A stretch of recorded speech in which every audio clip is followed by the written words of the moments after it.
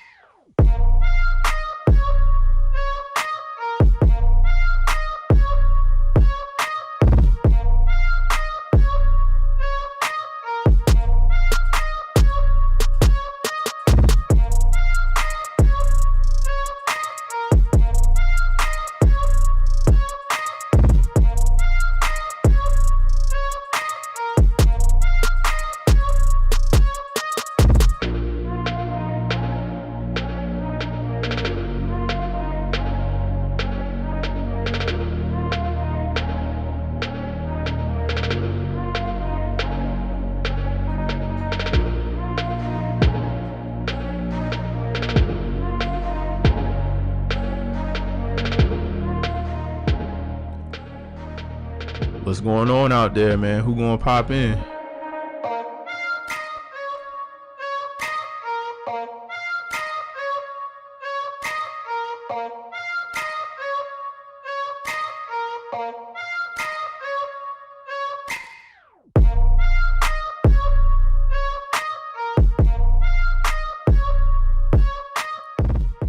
Anybody out there?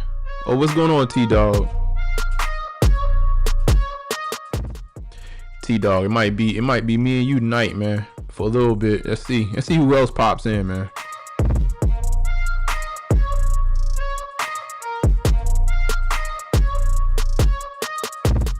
King Chemist was good.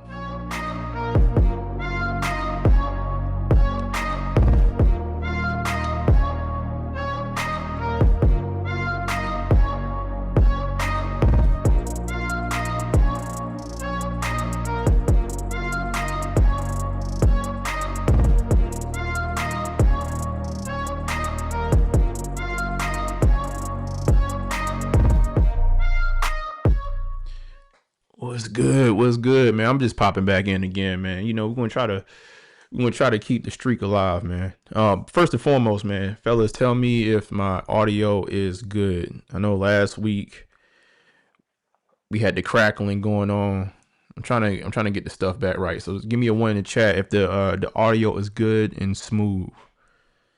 If the audio is good and smooth, I see who gives me a 1. Give me a 2 if it's like crazy.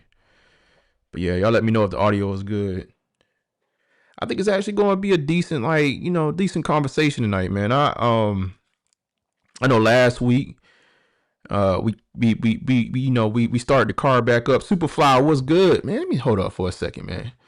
Hold up for a second. So everything is a 1. It's all right. We got good audio tonight. I don't know, like, honestly, man, last week, if y'all, the audio I went back and listened to, I was like, dang, I'll blow somebody's speakers out. They were playing this in the whip. But shout out to King Chemist, shout out to Superfly Kicks, man. Shout out to T Dizzle in the building.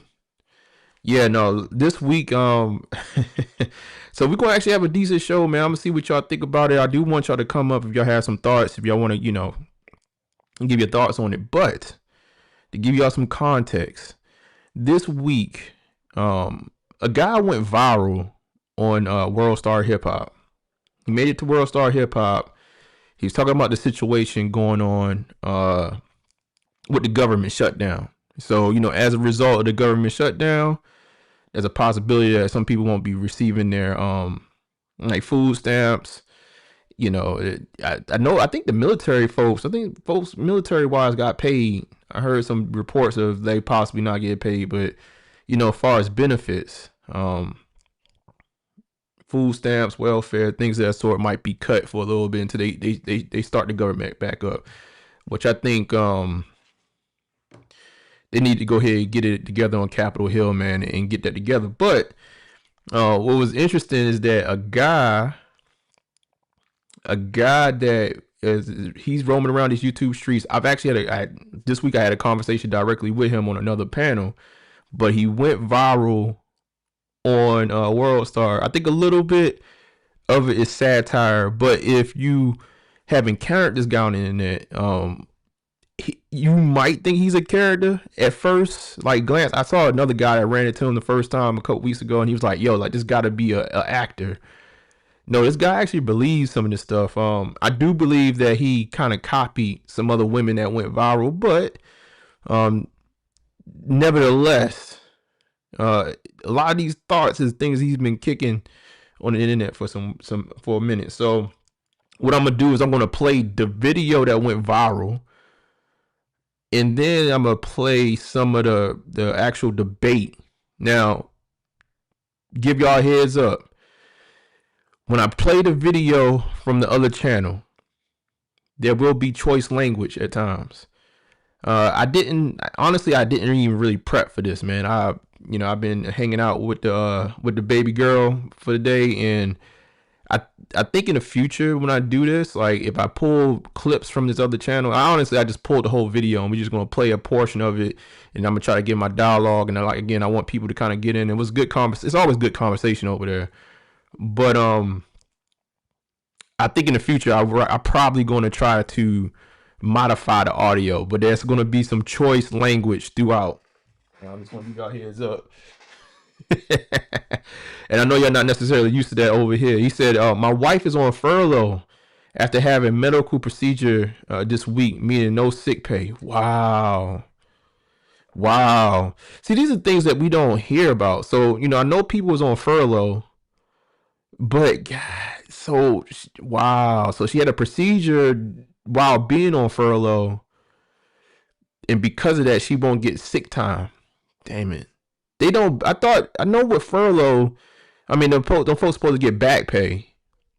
They're not going to give her. They're not going to grant her sick time back. Yeah, we gonna get into the conversation, man. From a government job standpoint too. I'm gonna play some of this video. I want y'all to get into it, man. Please hit that like button for your boy. Dang, Superfly, I might even want you to come up, man. Just kind of give me your thoughts, man, on a whole government from a government shutdown standpoint. But I do want to get y'all thoughts. It's about to get ratchet a little bit. And if you haven't seen this video already, you gonna be like, what the hell is going on? But let's go ahead and play some of this, man. Let's get into it. Again, I appreciate y'all for pulling up. And again, man, this is no plan. I'm just sharing. Oh my God, is my oh crap. I'm not gonna be able to move my mouse over there. Give me a second, y'all. Technical difficulties. It's always something technical. I just restarted my machine and I think it's bugging on me. Give me a second. Give me a second. Let's see if I can get it to work. If not, I'm gonna have to just do it manually. I will hope to get my mouse over there though. Let's see. All right, displays. All right, let's do. Can we arrange the displays? Well, I tell you, all this technology, man, and why did they? And then they just, they did the upgrade arrange. Okay, they moved the arrange button. All right, why do I not see? Give me a second. Give me our seconds. Let's pull this down for a second and see if we can get that monitor to pop up.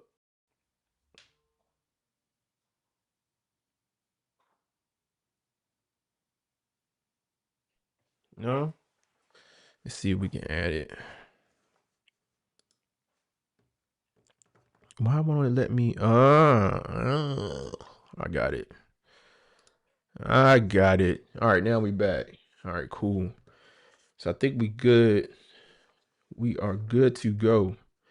All right, let's play something. She said no, she had it scheduled before the shutdown happened. Damn. But they won't look out for her on the backside of that. It says she will be able to go back to work, but just this week, No sick pay. Wow. There has to be, man. That needs to be some type of. I'm gonna say this before we go live, or before we start playing this video. I honestly, you said after your show, you'll pop back in. Okay. No, I think honestly, man, like with go. I think the sad part of this is that people that's really getting to the bag on Capitol Hill, they get to go sit back and do whatever, play golf. They know they're gonna get their money on the back end. That is kind of dang. I didn't think about that. People that had, what about vacation? Do they not give you back your vacation money? It's crazy. Yeah, we're gonna talk about that. But let's play this. Let's play some of this rap. Y'all already see what type of time it is. Y'all can see what's going on. Let's play some of this.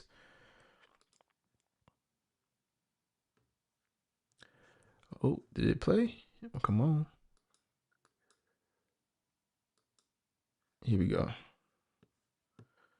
3 kids. Cutting off my Section 8 is like cutting off my air supply. How am I going to breathe and make these and help have these kids breathing as well? I mean, Donald Trump is playing with fire that he don't need to be playing with, and he gonna mess around and get burnt. I don't agree with you cutting off our Section 8. The way I view EBT and stuff like that, EBT has been more prevalent in our black lives than our fathers, right? The government, you did this. You got us addicted to EBT. You made the EBT and food stamps more made us more dependent on them more than our fathers, right? The government replaced our fathers with EBT. So how are you going to take that away from us? You are no different from the deadbeat baby daddies, right? You are no different from the black man that you remove from our homes. Now first off, you remove our fathers, right? And you became our fathers. Now you going to dip. So now you leaving us with nobody, right? Now you trying to leave us with nobody. Hey, Danielle, I'm mad that Donald Trump is cutting off my air supply. I mean, my food stamps. Because I'm trying not to get mad because I'm thinking that. I think it's the audio now. It minds. If I come there, if I check my phone on the field and my food stamps is not on my bill, I'm going still on a stealing spree.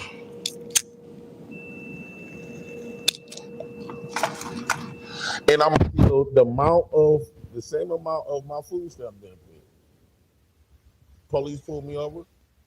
Well, how come you stole $975 worth of food? Because that was $975 I was getting in food stamps. Donald Trump, what's up?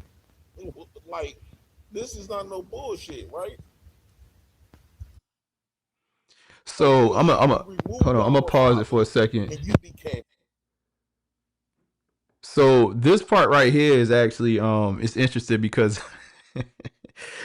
there's another woman that said the same exact thing. She's like, I'm gonna go to the grocery store and I'm gonna steal if I don't get my food stamps. So I think right now, if for folks that's on EBT food stamps, I think they're good for this month. Obviously, it's at the end of the month, but they are. I think it's in a delayed status. You know what, Superfly? You say the crime rate gonna go up? I don't know, man.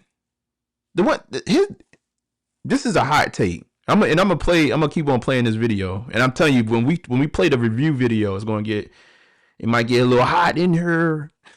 I think it was pretty cool. People that's really all right. So there's two classes of people, right? That's the people that's on food stamps because they on food stamps, they need it. And then there's the people that just know how to game the system. And one of the things I talked about, and I even talked about with y'all, like I've been on the game the system side, man. No doubt about it. Like, I'm pretty transparent about my life, man. And for better for worse, and sometimes I say things that maybe my people would be like, you ain't had to say that. But we used to do the same. Like we gamed the system coming up. A lot of people game the system, and the crazy part about it is even with the delay, it's gonna be crazy because it's holiday season. Thanksgiving is coming. Those type of people tend to be kind of resourceful. They tend to know how to figure it out. I don't know about the crime rates. I don't know if they're going to go up to the grocery store, but there's a lot of programs, man. Before you go hungry, that's probably going to feed them, and you're going to probably see a lot of. If it gets down to that, you're going to probably see, schools trying to feed. Schools are already doing it, where they will feed the children. They'll try to feed the children, or even send them home with food. You might see some food drives, stuff like that. If it really goes down like that. But a lot of those folks are really resourceful, man. I know when we was on that system, we was resourceful.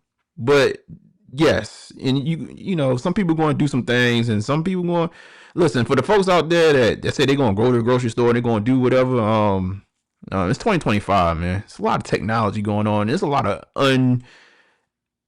what do you call them? It's not like an unmarked cop on the road, but what do you call it? Not, I don't want to say like a cop in disguise, but them. I'll give y'all a real quick story too. Back in the day, y'all know when I used to sell CDs back in the day. People go to the supermarket and sell a CD, and then eventually they was having cops in plain clothes like walking around the grocery store like they just buying stuff. But they really was looking for people soliciting and also people stealing. I was like, yeah, man, we're going to have to stop selling CDs at the store. You see, I think I see the TikTok. One guy said government is not shut down because it looked like my pay stub and taxes was taken out. Facts. Last time I checked, man, the government, Uncle Sam's still getting his, man. So open it up. Let's play some more. So now, since we've been dependent on you to take care of us like our father's supposed to, you gonna deal. You gonna act just like the black men that left us. We are victims of not having a father.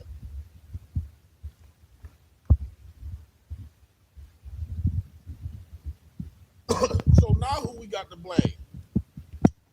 At least when our fathers weren't around, when our fathers did, at least we can say we had the government to run to. But now the government leaving us. Now who we gonna blame?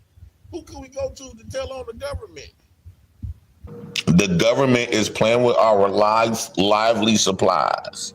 This is some stuff that we are entitled to. I'm entitled to this. I don't understand what's wrong with Uncle Sam. But we're going to fight back, though. All us recipients, let's put our boots to the ground and we got to fight back. You cut off our food stamps, we're going to go take that money and take exactly what you're supposed to get. If you get $291, go steal $291. So they're going to be like, why is these people stealing of the same amount that they receive on food share? Then they would get it. The motherfuckers was hungry. You trained us to depend on y'all when y'all said the best interest of the child was to be with our mothers. You did this. So you became our daddy, government. I don't. So, hold on. Why does this thing got such a lag to it? Okay. One of the things too, we might get into it when we get into the review, but that's why I say a little bit of this is satire. So like y'all gonna pick up on when we actually get to the interactions, the live interactions that we had this week. Same person. He's playing.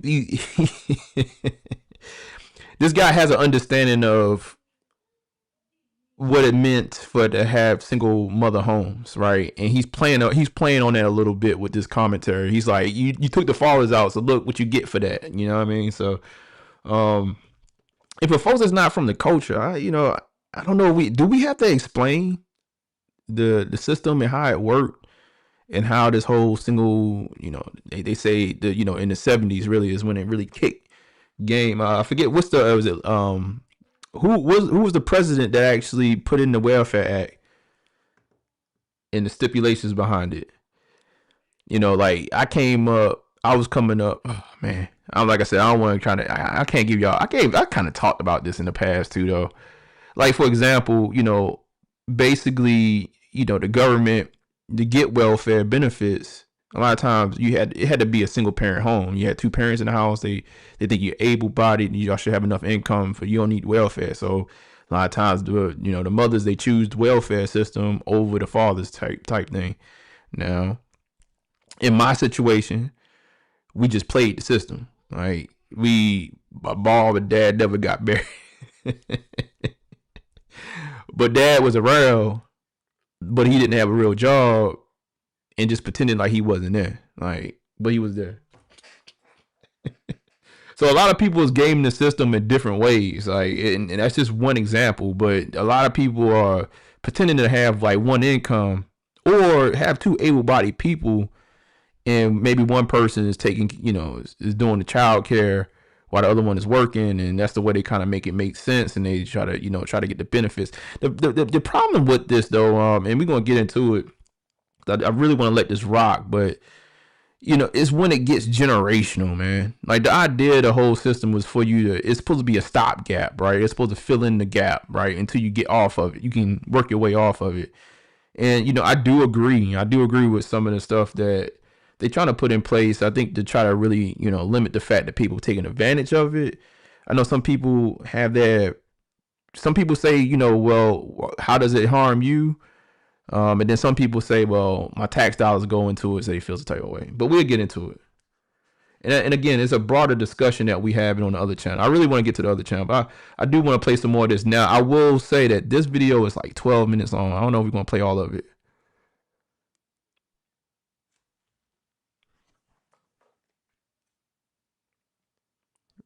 Come on. Come on, technology. You got to go get it. That's a fact, man.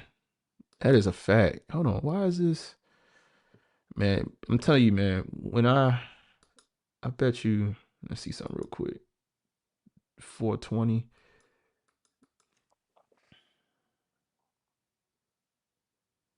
Let's see something for a second. Yeah, my video is glitching out. All right, let's see. Oh, come on. Come on.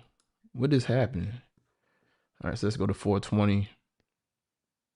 They don't want me to be great tonight, y'all. It's like, I should have downloaded this video. Like, WorldStar got all kind of ads and stuff like that going on. Man, I don't care if I'm old. How many people live with their parents at 30, 40? The government used you. We trusted you to be our backbone.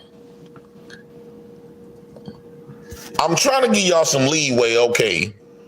For my past 40 years of living, the government food stamps never missed a beat.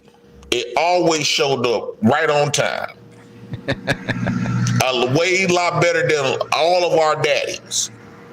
Our daddy missed plenty months, birthdays and weekends. So I'm gonna give you this month. Come December, I better have at least my food stamps in half of the last month. Or it's gonna be something. He want them rears.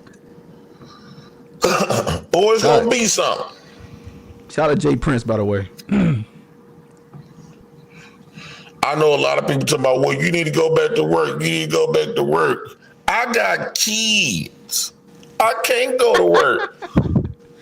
Yo, funny thing about that, like the last time I had somebody Yo, like the funniest thing. Oh man, can I say this on the end of the day? Yeah, I can say it. Like the last time I heard somebody say I got kids. It was a guy that he worked at a place and he he worked like the hour away from the job. They was requiring him to go back into the office, and he left. He left the company and on to find a job that will let him work remote or whatnot. And he was like, "Man, I got kids. I can't." I cannot go to work. I don't want to go to work. I got kids. This is what the government for. I said go to bed. I am not in no good mood today. What you mean what happened? They trying to cut us off next month for food stamps.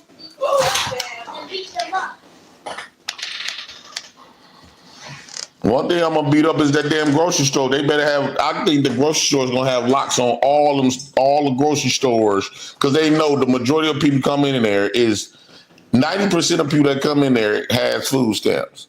So what they gonna do? They know 90% of us gonna go to them grocery stores stealing. So they gonna come November, from November to about November 16th, they gonna have all the grocery stores locked. Cause they know we own some bullshit. They know we didn't get our food stamps. So when they see all these people in their grocery stores, they don't have enough security. Let me see something. Let me see if we going to get to something else. Hold on. We're gonna go forward because he kind of repeating himself right now. Hold on. We love EBT. I love EBT more than I love my father. Most of us welfare recipients do. Why you think it's an uproar when EBT talking about leaving? That goes to show you that we got more love in our hearts for EBT than our own fucking daddies. Because there's not no uproar when my daddy died. Low key, I was happy when the motherfucker left. And most of us welfare recipients don't give a damn about our daddies died. But Donald Trump, Uncle Sam, you talking about EBT dying? Oh, that's gonna hurt the whole America. I think Donald Trump just doing this to teach us his lessons, to really show how much we really appreciate. I didn't realize the appreciation that we have for food stamps until Donald Trump started playing with our fucking, playing in our face. Welfare recipients, this is Donald Trump just want us to support him. Cause he feeling like we getting too besides ourselves talking shit about him online. So we got to clear it up, right? It's not Donald Trump. It's the fact that there is a government shutdown going on right now. It's not necessarily Donald Trump. Oh my God. And he said, what? And he feel like we've been trying to go on this black man's train and trying to say be independent of the government. So Donald Trump said, hey, hold up, motherfucker. Who been taking care of y'all? So from now on, me and the rest of the welfare recipients will not say anything foul again about Donald Trump. We're going to support his third term. Oh my God. But he has to cut back on them food stamps. You can call us niggas. You can say we some slaves. And all we're going to do is protest and march peacefully. You cut off that EBT, it's going to get violent. I drink 2 liters like they damn a canned soda. All the money that y'all give me on EBT, shit. Crackers with noodles.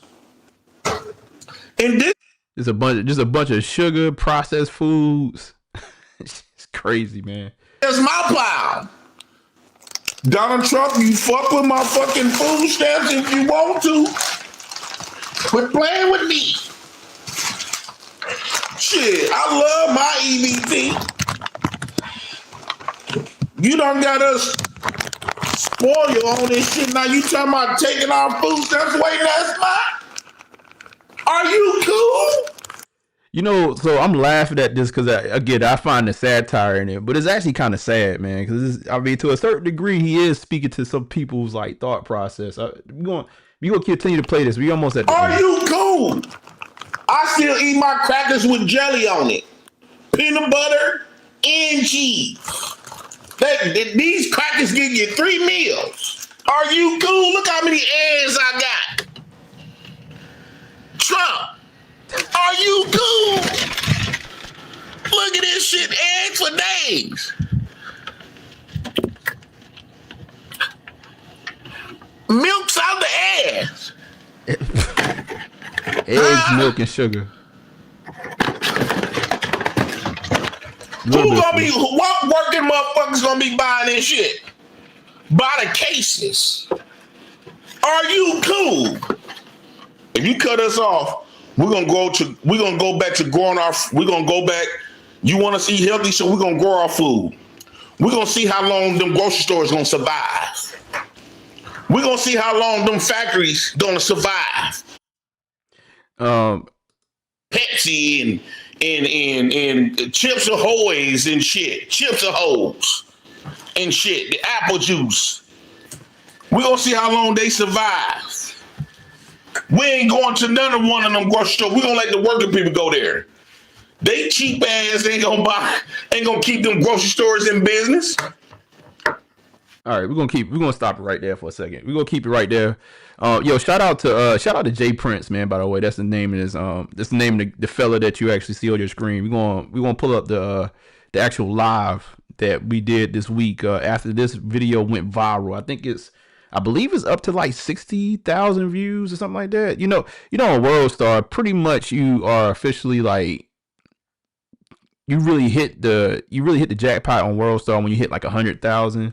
Let me see where he's at. And again, shout out to him, man. He has an interesting story. So he's over 60,000 views. It's a lot to unpack here. One of the things you're gonna see when I'm on the panel, this is one of the things. It's one of the things I live by. I'm gonna pull him down for a second. Is that you gotta understand and be understood. So I'm always gonna try to meet you halfway, even if I disagree with you or what you're saying, maybe your lifestyle or whatnot. I'm not gonna come at it like I don't understand what you're saying. And I think last week when we was talking, and I know we ruffled a couple feathers with the Charlie Kirk conversation and stuff like that. And the idea, I think the main point I was trying to get across was in any conversation and debate, like I may not necessarily agree with you. I may just have a disdain for what you're saying, but I'm gonna try to put myself in your shoes to try to figure out how you made sense. I don't ever try to. I approach things from an angle of, okay, maybe I'm wrong. If I'm wrong, like that, what can I learn from this? Or I will say I stand pretty strong on my beliefs and my convictions and stuff like that. But I try to see where you coming from, and I try to make it make sense. And it's okay, because honestly, it helps me have a bigger, I guess from my perspective, it helps me get a bigger perspective of what things, when they happen, why they are happening. And it gets me closer to, and I kind of said this last week too, it's not the who, what, when, where, it's always the why. Like, it gets me back to the why when I try to have some understanding of what you're saying. And it allows me to, it's kind of like a duality that happens when you do that mentally. But anyway, so JP, one of the things when he goes live and he says a bunch of stuff, like, I actually disagree with most of his lifestyle. I mean, he actually talks about welfare and, how he kind of embrace welfare. He prefers to be on welfare versus working in the workforce, because at that point he feels like he's working for the man. And then his idea is that he's gonna go from where he's at in life and welfare, and he's gonna go make his own business and never have to really work for the man. He don't want to work for. I mean, let's be frank. The way he puts it is basically he don't want to work for the white man.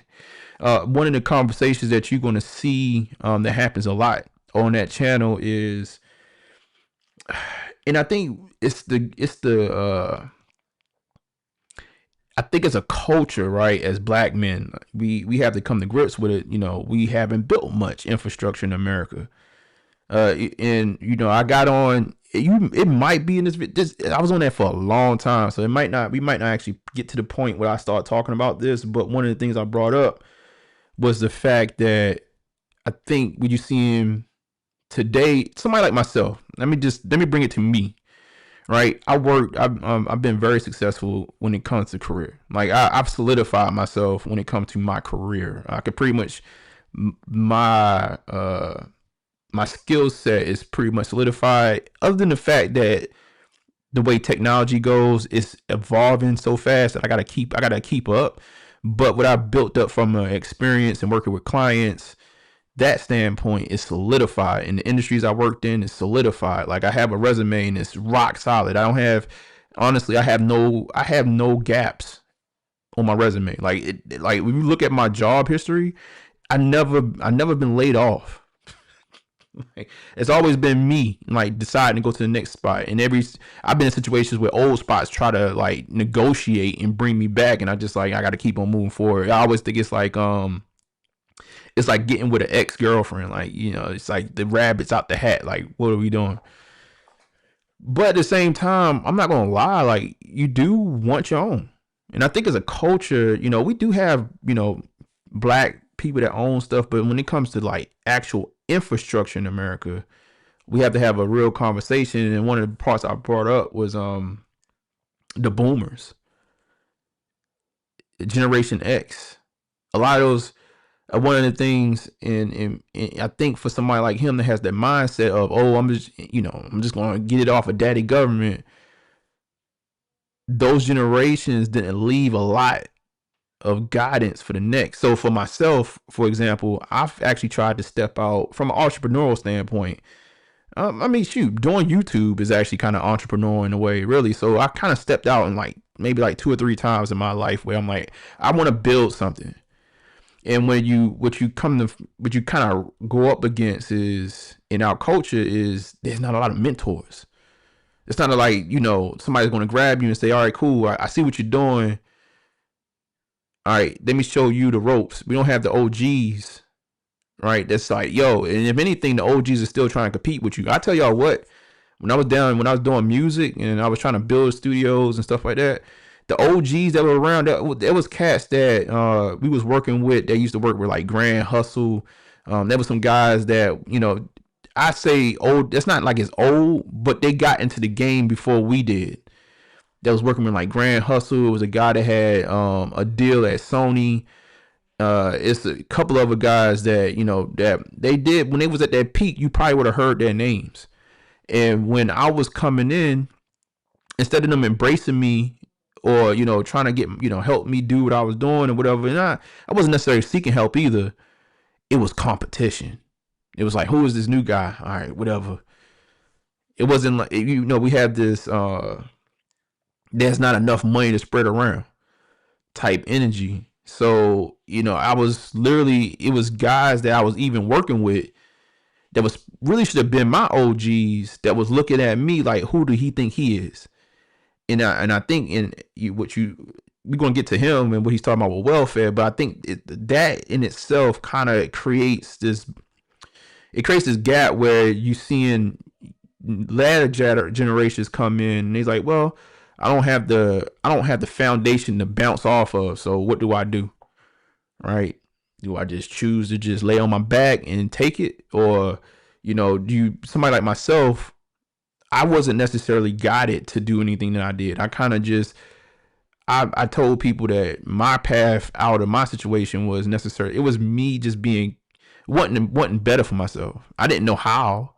And I didn't necessarily get a whole bunch of guidance like do this and do this and do this and do this, and it's gonna be okay. So, I mean, it's fine, and I love the journey that I've been on. It taught me everything that I know today. But there was no structure. There was nothing there to say, okay, you do if you do this, and then you do that, and then you do that, right? This is what's gonna, this is the path. And what I see with a lot of other communities, and we gotta be real. We gotta be real in our community. This is a real conversation. Is other communities, and I honestly, I think it's a Western hemisphere thing. But if you look at a lot of immigrants, Nigerian immigrants, Indians, they are very intentional.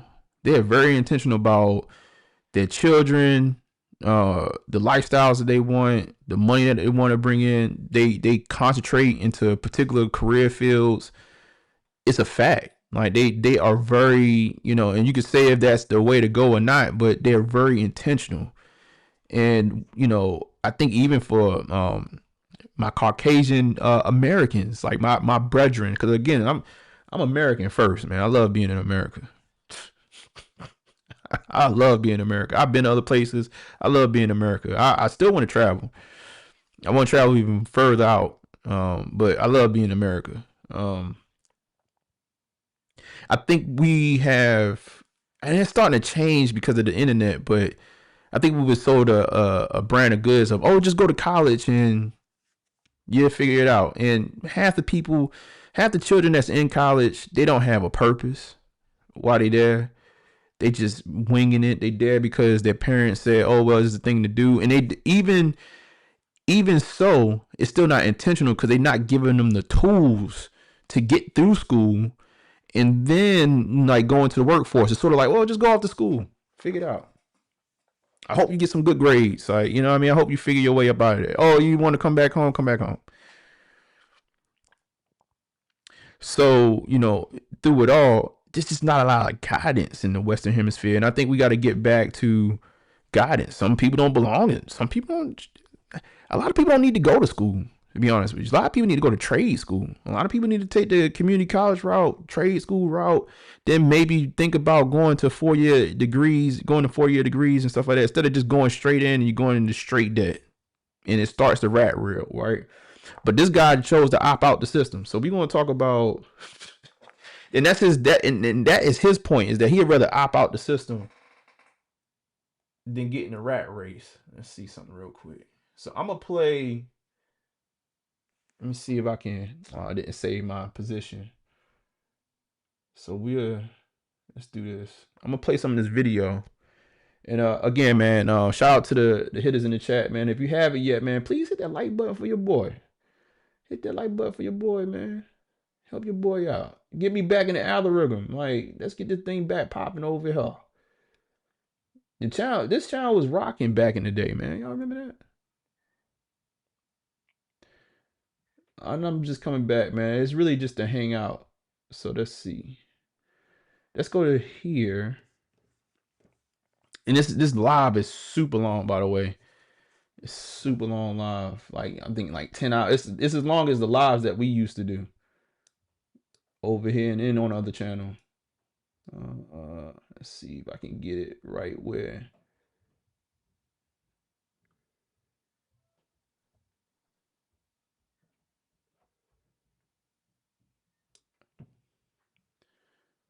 All right, let me pause it there.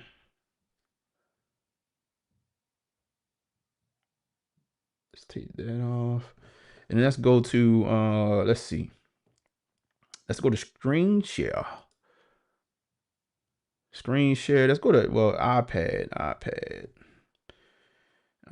wide. Do I have the iPad wide? Yeah, shout out to whoever just dropped that thumbs up, man. That like, man. The like is free, man. Ooh, screen share. All right, screen share. I don't have iPad. Oh my God, two person. What happened to my iPad? Oh, here we go. Let's see if this is gonna work. All right, yeah, this is going. Oh, I got the House of the Hitters up on here still. Let's see if this is gonna work. All right, that's cool. Video source. Let's do the iPad. All right.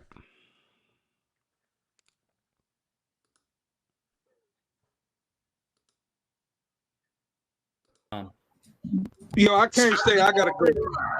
I got all three of mine. I get all the welfare. I get all the tax money. The teachers call me. I make the decision of their life. Not too many black dads can say that shit. Not even you. Not even you. So you bragging about the wrong shit. I'm not bragging. You got custody of all your kids that you can actually impact that represent you, motherfucker. That job don't represent you. You just work there, punk. So don't get mad if I call you a punk, because you ain't gonna call that white. You ain't gonna get mad at that white man for treating you like one. I'm not bragging. I'm just saying most black people are not on EBT. Look how your voice sound. Look how fragile and feminine you sound from acting all white and shit. Well, you sound like you sound like a butt broken black man. Okay, but yeah, and by the way, the language is going to be the language. I'm telling y'all at this point, we in the it's fair game on language, so I'm gonna let it rock. I'm not seeing your voice. All I'm saying is some aggression about your damn self. The majority of black people are not on EBT. That was all I was saying. But yes, it is.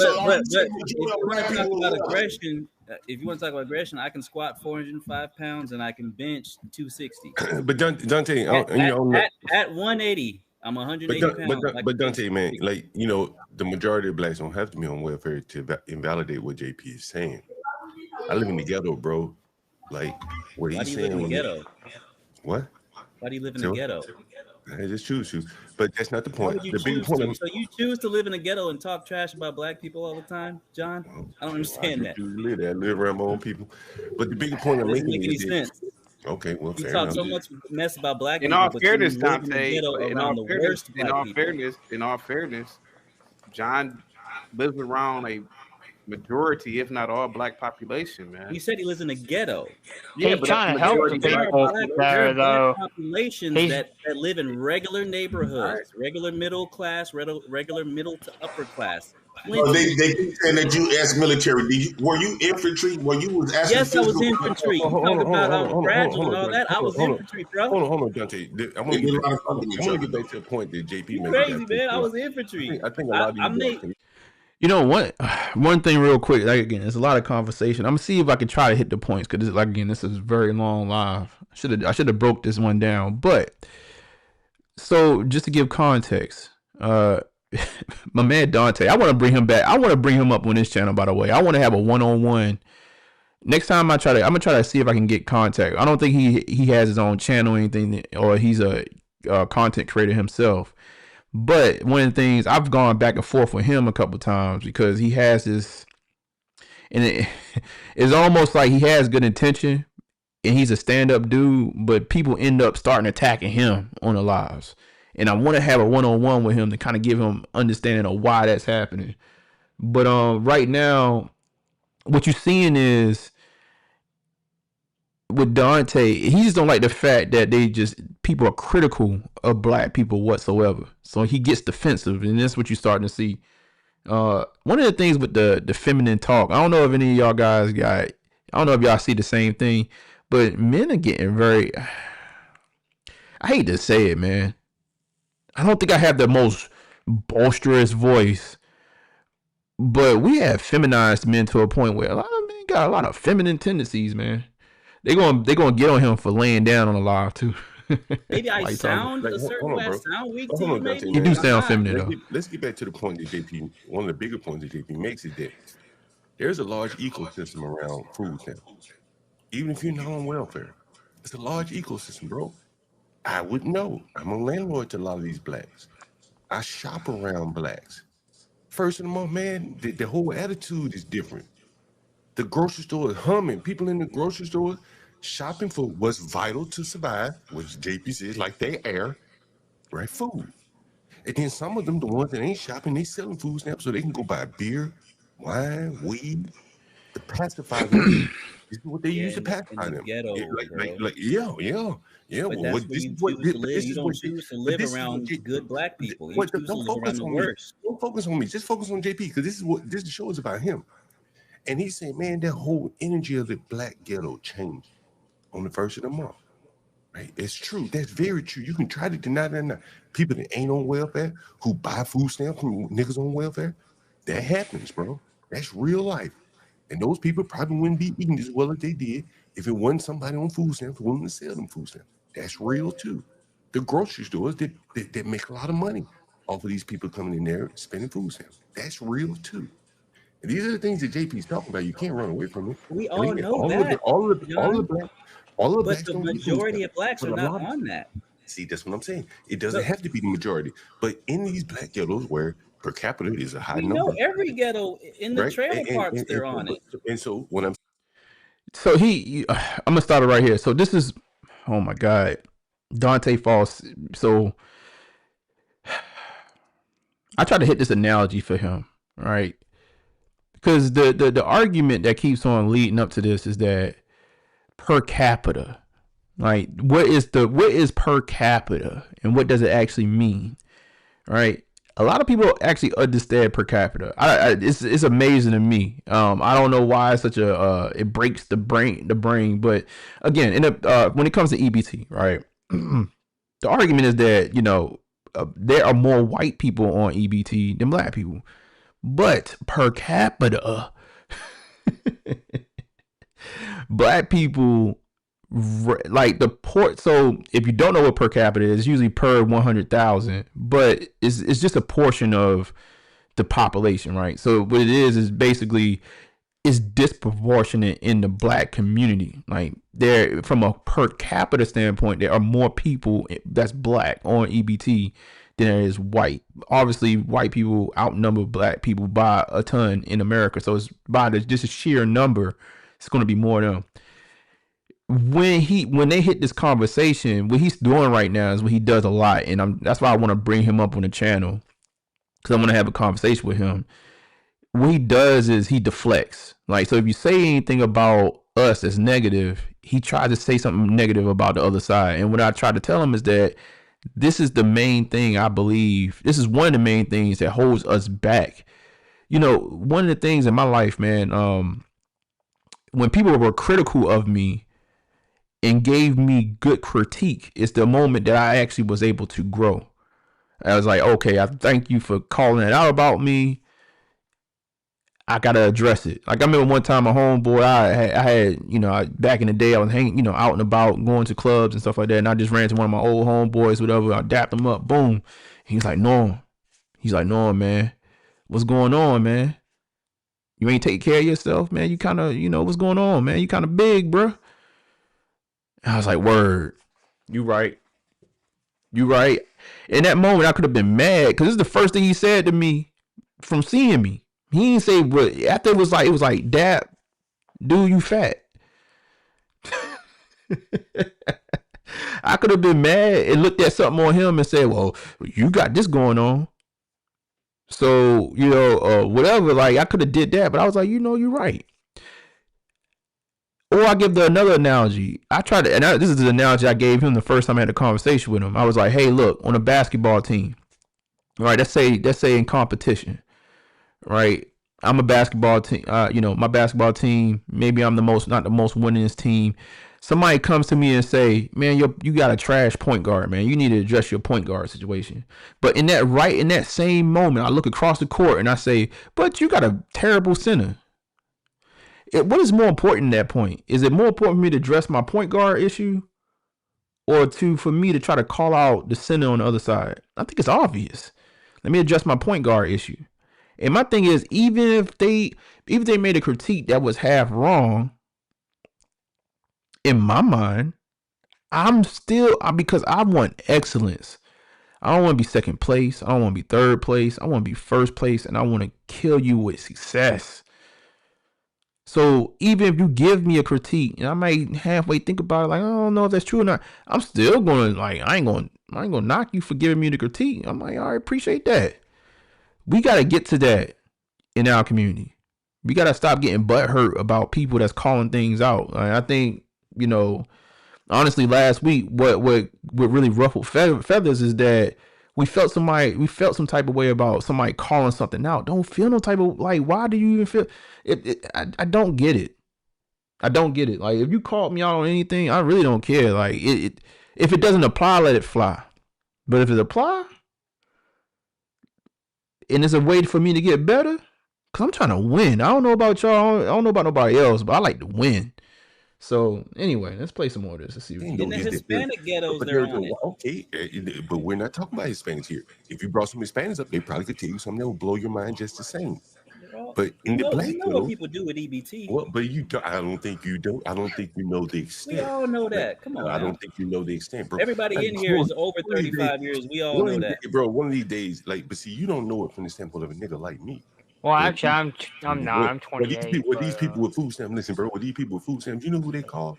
Since there are no more dope dealers, there are very few dope dealers in the world today in the country. They got to call the next man in the hood with money. Well, who is that? It's the landlord. Bro, I got so many phone numbers and phone calls from people who are selling food stamps. You would blow your mind. And that's the ecosystem of food stamps that JP is talking about. That you can't. It doesn't even get captured in statistics. Trust me. And Dante, can I ask you a couple questions right quick? Uh-huh. You say you was in the infantry military, right? Yeah. And you very proud of yourself. Do you feel like you brave? Yeah. Do you feel like you stood up for America? No, I didn't stand up for America. I stood up for myself. You stood up for yourself. Yeah, I'm not in the if I wanted to stand up for America and go over and risk my life, I would still be in there. But I'm not. But I'm not you did for how many terms? I did just one term. I went when I was young. Are you proud of yourself, right, for standing up, yeah, right? I'm proud of myself because I gained confidence and I gained strength in myself, and then I got out. And during that term, would you consider that you risked your life? No, I left before we went overseas. I got out. So you didn't physically fight? What do you mean, like firefighting and stuff like that? No. No, I said fight. You fight, motherfucker. Then fight. Yeah, we do combatives. Yeah, we did our combatives. I'm not talking about training. I'm saying that he's talking about war. He's talking about war. He's talking actual war. No, I didn't. I don't know what this has to do. So you wasn't really the big hen chicken. So no, I was in the infantry, but I didn't go to war. You no longer could use that you fought for this country. You went over there and gained college education. You did a couple of push-ups. Woo out the band, right? So here's my thing. All that bravery you did, why you didn't take that same energy with your daughter? To fight for your daughter. There is no fighting for my daughter. She wanted to live with her mom. I don't want to be raising. I'd rather her mother raise her. So now this is y'all gotta forgive me. This channel, the conversation will go right and left. This is actually a good like little back and forth. I think I get into the middle of this conversation at some point, but we gonna let it rock. We gonna let it rock, man. Like I said, it's a good conversation though. We'll let it rock. It's not EBT. It's EBT. What he's trying to get at is we'll let it rock. I'll try to break it down. It's still related, but not completely like directly related. Indirectly and related. You don't think why would you let a woman that would you classify would you agree that women need to be led by a man? Are you a leader of your wife? Because I personally think that her mom would do a better job raising a girl than I would. And I do a better job raising my son. That's why I have my son. So okay, I didn't see that as a fight, and she wanted to be with her mom. So I didn't see that as a fight. That's normal to me. Right. So would you agree that having a wife, a man needs to be the leader, right? Yeah. Why do the man need to lead a woman? It's just nature, man. We're the leaders by nature. Leaders of why? Like, give me some more detailed example of that. We make better decisions. Uh huh. Go ahead. That's the main reason Better decisions in what? in every area of life. In every area of life. Yeah, Why you say that we the make big better stuff. decisions? The smaller So things, if they you was to say that we make better decisions, so that means the opposite of better is worse, correct? Wrong yeah, or wrong, right? Not good. right. So you consider your baby mama, she makes wrong decisions, right? Yeah, Compared to you who make if better she decisions. right, if she's not going according to my umbrella, yes, correct. But even when she's But she's not going according to, because y'all, I'm assuming that y'all don't live together, right? no, but So every she's not following up under your covering. no, she's not under my covering, but my daughter is because there's nothing that she does with my daughter that I'm against. Everything that she does with her is my plan. Let me give you an example.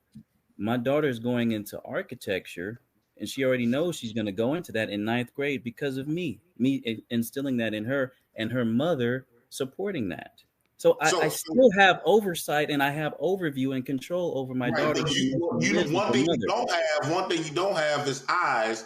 When that's the same way we treat the government, tell them all a bunch of nice lies. When we close the door, you don't know it's other men coming in, watching your mama getting beat up, getting fucked, sucking dick. You don't know this shit. The same way she sucked your dick, she's sucking everybody else. Your daughter can be around, it can be men hitting on her, it can be cuz that you don't know shit about. You don't know. All right, you can see that I got my arms. I'm ready. Like, by the way, I'm ready to get into this conversation. I get what Jay like. So this is I'm gonna try to connect the dots because I think this is, if you're not paying attention, like you're thinking like, okay, what the hell does this have to do with the food stamps argument? If you think about what he was saying in food stamps, he kept on pointing out the lack of fathers, right? So the government becomes my father, and what he's trying to do is like he's trying to break down to. Which is so weird because I know like JP is actually, he's like a conundrum because he actually makes sense to me right now, right? Even though I disagree with his lifestyle and I disagree with a lot of things that he says and just the way he do with it around his children and stuff like that. What he's talking about now is actually true, and I know he's trying to break to Dante, right? We're gonna keep it going. Hopefully, I think this is around the time that I actually jump in. So we'll see what happens. King Kim said, "All right, I'm back, focused. Appreciate you, big dog. We just chilling tonight, man. Hopefully y'all find this conversation entertaining, man. If not, too, if you want to join, I dropped the link in the chat. I will pin it in a second. But if you want to join the live, man, click that link and I'll bring you in and we can have a conversation too. Goddamn thing about. So my point is, if you said that a man make better decisions, that means a woman make wrong decisions. So by your daughter being raised by your baby mama by herself without your covering, it's a lot of wrong decisions going on, right? Well, I just explained to you that. Yeah, you just ignored everything I just said. But all I'm saying is that you not there. And you just admitted that women make wrong decisions. And if a woman needs to be led, how can she lead your child in a better situation when you just admitted that women make wrong decisions? Easy. Get on camera, Black Bear. All I'm trying to conclude is you Black Bear, didn't get on use camera. your family the way you fought for that white man. It's easy. I use this. I get on the phone. We talk about my daughter. I give my overview of what I want, and she goes along with it 100% of the time. I use a phone. My point Simple. made. I didn't know you could raise a daughter off of a phone. Well, I see her too. It's not like I don't see her. I see her as well. She just doesn't live with me. But you don't know what's going on in that home, though. I do know what's going on. Your baby mama not going to tell communicate. you. Your baby mama not going to tell you all of the business, right? You don't know if your daughter fucking. You don't know if your daughter doing all kinds of shit. I do know that. I do know she's not because we communicate. So your daughter going to tell you, Dad, I'm fucking. No, her mother. Her mother is going to How would communicate. her mother know? Well, because she's a mother. What do you mean? How would she know? Okay, was you a kid before? Did Yeah. did everybody know your business behind your? Because I did everything up.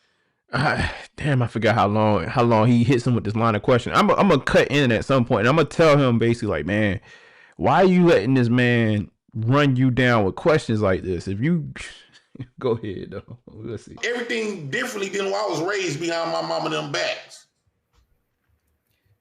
Well, I'll say this. And I'm gonna try to jump to points where I'm actually interacting. Nobody knows everything that every child does, no matter if you have two children, two parents, or a father. You can have 4 fathers. People can sneak stuff. It don't matter.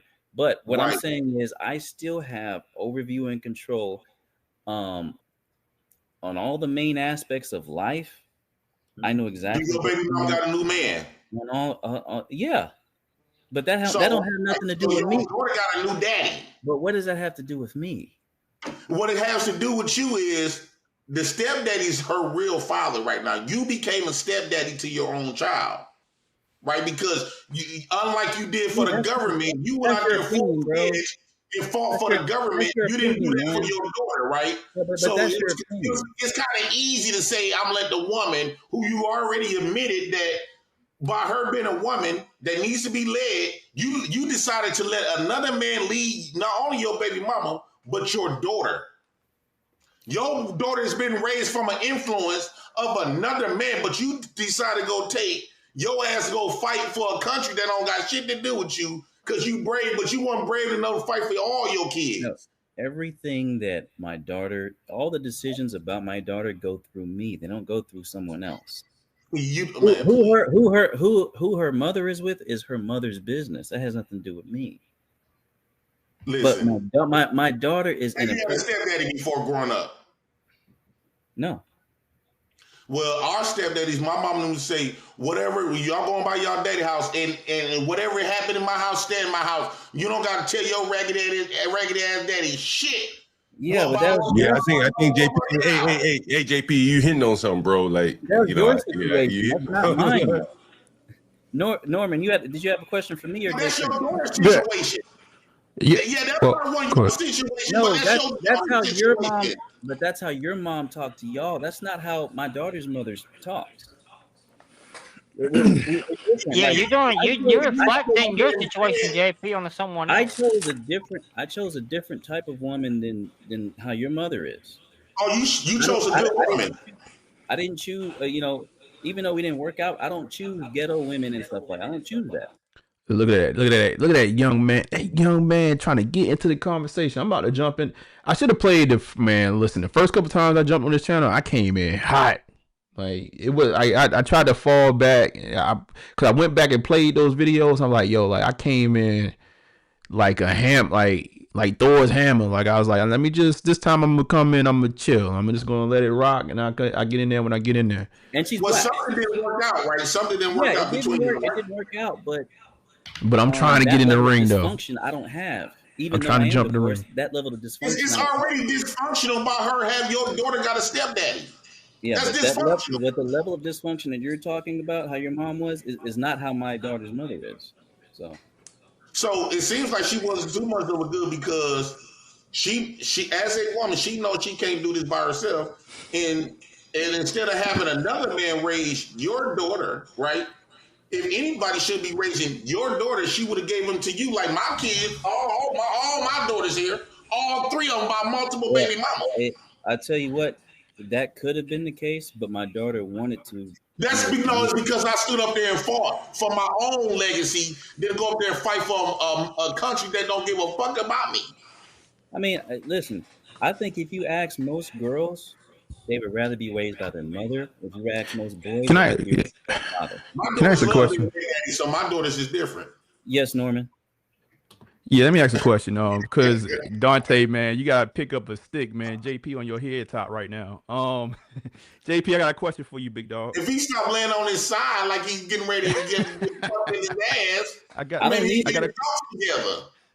question for you. JP, because I actually agree with a lot with you. I get what you're trying to get at, the nature of women, right? What you're really trying to dig into the fact that he's not there to lead. So like the nature of women, you're hitting it on the head, right? I have a His daughter gonna grow up and realize that black man ain't shit, and she ain't gonna right. want to respect black No, men. that's Unlike not my true. daughters, Dante, let me say this before you go, Norman. go ahead. Unlike the black women that we complain about today, most of them didn't have their daddy's influence, right? So they don't too much. The reason why you get a lot of pushback from black women because they didn't have that appreciation because the dads their fathers wasn't there. Unlike my I'm daughters, there though. my daughters are not gonna take it personal when a man tell them something or woo out the bell. Why? Because they was brought up under a male their black father's foundation. So they might have more negative responses to a black woman than their own father because it's not foreign but listen to a man. They won't say that he's controlling, he's misogynistic, he woo out the bell.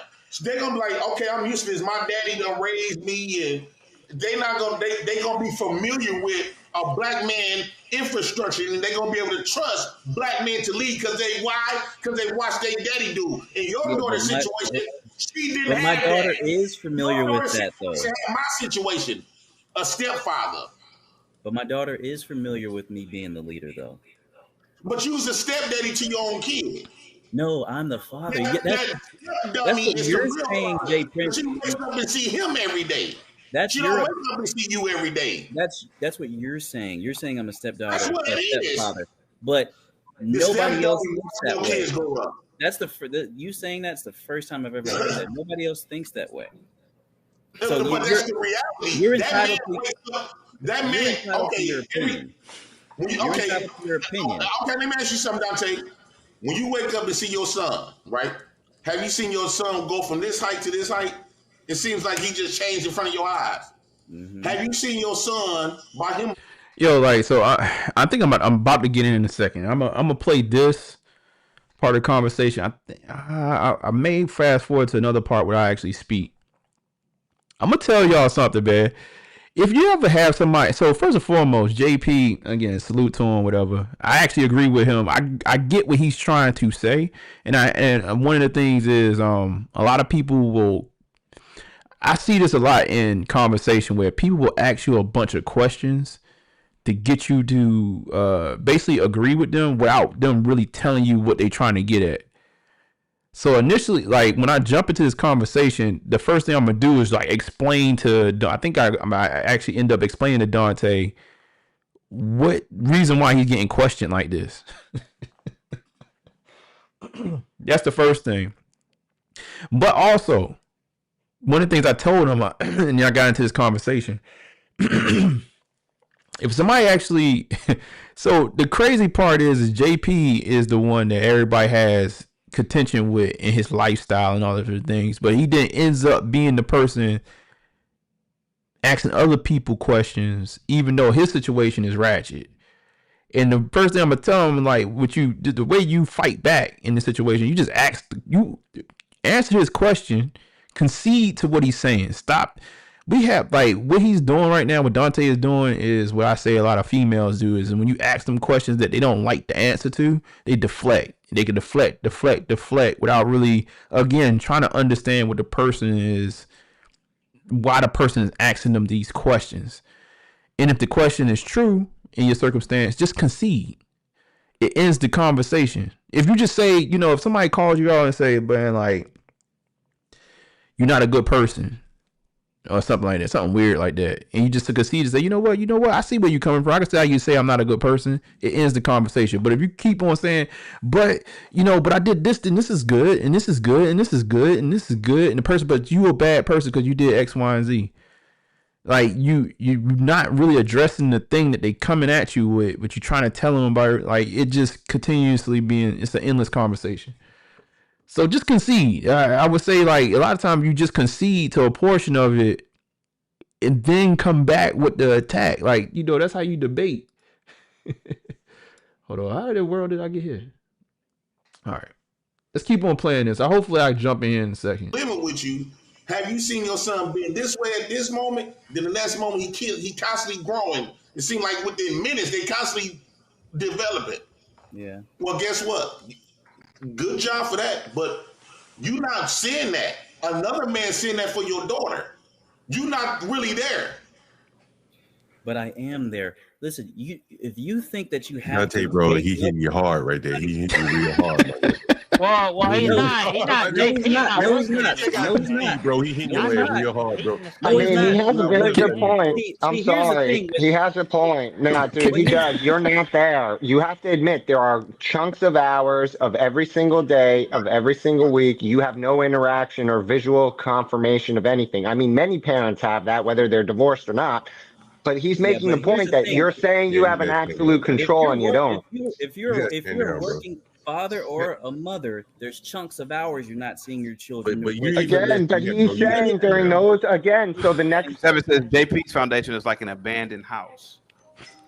Bro, Even if I that's think fairly you losing fair. this one Yeah, so that's bad. pretty You fair. like But I think you even like again, if but you like you he's live, saying during those bro. gaps, another man is there. That's what he's holding at you, is that during those gaps of time that you lack control, there are other men present in your daughter's life. yeah, And he's and yeah, saying because of that, look, dude, I don't care. I'm not vested. I I just want you to understand. I hear the heard what he's argument. saying. I heard what he's saying, but none of y'all making any sense because there's 8 hours to 10 hours.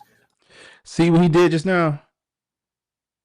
What they told him was simple math. It wasn't even about the concept. And he's like, "Whoa!" He's still trying to explain himself. I want Dante to come up on the channel. Next time I interact with him on CT's channel, whatever I go back up on there, I'm gonna say, Dante, here's the channel. Click the link. Subscribe to the channel. Wait for the next live, and I need you to jump on.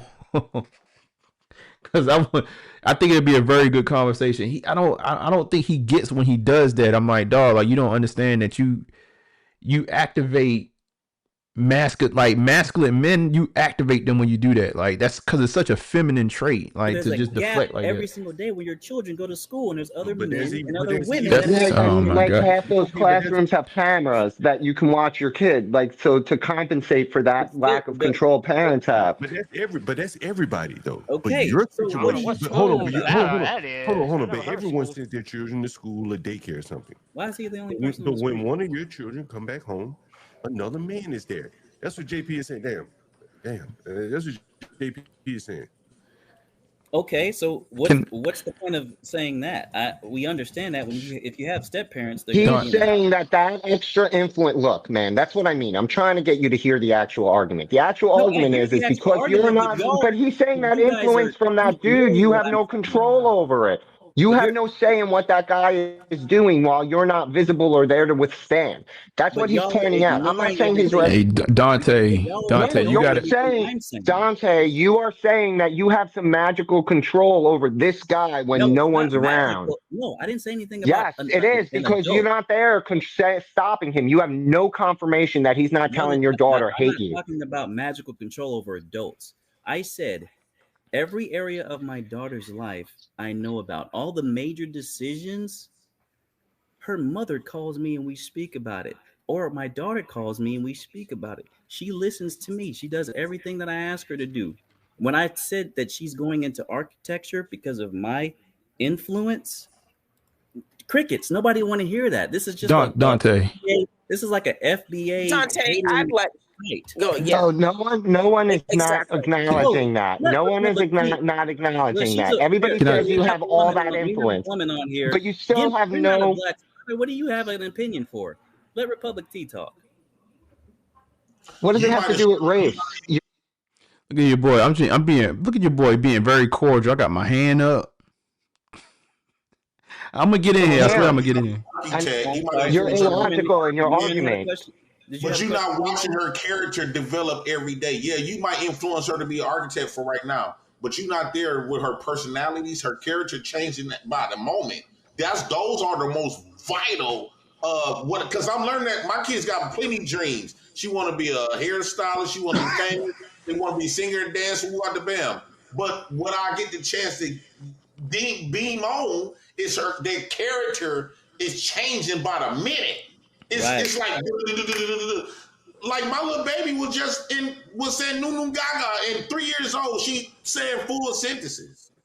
Yeah, But the that's whole good character and personality you missing out on. because That man, the step dummy, is get the chance to watch that beautiful thing. But you, No, but it's not something I'm missing out on because I lead by example.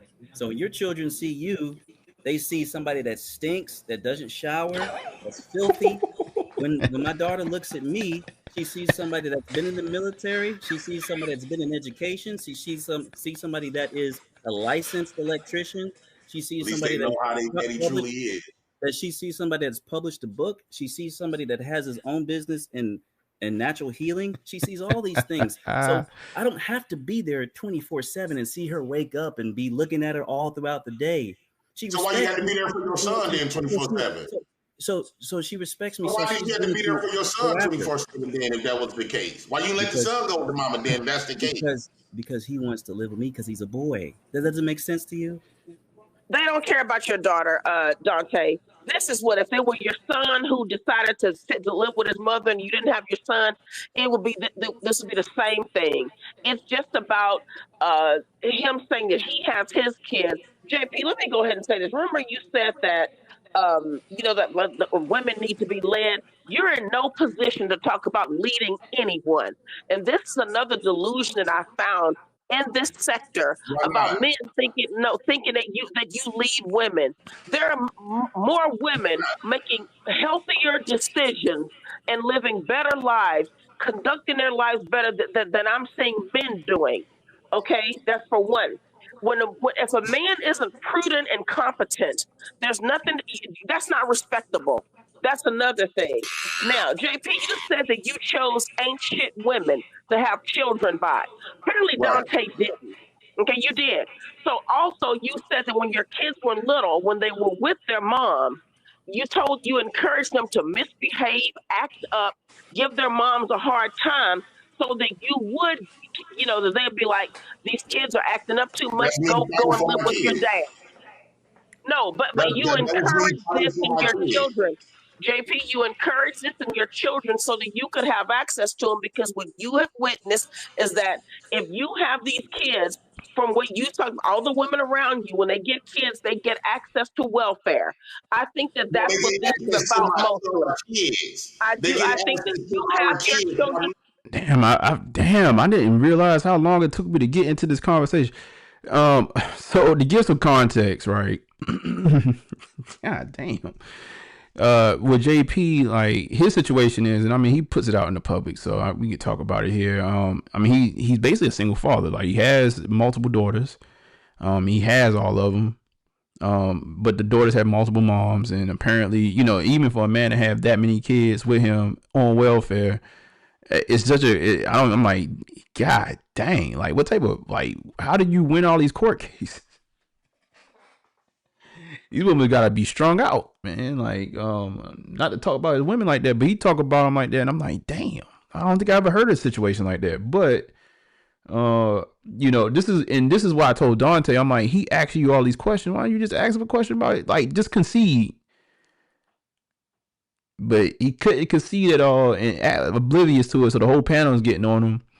And now you got another woman coming in and basically trying to clear it up for him. So But you're trying to have more kids with even more ancient women, and you're Yes. creating a whole different. Again, this is why anyone listening to you and the people who are sitting up here trying to come to the defense of what you're saying, because what they understand, because you're talking about another man coming in, which you're assuming is another black man will be in her life, and he'll be a loser too, so that he will be a Even if he threat or a was winning, danger to those it's not children. him, though. It's This not is him in what his daughter's life. You I'm can't speak saying. on this shit because Of a woman, and okay. he won't be any good. Let's have a back and forth convo. Let's have a back and forth. You're projecting your dysfunction onto somebody else. He My may stuff have is a great functional. working relationship with the children, Hold the on. mother of his children. Wait. Hold on once. From what all these smarty arty guys told me was the idea is for the kids to have their mother and their father in the home. That's in the perfect world. They said if that's not the case, 2025, that 9 times out of 10, that's not going to be the case. They said if you have to have a kid that's been raised, they should be raised from the father. Why? Because the father is going to have more logic and steer them in the right Not direction. you. That's not necessarily JP. You Hold don't. on. No, Oh my God, not hold on. necessarily.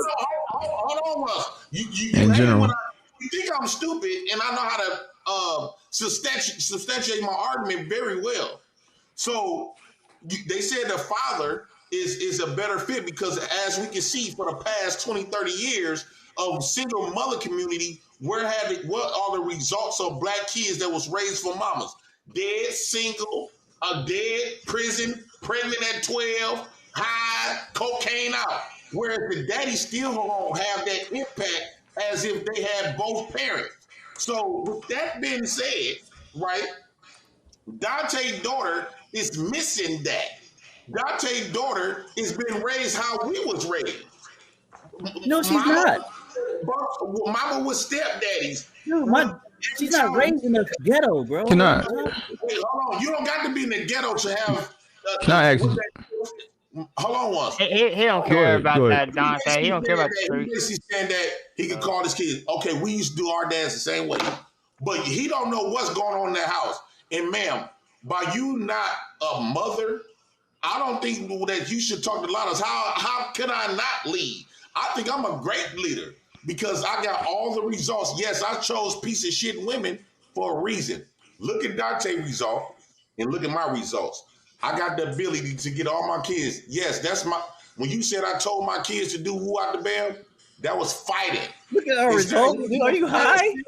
He went to the military that he do not respect, or is he would have? Yo, it a twisted way.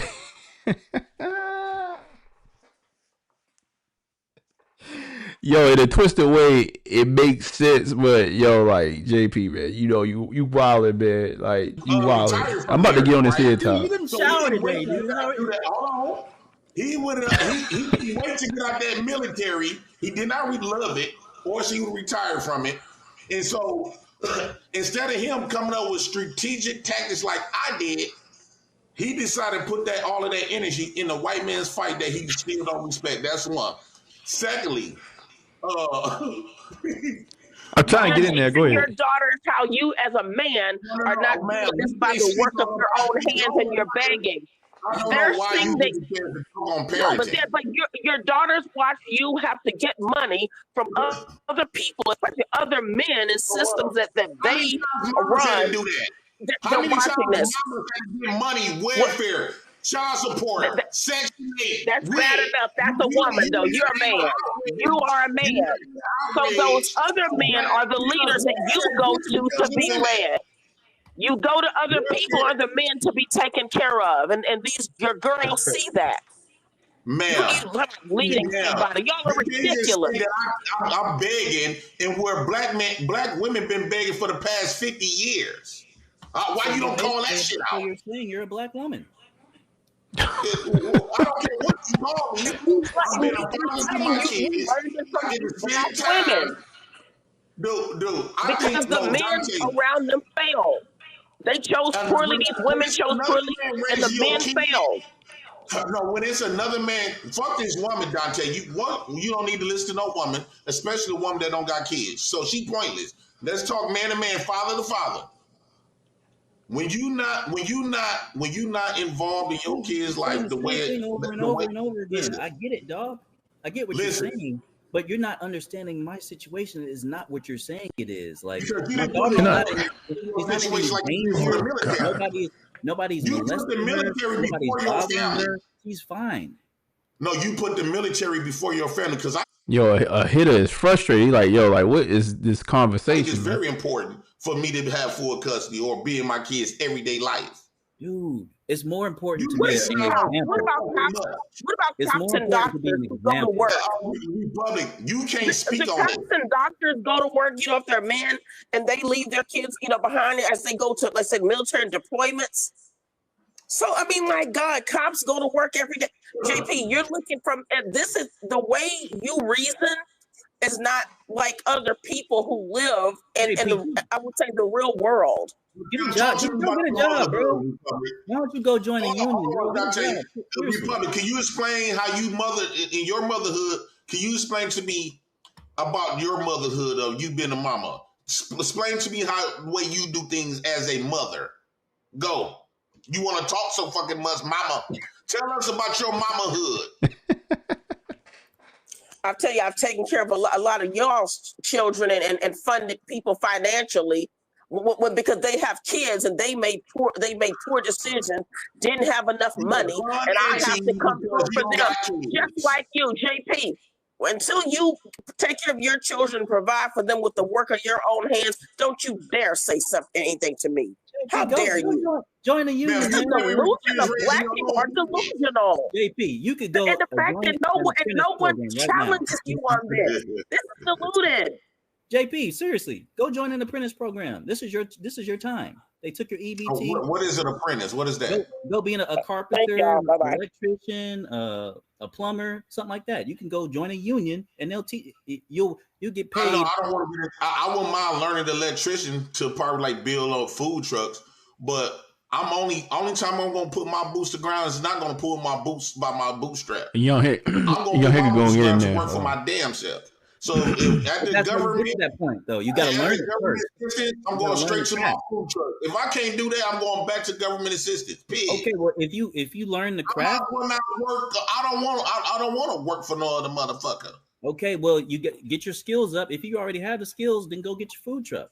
If not, learn your craft. Sometimes but you until have to I do that, I'm standing on this government receiving some of this money that I've been paying to these bitches for the past 25 years. But you gotta put more time into that. I'm giving some of my pension early. You know when they used to take out my taxes and shit for these past 25 years. But if you're not working, you got to put more time into your food truck and all that stuff. You got to put more time into it. You're not working. All right, man. But okay, you're 40. You should have it.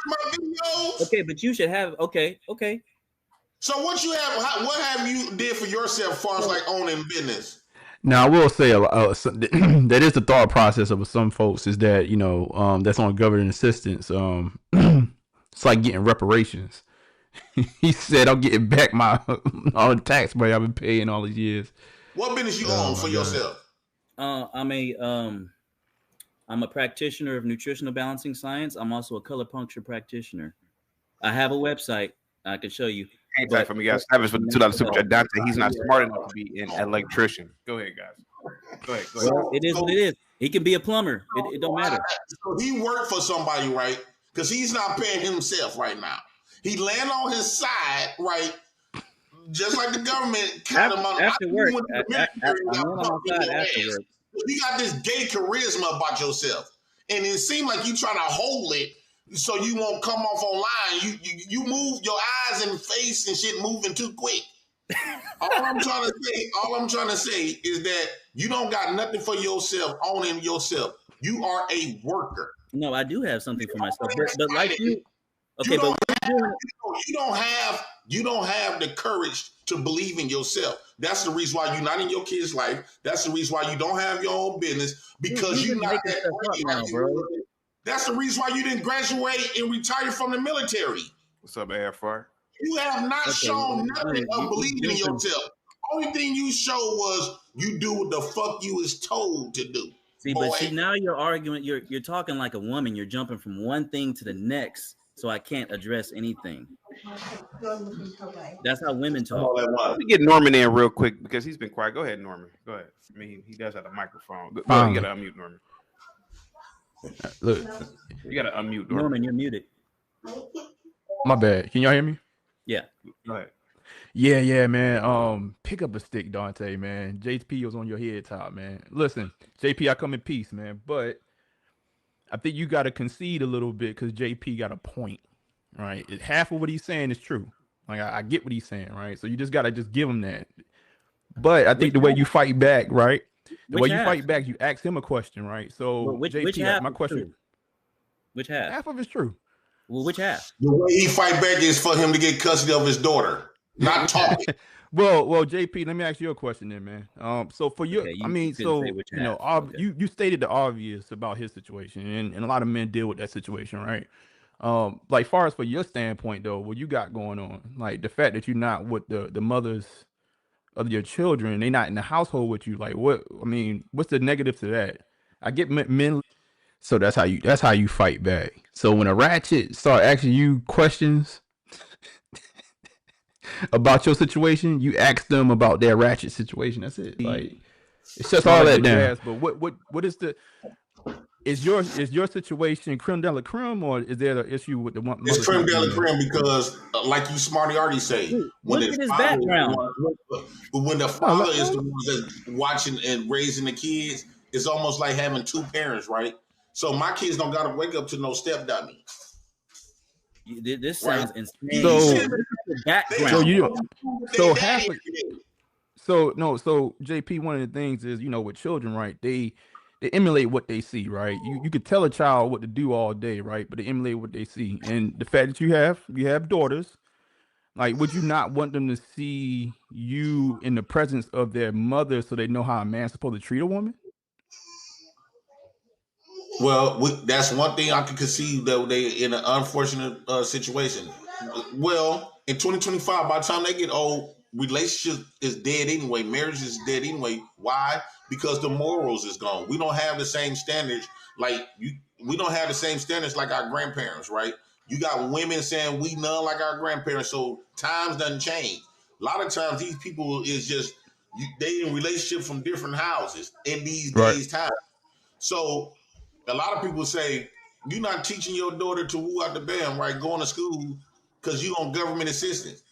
I thought y'all preferred them to be on that because when these women get an education, right, and these women get a lot of money, y'all said that they too masculine, right? You Right. said that a woman's supposed to grow up, they supposed to grow up and have to depend on a man covering. That's what y'all told me. Yeah. Y'all said these women don't need it. So basically, my daughter don't need to go to school. My daughters don't need to get no money because this is why y'all online right now complaining about women because you said that y'all want a woman to stay home. So if they So see me staying home on government, they're gonna emulate me, and then I done basically created the perfect wives for these young black men. Am I correct? no. So Well, here's y'all the don't. thing. So hold on for a second. I respond to that. It is a conundrum, right? I'm probably going to say the same thing. Let me just let myself say whatever I said in that conversation. It is a conundrum, but again, like, it's like half truths. It's half truths in what he's saying, What right? y'all So want? so Y'all here's the might just thing. be the problem. So here's the thing, right? You as a father, right? You just said it, right? You got to give your children cover, but What's it particularly your called? daughters covering, right? And the Don't give whole me a idea of, beer. like, I'm gonna have me a marriage beer. is that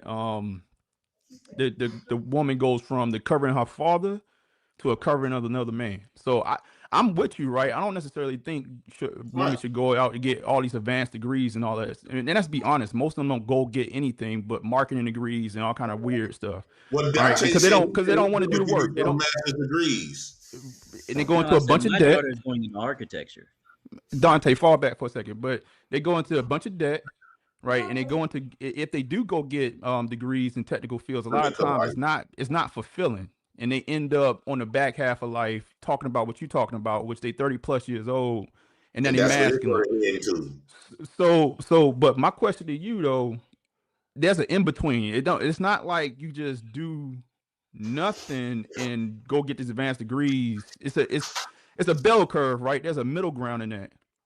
And when I'm saying to you, like, do you think your children don't get that middle ground where they're going to actually know how to go out into the world and actually get the covering, because you can't cover them for the rest of your life, right? Right. And So I'm honestly, the going to cover government, if you got the themselves and they government don't got covering them, nobody else.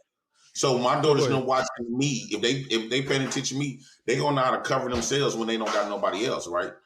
My daughters know if push come to shove, they gonna know when they get some money or woo out the bam, they gonna know to buy the hot dog cart. They gonna know how to be a food truck. Okay. Why? My 4-year-old daughter, when I drive past when I used to sell my hot dogs, my daughter be like, "Dad, this is the hot dog cart. This is what she remembered the location where we was. She fold. My daughters and them know how to own their own business. Hey, Difference, real quick, John, before you get in, Dante, I do got to ask you a question real quick. Your daughter wants to be an architect, or she wants to be an architect. What Yeah. firms does she have in mind to work at after she graduates from architecture school? I mean, I know she's not in there yet, but what are the top firms that, or did you have any some of the like firms or any connects with any firms? No, man, she's in ninth grade. Oh, she's a ninth grader. Oh, God, Yeah, she had a long time. Shit. yeah. Yeah, So they it might call change. Well, it but you know what? Now that I think about it, that gives you enough time to network and set up a position to put her into a place where she could be at one of the top 5 firms in the country, maybe upon graduation. Did you ever? I don't know if True. you've thought about I that, mean, but we got her in a school that she's going to get her associate's degree in high school. uh, So all that other stuff that's going to come along as the years. Let me stop right there. I know we're gonna get back to the EBT thing, and I'm gonna jump. I think I jumped back in the conversation right after this. On the live. Let me say this. This is essentially what I'm talking about in our community, because what he said was not significant whatsoever. The only thing he's saying is his daughter is gonna go into dual enrollment. Whoop de doo. Shout out to Young Thug. Now, those depending on the school, they do have tracks that they put them on to get their associates while they're in high school. I think I wish I had something like that when I was young. To get a head start, we took college courses, but we didn't have it where you can get the associate's degree in high school. Like it's crazy that they do that nowadays. In my mind, I took enough. I think I took enough credits to knock a semester off, maybe. I think was the max that we could really do. But anyway,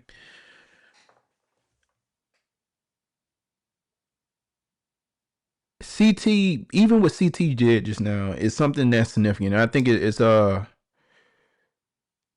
he said Young Thug making that other thing is crazy. CT is actually asking him a question because this is something that's significant in our community. We tend to say that, okay, yeah, like my child want to do this, and we know how to. We have to be honest. A lot of times we don't know. We don't know how to set the path for them. Like, and he don't know. He's not an architect, so he don't know how to set her up with the top 5 firms. And actually, CT is actually trying to get something even deeper that I think I'm about to mention. I just mentioned it in my response, but I think I doubled down on it a little bit later. Is that we have to be careful with our young ladies, because it's not to say that they don't want to achieve these things or they want to be in these fields. We gotta look long term. And I always say in life in general, all of us, you should go to the end of whatever it is that whatever you see, whatever you want to achieve, go to the end, go to that point, and then work your way backwards to where you are today. And how do you get to that point? You don't just kind of keep on moving forward. Like even like YouTube, right? Like I should have a plan of what I want to hit, and then I kind of go for it. It's kind of the reason why I think, from a YouTube journey standpoint, I haven't necessarily like climbed the ranks. Like I had goals that I hit, but I haven't seen the distance and then worked it backwards and say, okay, this is the track that I'm gonna go down. I've been kind of just now I'm doing this thing just to spend time with y'all, man, have good conversation. A lot of times we don't think about it for our young ladies, like from a distance standpoint. In my lifetime, I've definitely, even like in the dating market and stuff, but I've been around some pretty successful women. And one thing I learned along the way is that it's not fulfilling, man. It is not fulfilling. These women will drop those jobs, those nice jobs for a family in a heartbeat. And a lot of them dedicated so much time, especially in their 20s, like and then they, but they at the same time they still outside doing their thing. They get scorned by, dealing with this man and that man, but they also, they doing what they doing professionally. They can feed themselves. But on the back half, that's why I said in the back half of life, it starts to kick them in the behind. Like all this stuff, all these talking points on the internet. I know it sounds like talking points, but they're real. I've seen it in real time. And what I point out into this video is that you gotta really be like I don't think you say don't teach you. That's why I told him, I was like, it's a bell curve, right? It's not like you just it's either yes, yay, or nay. No, there's an in between. But I think I touch on this in a second. And again, I'm gonna try to pinpoint spots in this video the best way possible, because there's a lot of video of us talking where we kind of hit the EBT conversation. Plus, that's a diss track. Did the diss track have? Oh yeah, There's a rap diss. Yo, AI is crazy. This guy that came up on the channel later on made a AI diss track. I might try to play that while Go on. while we live I tonight. think Gensler is like one of the top ones. Yeah, but go ahead. You know she ain't gonna have no man because Easy, men don't want that type of woman. easy. She could get a man. No, men like you don't. Hey, CT, I was No, gonna say it's though, one of them Come on, things. let John get in real quick. Jay, you know, go ahead. like you guys, again, I think you really are missing something here. You know, and again, I'm not like larping on JP. I'm saying, like, I've listened to him talk about how he is built out their food truck. On my channel, he was talking to Master Kim about it. Master Kim is a guy who knows all about the restaurant industry. He knows a lot about this stuff, and he's talked about building something out for his children. I'm not sure, but him having gone through the process of building out a food truck, Yeah, he may not even be. Let's just say he don't even be successful. He's 40. Okay, fair enough, right? I doubt me. JP will get his kids to be the first in the bread line. Go ahead. You know, and you say he's 40. Okay, he has a food truck. If you ain't figured it out yet, you're gonna be on welfare for the rest of your life. You ain't raising no good black women, nigga. You're raising women that are gonna do exactly what you did. When they have kids with a dude, they're gonna be like, act up when you're with them so you can come back and I can get extra benefits. What are you talking about? Nobody wants that kind of woman. You are a welfare queen. You are your mama reincarnated. But it's also possible, bro, that the children could have seen him putting in the effort and doing all the work to get the food truck. He was like a gay thug. He's like, 40. Hold on. If you listen, He's 40. But his children are not 40. And they've seen him go through the process of building out a food truck. And I'm sure they picked up a few His things. kids were raised up to act out of pocket so he can get extra benefits off the government. And then he's talking about he's going to be on government. You only got 2 years to be able to get that. When 2 years run out, your daughter's going to be looking at you like, now what you going to do to feed me, nigga? And your ass going to be like, I'm still working on that food truck. You're a fucking retard. Go be a plumber, bro. I'm telling you, man. Well, you know what's also interesting about that, if you're going to say that is, you know, which is very interesting to me is that, you know, and I've been talking about this a lot of times, you know, JP makes a lot of money for these streamers. You have to nod your head to that. And he been on welfare the whole time. And all these blacks that made money off of him coming up on their channel, why haven't they put their head together and say, instead of just, you know, he hawing off of you and making money off of you while being on welfare, clearly he has more talent than them because they can't go. I will say this. I mean, JP has been on the YouTube streets for a while. I've seen him on multiple channels. Why am I think he more popping up? The dude, be it ratchet or not, he's definitely charismatic, or he has he's entertaining. I would say that. I actually jumped right back in on this conversation. Why does this continue to do this? Hold on for a second, y'all. So we can start playing this again. But you gotta give him props for that. I mean, you ratchet or not, like the cat know how to entertain. Oh my god, let me just play it. So then why can't he? Hasn't people read? That's the easiest business to start. Speaking for JP's situation, if he's been online, no, fuck that. If he's been online for this goddamn long and he still ain't figured out how to make his own money instead of making everybody else money, another poor example for his fucking daughters. Now what? Well, no. Like, Savage, I think y'all speaking John, for JP hasn't built JP up a food truck. Go ahead. Well, a lot of blacks haven't built up. JP hasn't content creators reached out to you for opportunity, like for like some type of like, I don't know, like some type of, you know, partnership and stuff like that in the past? Partnership for what? For like online creation, instead of like people business, like retard. John is talking about. Partnerships are business. Are you stupid? KJ, I mean, I'm just asking the question so we know, man. We speaking. I gotta get on his head because y'all up here motherfucking saying, "Oh, you do got a point, Jay. You do got a point. You raised your kids on welfare. You putting them in a good position to be good women." You coming in hot. What I'm saying, no, I do like so.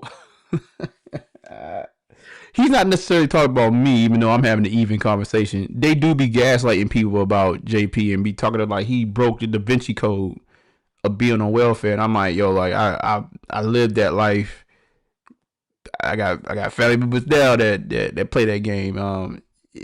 There's a lot of people So playing what? the game. I'm not saying that I agree. Honestly, I talk smack in the chat. I'm only up here because CT called me out in the chat and he put my damn message on the screen of what I said. But I could meet the man halfway. Nah, I can you right understand though, where he's bro. My coming bad. from. I am coming in hot. My bad. You came in. I got it. I came in hot like JP 2 just weeks ago. pissing me off with his welfare queen mentality. He acting like he a man, but you're really a welfare. You're a welfare queen, dude. You're a welfare queen, and you're 40.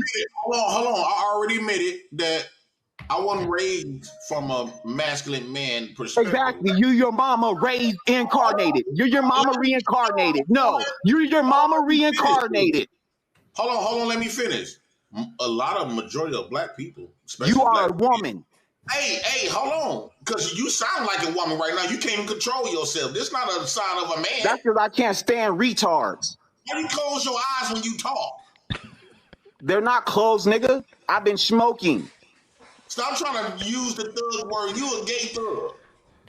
Okay, I'm gay. Okay. You trying Man, to hide I'm telling you. masculine aggression, but we can clearly see that you More on the female traits. He immediately called me gay when I disagree with him. Again, more female traits. Raise your hand. Hey, This man I'm got telling the you. shit in his head. He's trying to hide behind the aggression. You go to your local union, man, it'll change your life, bro. He didn't like because I was cool with Dante. He had to come up here to save his bitch.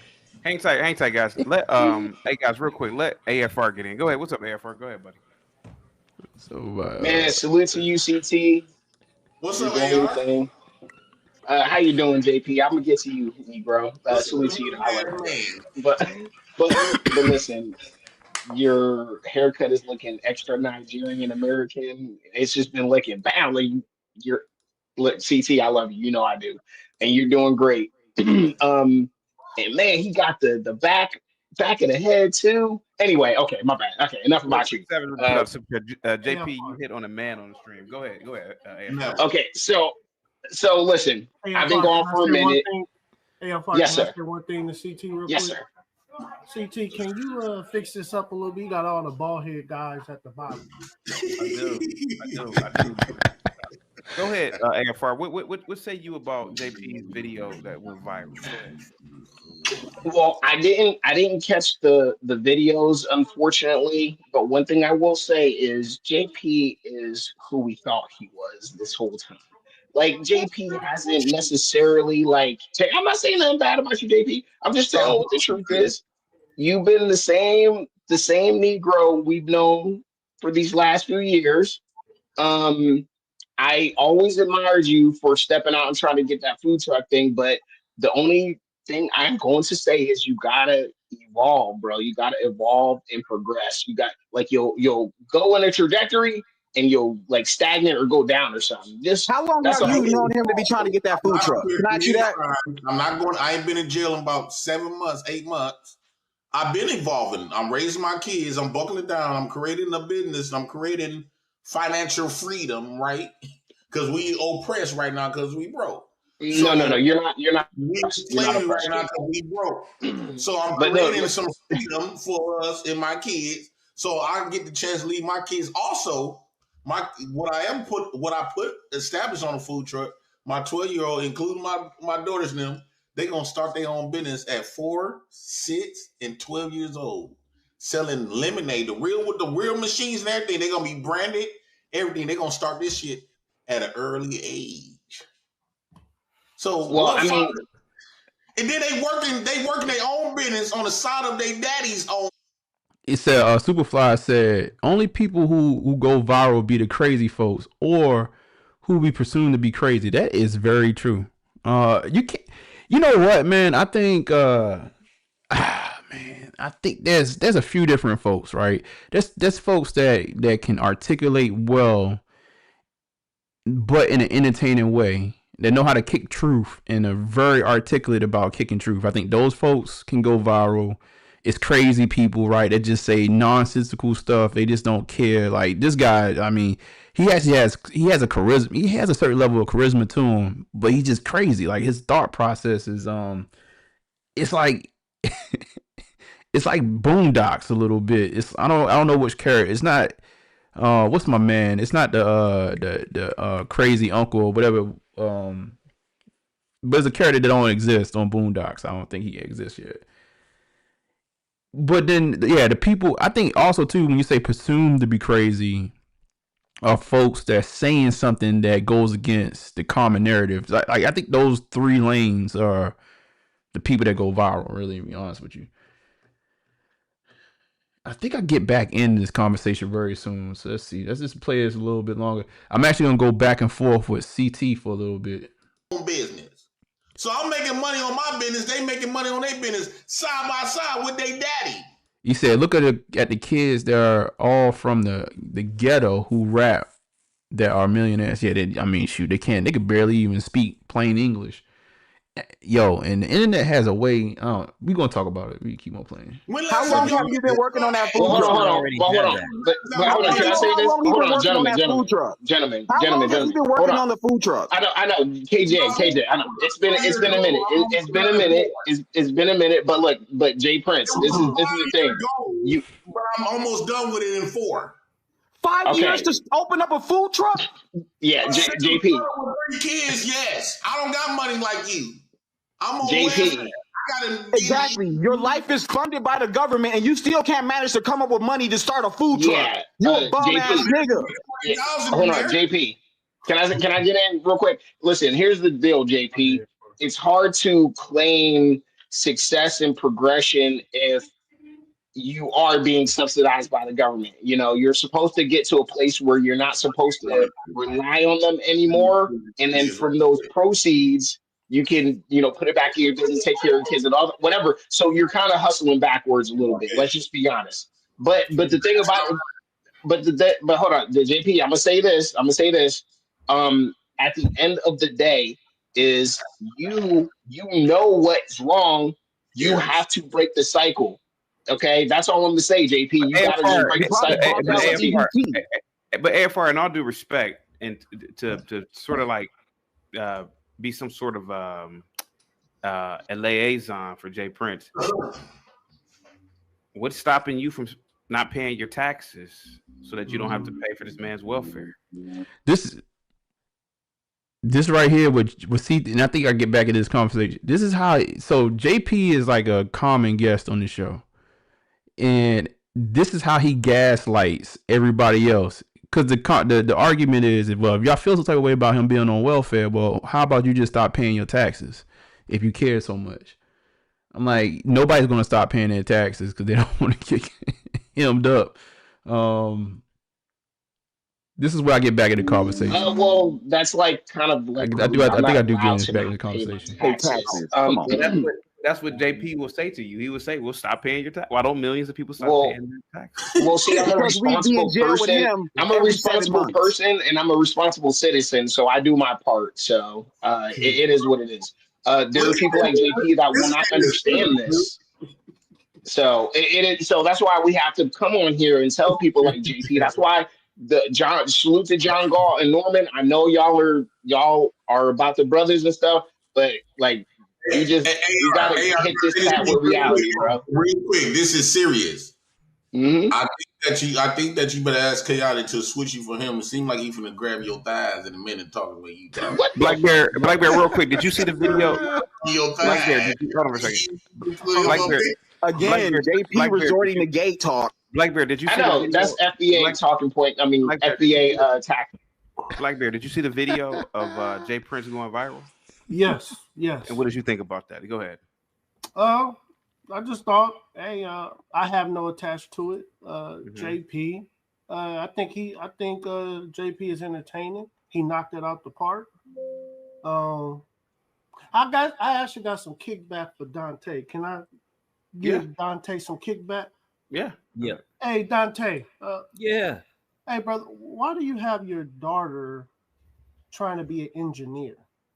Architect, my bad. Because that's what she wants to go into, man. I mean, what are you talking about? What kind of question you don't is think that? You don't think that's a very masculine trait? No, dog. Or that's career? not a masculine thing. But yeah, we about to jump back on masculine, dude. What are you talking? But y'all people are crazy, man. Okay. That's what men do. Listen, you can't take that. See, this is what I'm saying. Like Dante, man, we gonna have to get Dante on the channel, man. We gonna try to spark some conversation on this channel, man. I know, shout out to New Wave. I know I see you popped in. I don't know if you're still in the chat or whatnot, but we had conversation last week. We gotta get Dante in. He has to. I'm just gonna bring it to his attention. I'm like, dog, when people tell you something, you can't just go on defense. Like to a certain degree, yes, architecture is masculine. I think we understand that, right? Design and building buildings, like I'm not saying we're not saying that you can't, but just concede a little bit. That way, people won't have to sit. Watch what's about to happen, because he won't concede. Basically, everybody gonna be on his head. Y'all can't take that red pill stuff too far.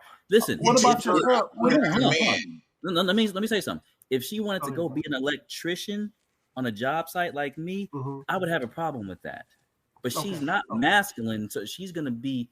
I didn't say she was. I didn't say she was. I said the architecture is not engineering and architecture. Neither one of those are masculine. You don't have to go out in the field. You're not putting being a hard creator. Being a creator is not. Okay.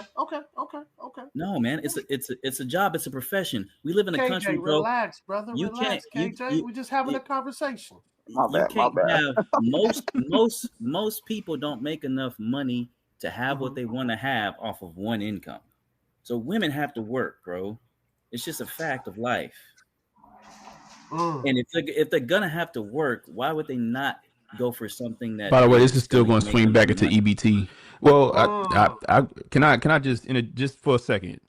Go ahead, brother. I think yes, all women, right? I mean, we live in a society, right, where there's two incomes, right? What I would say and I have girls, what I would throw out there for them is put them in a position where they are getting an education in something that will be supportive of the family and their man. So, like, if, for example, if I'm not going to try to give too much information, but I know a situation with one of my daughters and who she's dating and stuff like that. And I'm like, hey, look, in this situation, I know what they have is a business over there. It would actually fit right for lifestyle and for you to actually be an asset to the business if you did this. Now, I'm not saying that you have to go that route, but I think a lot of times what we tell women today is that we are the same thing, and men and women are the same thing, and it's not, man. We see it in real time. I see it in real time. I see so many people go to school. I wasn't sent to school. I actually went to school because I actually wanted to be there, right? And I saw the difference of people being sent to school, and they did it because their family put the pressure on them of, oh, you got to do this just to fit the role, right? So what I would say is, position, obviously be there, talk to your young lady, and if she's interested in something, that's cool. But see if you can position her in a way where it's actually conducive for family in the man that she's going to be with, and she understands that as a woman that she's not going to be fulfilled for making $200K at a job. They will quit those jobs if they actually can stay home and manage the kids. Most women will do that, and we know this. So I think it's a conundrum for us because we live in a modern society that says go get the money, but I think that's the real truth. And that's why I don't respect JP even more, because this. All right, so I try to articulate myself. You know what's interesting, man? Listening to myself talk. Yo, like the Baltimore lisp or like the two do and duh, like it's still there. Like, man, like I've been cursed for life with this accent, man, and it's weird because now it has morphed. Since I've been away from Baltimore, like it's morphed into like a Southern / Baltimore accent. You say I'm not mad at women getting real estate license. New Wave. I don't know. Well, I don't know if you. So let me just I articulate the point again. So in my lifetime, right, I've been around women that's been successful. And some of them love their career and whatnot. But what I've noticed is that regardless of the career, most of them will drop the job in order to have a family. So, and even like my situation with my wife, like we are very intentional about our lifestyle. And we have built it in a way where it's conducive for us to be with the family. Right. And if even when I first met my wife, she worked long hours away from the house, all this good stuff. And I told her, I was like, I don't see that for you, as far as for the family. And I'm not, again, everybody gets it's free will. You get to choose whatever you want to choose in life. But what I will say is that we have to realize that over the years, we have, and here's the thing, here's another conundrum with women. They won't necessarily tell you the truth up front. I always say you don't listen to what women say. Just watch what they do. They will say one thing, they will say one thing because it is politically correct. But if you watch them and if you actually watch what they do, it goes against what they're saying a lot of times. I think that's the conundrum with women, is that they say things because out of feeling, and the feeling to be right, or the feeling to not be judged. So they say the right thing, but they really want something else. It's just like the gold digger talk, right? Like they say, oh, women are gold diggers or whatnot. And they have the saying, it's like all women are gold diggers. It's just some of them are better at hiding the shovel, right? The truth of the matter is that women are not resource drainers, but they take resources. Like we supposed to gather resources, hunt resources. They I don't know, ingest the resource or something, I guess, whatever, right? Or use the resources that we provide. I mean, that's just been since the beginning of time. And I think we've gotten to a point where we've told them, oh, well, you could just be a resource gatherer as well. Like, and it's fine, they can. But I think what you should do is, and I'm actively trying to be strategic with my ladies, where they are put in a situation where it's actually conducive for them, for family. Because to be honest with you, the jobs and stuff like that, they are cool. And I think you want to have the lifestyle, obviously, right? So that a lot of that is depending on the man that they get with. But what really is fulfilling is family for them and children and that connection and having something strong there. That is more fulfilling than a job. Men, I like building. That's the reason why I'm on the internet with y'all right now, right? Like I like doing stuff and building something out of nothing and all this other stuff. And my career, tomorrow is Sunday, but I'm gonna be working, right? Because I wanna knock a project out the park, right? But it's not the same. It's not the same for them, and we have to be honest. I think as men, if you do have children, you do have women, daughters and stuff like that, I think you need to be somewhat strategic and not just throw them into the rat wheel of life. Like go off to college and be a nurse or be a lawyer. A lot of them by 30 they fall out of law. They quit that job. We see it all the time. It's hyper competitive, and if they lucky enough to get to the top ranks, they will. I've seen it, man.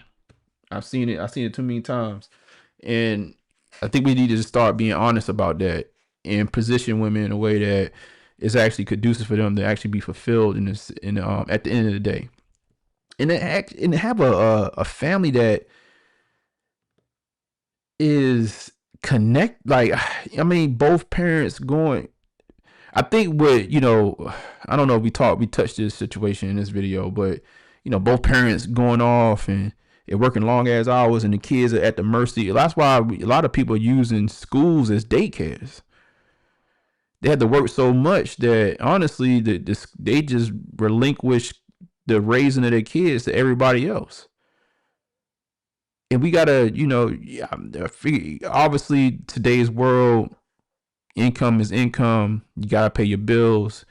But I think if you are very intentional about the reality and what's natural, you can somehow work your way to those situations where it's conducive for the family. Like again, we've been blessed to build something that's conducive for the family, and it works. Like, and that, to the point that we want to keep on expanding our family. So we'll see. Let this nigga went on here and said, I don't want them getting no education. I don't want them getting no job. I don't want them doing nothing. So he thinks that some dumb black girl with no education that can't teach your kids nothing is a good mate for a black man coming out here trying to make something for himself. Oh, KJ, that's kind of hard. If we go back to the natural order of things, He said that out of his own mouth, though. The man's supposed to teach the woman, right? If we're going back to the natural order of things, like you trying to bring up, the man's supposed to give directions. This is why women essence is better of more in school, because they got an essence of listen to order and following directions. So the man's supposed to pass down the direction, and only thing the woman do is learn how to listen to the man and demonstrate what he have trained her to do for his family. Okay, so you're telling me New Wave, I just thought about your statement. You say I'm not mad at women getting a real estate license. That's actually a nice little side hustle. I ain't mad at it either. I was trying to put context. I mean, you might have to leave another message in the chat, man. I want to put some context to it, but I'm actually not mad at it either. That's actually a good. I mean, we thought about even knocking that in as another side hustle. Shoot, you go ahead and show a house or two. when you get with a woman, you have to teach her to count so she can teach the kids to count.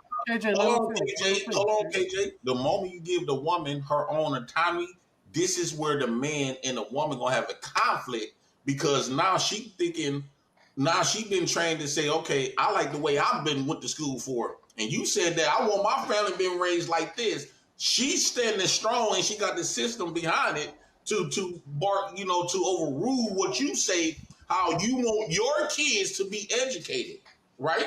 So let me ask you, KJ, do you go to school? No, I work. What type of work you do, brother? Don't worry about it. I got a job, something you wouldn't know that much about.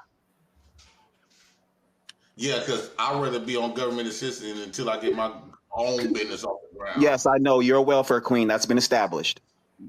I promise you, Jay. Hey, real quick, Righteous Muffin with the $2 super chat. Darkness, ... Play some Pastor Manning. Hang tight for me, guys. Oh, come on. Here we go. Pastor Manning.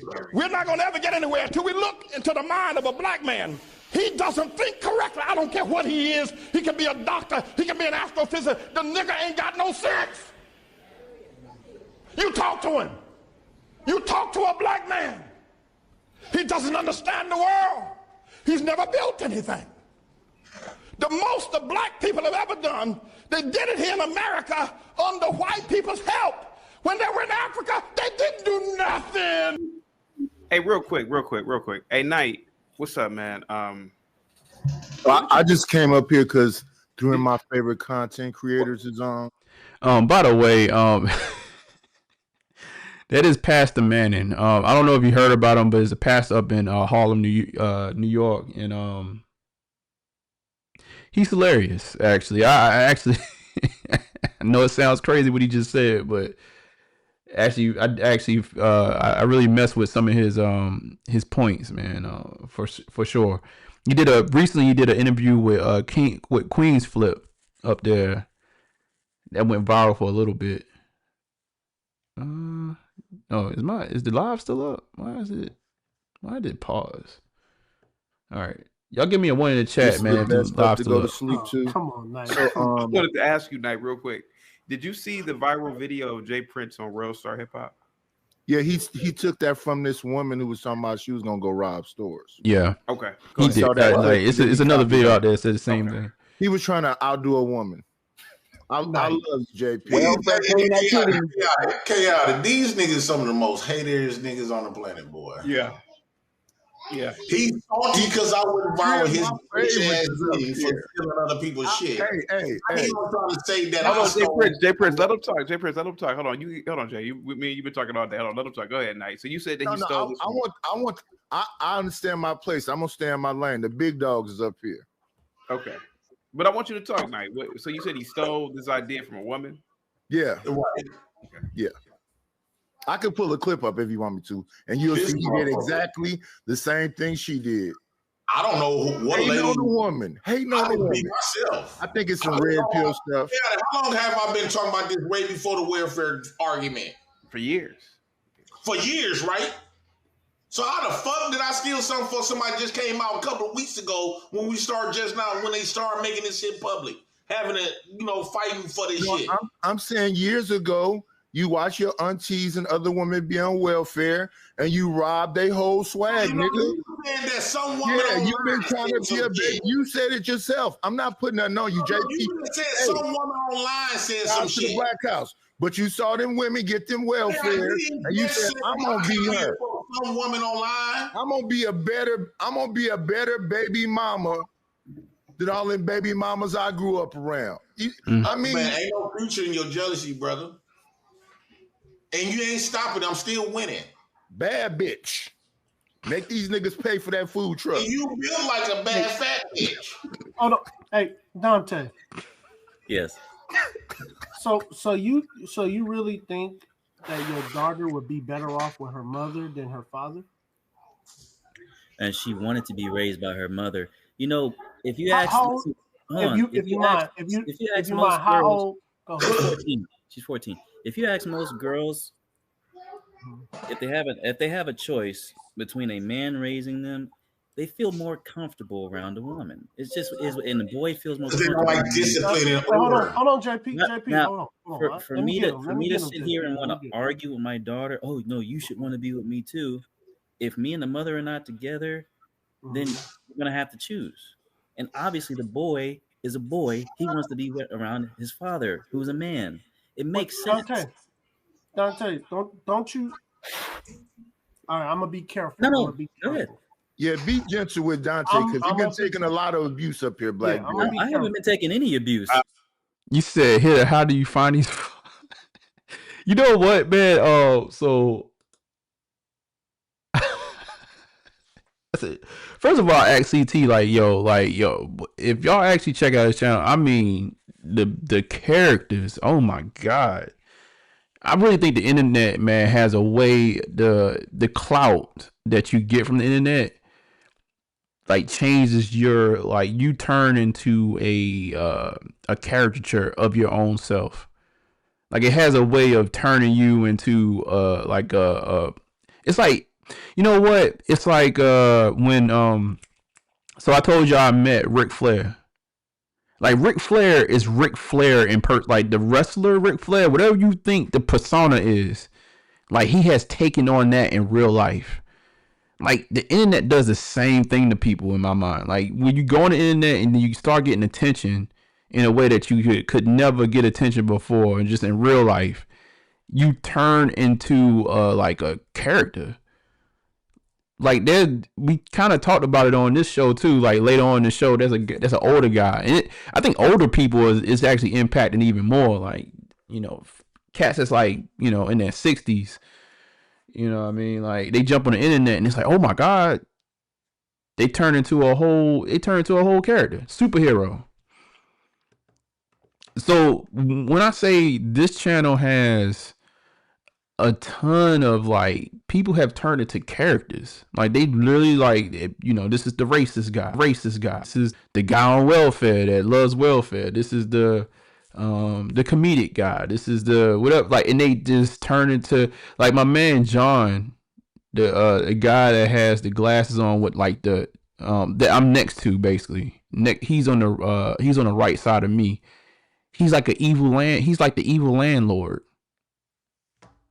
It's crazy. Righteous Muffin with the $2 super chat says Jay really needs to hear Pastor Manning again. Here we go. Thank you so much, Righteous Muffin. Here we go. Oh, that's Righteous Muffin. We're not going to ever get anywhere until we look into the mind of a black man.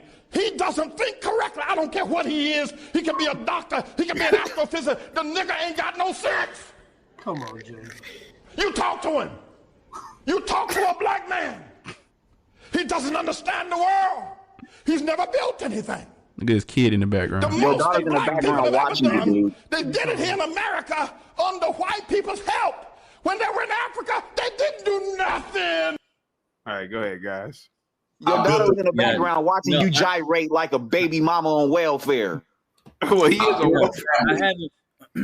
No, Knight. I haven't been taking any abuse.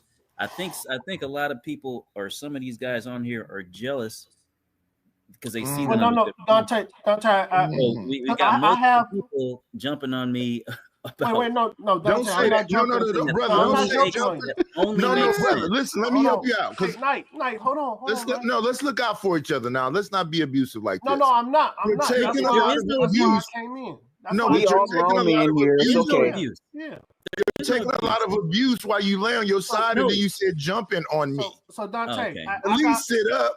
Okay. Dante, I Black got Bear, what two were you You saying? daughters. show it's like you Hold on. like it.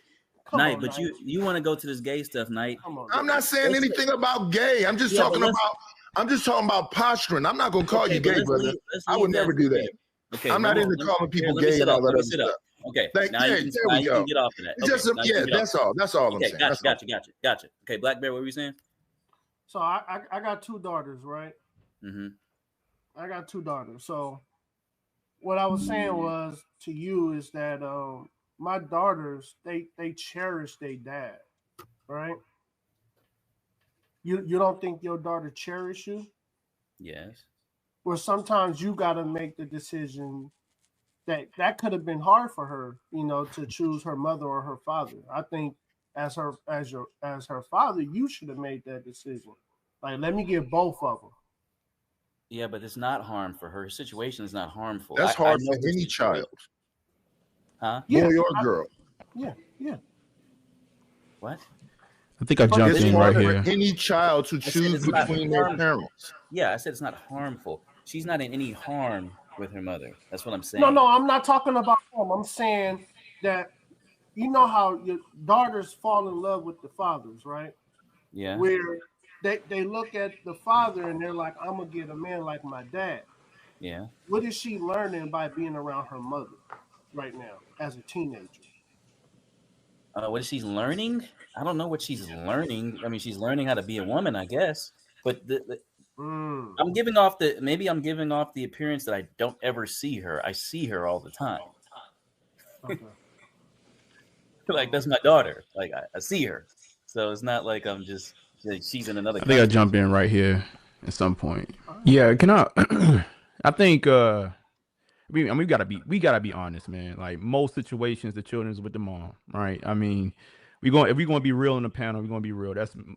Even though I think we starting to understand something different nowadays. Most children are with their mom, if the parents separate. I think what they hitting on, Dante, is that the theory, right, is that women are nurturers. They should nurture the children when they're young, and typically around, and that's men and women. And when typically around about 7, 8, as they get older, it's really primarily for them to be with their father, for them to teach them how to go out into the world.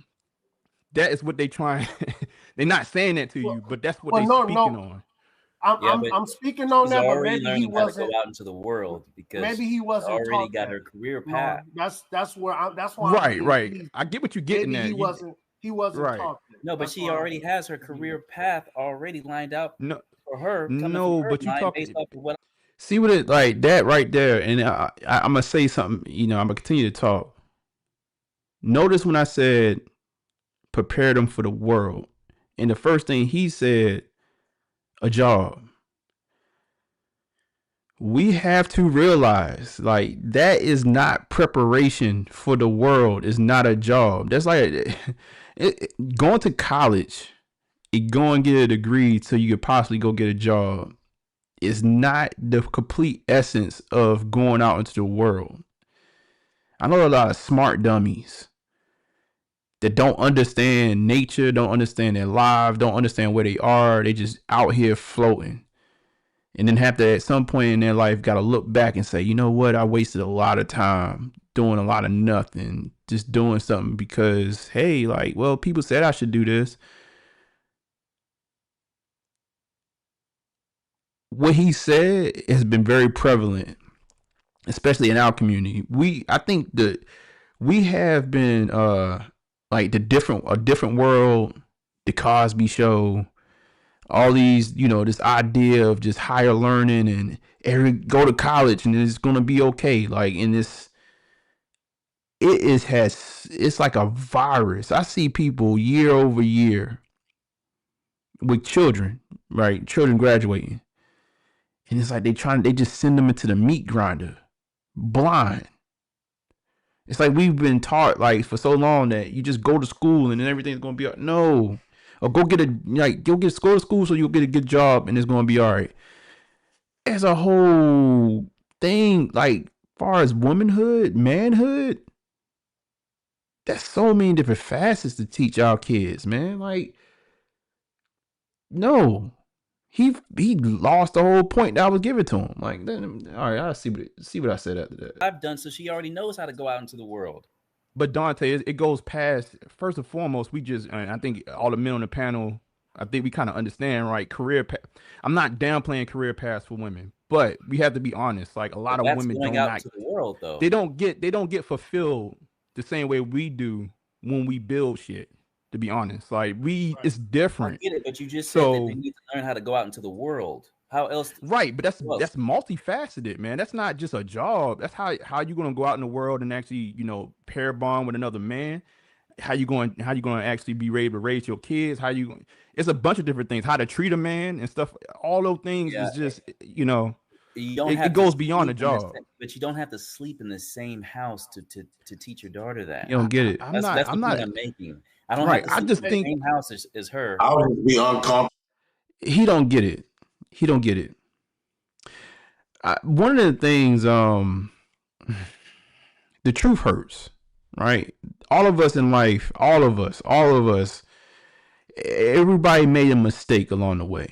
All of us made a mistake along the way. Nobody's perfect.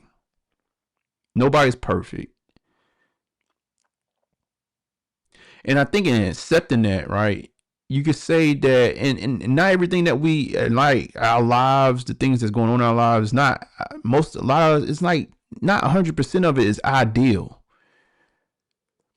So what I was pointing out to him, it's like, dude, like you do understand that what they trying to tell you is because you're not there, the coach, like this is like prime time for you with your daughter. Like there's a downside to that. That's the only thing they saying to you. You cannot like it, but it's the truth. Like it is the truth because it's not about a job. It's teaching your kids how to have purpose in life. What is purpose for you? You know what I mean? Like a lot of people, why people are depressed nowadays is because they learned one side of it, but didn't learn their purpose. A lot of us don't know our purpose. I know a ton of people that don't know their purpose in life. And it's different between the genders. And then if you don't actually go and sit down with your child and say, hey, look, I want you to seek out not just a job. What is your purpose? Why are you here? That's why I asked the other guy, the first time I jumped on the channel a couple weeks ago, when he was so stuck on whatever he was stuck on, I was like, man, what's your purpose in life? What do you want to achieve? Let's talk about that and work it backwards. Because a lot of us just go through life doing things and just building up the snowball of life. And the next thing you know, you haven't even stepped one foot towards your purpose. And that grave that, what's the J. Cole, I had to look up the J. Cole lyric, but he said the graveyard's full of regrets. A lot of people go to their grave with not even seeking, understand their purpose. At this point in my life, like there's things that I still feel like I need to achieve and I want to achieve, right? And I'm putting myself on a path for doing it. But there's also what I was about to say, like I'm not the most religious person, right? But the idea of being fruitful and multiply, right, is out the biblical text. And one thing I even looked at that, I said, you know what? There's something pertinent to that of being fruitful and multiply. So, even for myself, like I still want to have, still gonna have a child. I think I'm gonna have one more at least. Right. But I feel like even when people, the whole purpose of being a human being, why is everything disappearing on me, man? My technology. The whole purpose of being a human being is being fruitful. It is multiplying, right? That's the reason why we're here to begin with. Is to keep this thing going. Right? So like even that in itself, if you think about that, and then you think about the purpose of a man and a woman, and we here to multiply to begin with. Like you get started to look at life from a different perspective and say, you know, how do I achieve these things? Like I look at my life like, you know, yeah, making money is cool, but I think when it's all said and done, like hopefully I get to go on my own terms. I don't know how I'm gonna leave this planet. I almost died this year, you know. My birthday coming up next month, and I think it's going to be a significant celebration. We going to travel for my birthday, but you know, even that happened to, you know, what happened to me this year, man. I think to be honest with y'all, I think if I was an inch or two to the right, I wouldn't be talking to y'all tonight. That's how close life hit me in a flash.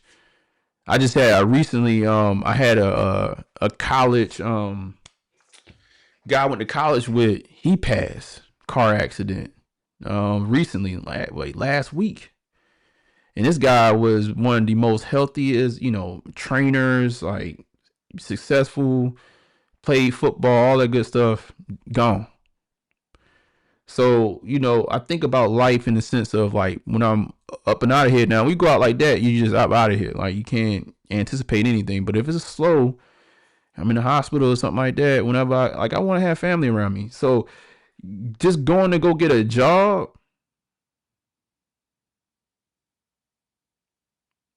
that's not what life is like. We gotta think. Even when he said that out of defense. He's the very defensive person. Like he says he's saying it out of defense because he's trying to hold ground on where he's at in life. But if that's your answer to going out in the world, is, oh well, I taught her how to go get a job. Nah, it's not it. It's not Well, For another Dante, man, Dante, I got got more impact on my kid than I do. Yeah, but there's You a lot have of things. I got There's a two lot of daughters. things in life that make people uncomfortable, bro. This is not I a got perfect two world. daughters. I got You two have to daughters. share your daughter with another man. Go ahead. There's a lot of That's things what you in do life. to your daughter. I don't know what you're talking about. Share. That sounds weird, bro. She has a stepdaddy that's there more than you every day. That she gonna have more respect for him because he's there in the house every day. You just Yeah. I'm not saying he's not That's there. a point, Dante. That's Dante, even On the though weekend Dante, I is know that's not true home. right now. That's not Dante, even I true right know. now. So how would it be true in the Do future? the man live there? Do the other man live there? Yes. Yeah. Right. So who your kids who your daughter wake up every day to? You or him? She wakes up to herself. She doesn't wake up looking at him. Who she wake up to her mama No, and she who wakes up to else? herself. She's 14 years old, bro. So but she didn't just that man just didn't get that at 14. He clearly been there. Clearly you never had custody of her. Right? So No. right. So when did that man come around? And don't lie. Maybe about 5 I years. wouldn't answer him if he talked to me like that. No. This is a baby mama Yo, talking to you right now. Hold on. Facts. My man just said it's facts. I would like on the internet. I'm like, you're not gonna be questioning me all day and damn night, dude. Like, you're not gonna keep on. That's why, like, I'm like, Dante. Dante, we gotta get Dante on the channel. We gotta let Dante. He gotta drop some of that feminine tendencies, man. Like, you're not gonna give me a line of questioning like that. You just gotta concede to the truth a little bit and just keep the conversation going. This is not. Who was there before him? Hold on. Who was there before him? We gotta get Dante on the Your channel. daughter was 9 years old when he came around. Get ready. Hold on. Who was there before him? Let me answer all that for you. You go ahead, my bad. He's been the only one. But this is what I'm saying to you. If my influence over my daughter is actually affecting her life, I still see her. She doesn't wake up to anybody. She has her own room. I don't know what you're trying to make this more than what it is because you didn't take a shower this morning. So you're trying to make this seem more than what it is. It wasn't you, brother. You do not have to be in a child's face all day long to influence them in the correct way. I think you do. Your children. I think you do. I think a you lot do, of times Dante. your children Your have daughter's features. kid, they changes by the moment. No, they don't change by the Dante, moment. Hey, Dante. why don't we get John in real quick? Why don't we get John and Eric in on this one? Go ahead. What do y'all think? I mean, This is pretty if interesting. you guys I don't see have any my kids, so daughter, I'm just you would hold on. Let's hear understand from that John real my quick. Let's hear influence from over hold her on. is Dante, great. hold on. Let's hear from John real quick. John, what do you think about this? Now I think JP got a point, man. You know, Of there's course, nothing like all you Hold do, on, y'all some Dante, FBA hold on, haters, Dante. bro. All Dante, hold on for a second. Hold on. John, let me get your point on it, and then let's get Blackberry here. I'm just saying, like, you know, a lot of these children don't get a chance to see their father. Shit. CT, we interviewed a woman on the street just the other day. She had a 4-month-old baby, and we said, "Where's the daddy? He gone. She ain't seen him." You remember that woman? Yeah. Man, JP could be out chasing women and forget about them children. He could be, right? He could be out here chasing women, making other babies, and not give a damn about them children. But he fought for them. He got them, and I'm he didn't sure fight for him. He did some ghetto Shit, nonsense to get them. That's exactly. not He fighting. encouraged them, and he only has them so he has a place to have his own, to lay his own fucking head. If he didn't have them kids, he'd probably be in a homeless shelter. Bro, I see men all the time slinging dick for a living. Yeah. I rent because you choose to live in a and ghetto, bro. okay, but hell, somebody lives So in the ghetto. that's a homosexual. Just so you can somebody talk lives bad in the about ghetto black beside people, me, right? He's a homo. If he didn't have his kids, Jay Prince for president would be a homosexual. He would be slanging dick for a woman to allow him to stay with her. Hold on, that's a hypothetical, real quick. Blackberry, what do you think about this? Because I don't have any kids, so I think this is a very interesting topic. What do you think about it, Blackberry? So I see both. I see both sides, right? I think Dante got this wrong. I think he's being attacked. We're just trying. I don't think I'm being attacked. What are y'all saying, man? Go ahead, Dante. Go ahead. I don't think I'm being attacked. I'm just Eric, saying. you got kids. Eric, you have kids. What do you think about it, This is Eric? what I'm Because saying, I don't have man. any kids, so this is fascinating to me. Hold on, what do you think? All of y'all boys. Dante, hold on for a second. Dante, hold on. What do you think about this? Dante can't get out his feelings. I got you, CC. Me having 4 kids, I can understand where Dante is coming from because my situation is kind of similar, but being in my kid's life from birth to like 10 years old, I can see what JP talking about. I think we're about to get back to the Evolution, EBT seeing conversation. your children grow up within your eyes and how you can develop them within that time period is way different than you not being there and another man doing it. Yeah, So right. so that's all I really got to say. No disdain on your name. What's your name, bro? Dante. Dante, ain't no disdain on your name, bro. You doing I'm your not best. offended by any of this, guys. Yeah, so let's not take it like that. I just believe We're just saying, Dante. Hold on, JP. Dante, we're just saying that she is learning from more than one man because she has another man in her life. If that makes sense. Yeah, just like every human being learns from more than one man. Wait a minute, I just thought of something, Dante. You Don't get think? offended. I'm just speaking how it came in my mind. What if by her having your influence and having this other man influence, she would grow up to see interest in 2 different men? Because hold on. When she started dating, hold on.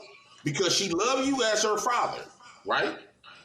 But now she realized that she can love another man at the same time as loving her main man, right? Hold on, you her main man, right? You her father. almost want to She skip this loves you, part. devil. Nobody taking that away. But it's also another man that's been in her life for 5 years in counting, because she got another 4 years to go before she's 18. That's 9 years. You cannot tell me she did not develop a love for that man as well, right? So it just thought in my mind, she could get raised, and by the time she is 18, 19 years old, not to be subjected to just one man, right? So it's possible these behaviors that she been brought up in can really teach her and show her to have multiple men. Right. Thank you for taking that long to explain that. I'm going to tell you how your logic is faulty, because if your daughter gets married, does she stop loving her father, which is another man? No, bro. You guys are talking about girls as if they're pets, as if they're not human and they have no intellect. I get it. Men and women are different. Yes.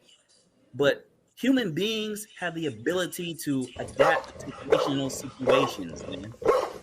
And women all from birth, they want the bad guy, then they want the good guy. So they already go through that process of dating different type of guys and trying to figure out which one they like.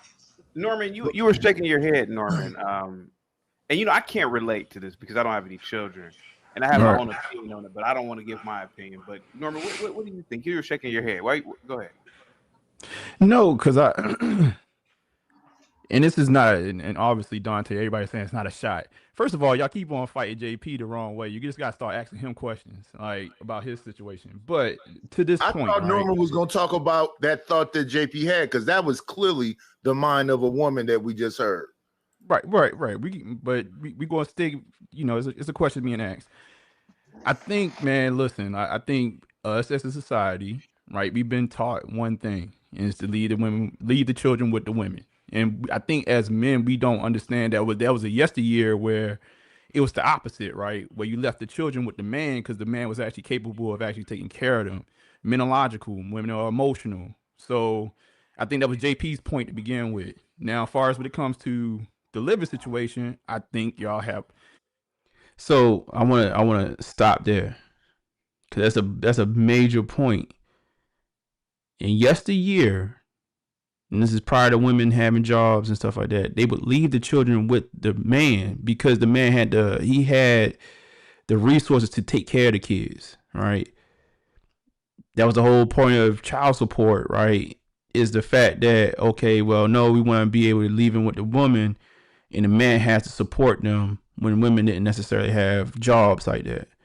Now it has morphed into something else where now we are at a point where men and women having jobs, but we still just leave the kids with the women by default, right? And then obviously child support, whatever.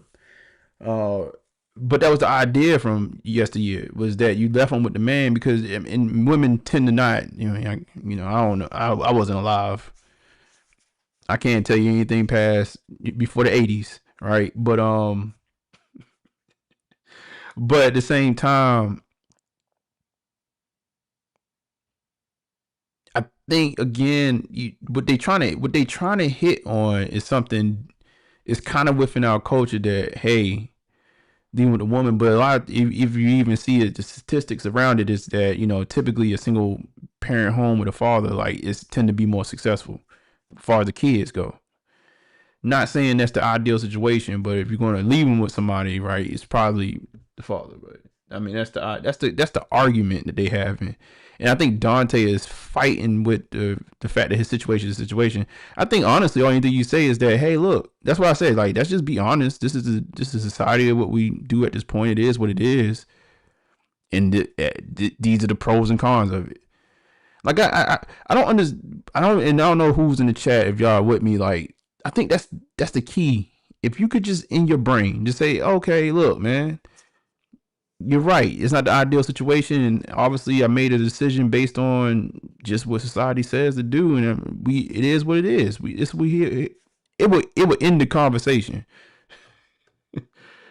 Trying to deflect and fight it's it, not man. I'm not gonna say it's not a knock because that's most men's situation. I think we just have to concede to say that a lot of us left our children in a maybe not in the best environment.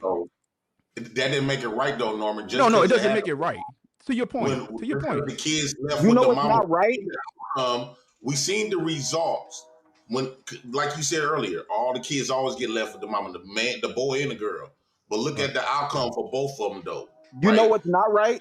Does that happen more often? That don't mean that was the right decision. It was actually intended for a poor outcome, and then it literally exceeds that outcome that the government designed it to be. Right? You know what's not right? And none of your kids have the same mom. That's not right. Listen, it depends on what time you're talking about. If we talking about like the 1920s, both parents left them kids. There was kids wandering around in the street. They was left alone. Right. So Right. what time era are you talking about? And then as far as the best situation is have both people there. So if you go into situations getting what you say trash women so you can end up with the kids, that's systemic. You set that up. You mess with bum bitches so that you can end up with the kids. And you say you gonna get your food truck so you can buy a fourplex to get some more bum bitches to have 9 more kids with so you can have 13 bum bitches kids. Listen, I've been listening, brother. You one of my favorite content creators. Hold on, JP. Hold on, Knight. But we know women in the neighborhood who dealt with crackheads to get on welfare. Did you tack on women like that? Yeah, they some bum bitches too. No. I didn't hear what Black Bear said. Oh, wait. I said, Knight. I said, you from the neighborhood, Knight? You lived in the hood before? No, I'm in the Palisades. I'm a rich man. This so is you won't understand it from the other side. Then you won't understand it. No, I'm joking with you, man. I still live in the hood. I'm in Oakland, California. It looks like the purge out here. They burning cars and having side shows. Third world country in Oakland right now. They view you as the police. They crashing trucks into 7-Elevens, still in the ATMs. I'm in the hood today, right now. In the hood. Niggas in the hood don't view you as the rest of us. They view every time we see light skinned niggas in the hood, we damn near treat you like the police.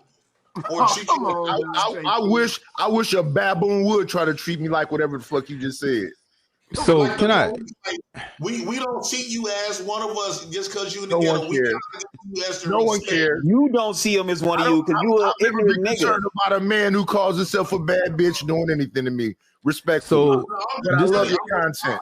I'm just telling you that in the ghetto we have Put your bonnet on. Put the bonnet on with the hearts on it, JP, when you talk to me. There are plenty of light-skinned niggas in the ghetto that be beating niggas up, shooting niggas, fucking all the bitches, and doing all the same degenerate shit you do, J Prince. So the whole colorism thing, that's a thing that ignorant black people do. They still have this special privilege when it comes to the lighter breed. You still my brother, JP. We is not for the still my brother. That's not the case, brother. We is still not. my brother. Nighties get away with shit. Ain't nobody gonna too much fuck with Nighties because he has this white phenotype. Something well, about good. I'm your daddy then. Shut your bitch ass up. if you concerned that I was in the house and you was in the field, pick cotton, goofy. Something about I will not walk up to Nighties and try to harm him because why? Because you know better. This is the white man. That is a lie. The light-skinned dudes go through the most shit. The light-skinned niggas go through the most shit. But if you hit him and you gonna leave marks. If I really had timestamps, I would jump this part of the conversation. I think I say something right after this. There's no reason why I'm letting it play. So we're gonna let it rock out for a little bit longer. He gonna go. But they still gotta fight more than your black ass would because niggas think he's soft. I'm not gonna view. But KJ, that was elementary school. That was elementary school. Look how I mean. My thing is that you got the kids in the back. Like my man JP. I just. So I haven't gotten to the point yet where I actually try to fight back and actually have the conversation about why I'm even on the live yet. Again, I'm gonna try to play this. I think I may say it right after this, and then we'll let it rock. So, bro, man, now next time I do this, I'm gonna have some time. I'm gonna have timestamps. I'm gonna know exactly. I know how to deal with baby mamas now. I don't really be concerned about it. If I see a big baboon come up to me with a bonnet on, lips poking out, looking weird. He know his place. Yeah, stay over there. Yeah, I know how to deal with you. You're not finna tell me. I'm gonna finish. I just want to finish. So can I get a question to the panel? Please, Are you guys mad at JP? Not mad at him at all. I told you one of my favorite content creators. Let me hear. So yeah, I'm about to jump in on this one. Here we go. We let this rock right here. And then I may just pause for a second. If anybody want to dial in, man, we can dial in. We can have a conversation. Let me see what I'm about to get my rocks off. I think here. Hear me out. I wonder, do you guys act like this when Venezuelans and people who are illegal play the system and get money. Do you guys act like this? Yes, nigga. Because I went as far. I AJ, went as hear me far to out. vote for AJ, Trump. go ahead. I went as far to vote for Trump, and guess what else I did? I know where they KJ. be living at. I called ICE on they bitch ass. KJ. Oh, you a rat? My thing is, yes, I'm a rat. JP, I don't live by that stupid no snitching code that got the black community living like a third world country. Wait. Let me address this. You said that stupid what? That stupid black code where everybody can't snitch and get rid of the degenerate motherfuckers that live in the community like you. So police officers, right? Got a what, y'all? What's the blue code shield? What's the policy? No snitching, right? That's one. Chaotic. They have an internal affairs division where they snitch on police all the time. What are you talking about? Hold on. There's internal affairs. It's Christian on hold, please. Chaotic. Ain't you a frat brother? Yes. Do y'all have somewhat like a no snitching policy? I wouldn't say all that, but we definitely have you definitely don't snitch on each other. Yes. So the government snitches on each other? Yeah, so JP, are you saying that the D9? No, you on. just asked him a question because he's a frat brother. Are you saying that the D9 had Diddy parties? I want to understand what you're saying, JP. Do y'all think the government, the presidency, do you think they snitches on each other? No. Yeah. Don't you see this nigga Trump locking up people? James Comey, Jack Smith, Letitia James. All these people are getting locked up. They're getting locked up by other government officials. What the fuck are y'all talking about? They trying to get They're Trump draining the swamp currently. What is y'all niggas talking about? What are you talking about? The police have the internal affairs division where they look for corrupt cops. What the fuck is y'all talking about? You guys, fellas. Yeah, we gonna answer Black Bear's question. I mean, I wanted to answer his question. I answered it. Yeah, I treat the motherfucking Venezuelans like that. Get your bitch ass up out my country. I'm calling ICE on you, and if I know where you work at, I'm reporting that bitch ass. KJ, real quick, Sammy with the $2 super chat. Jay Prince is cooking with the burner off. Gimpy with the $5 super chat. CT, when they spin this one back in 100 years, what do you think the lesson the teacher is teaching that class? I have no idea. That maybe our civilization at the time was chaotic. Go ahead. Yeah. Hey, can I answer you the question real quick, Black Bear?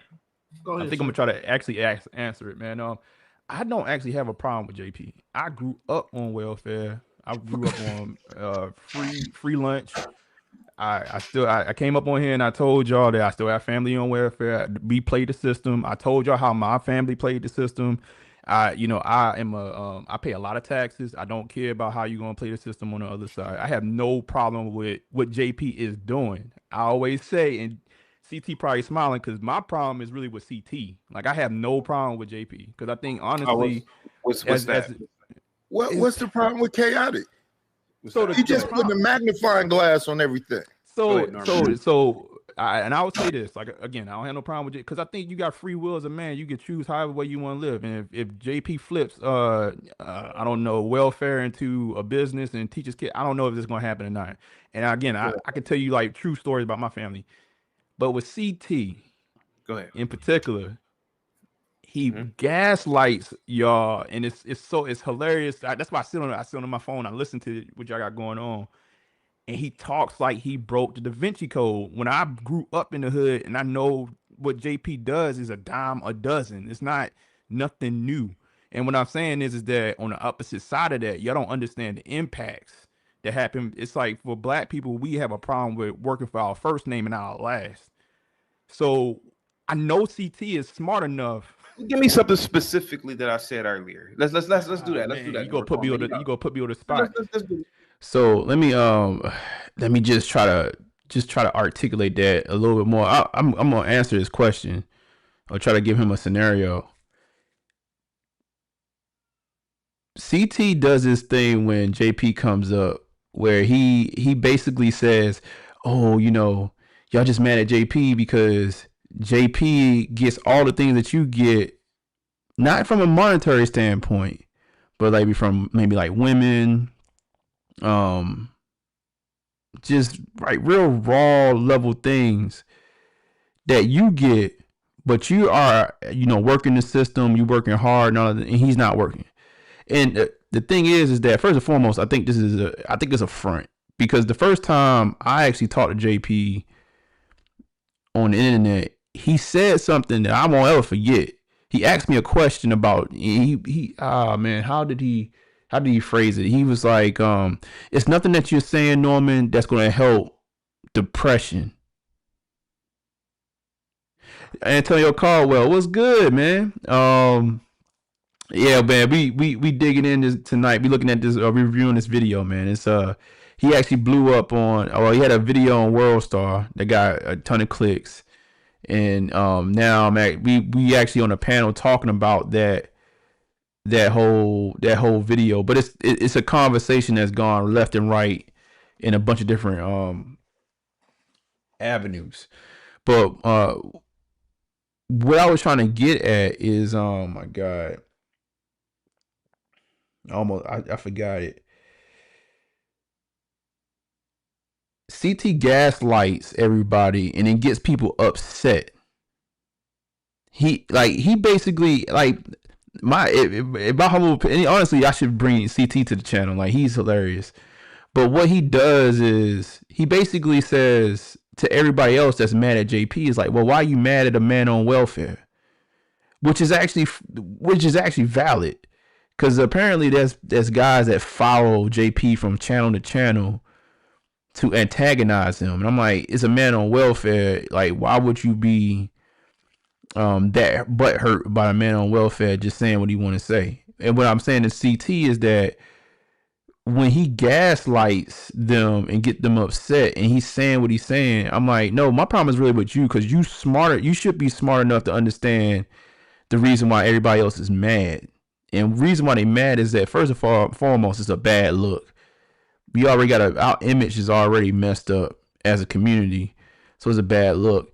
But then two, like, me being from that situation and understanding like what it does to kids, like he's not doing anything but setting them children up to just do the same thing in the next generation.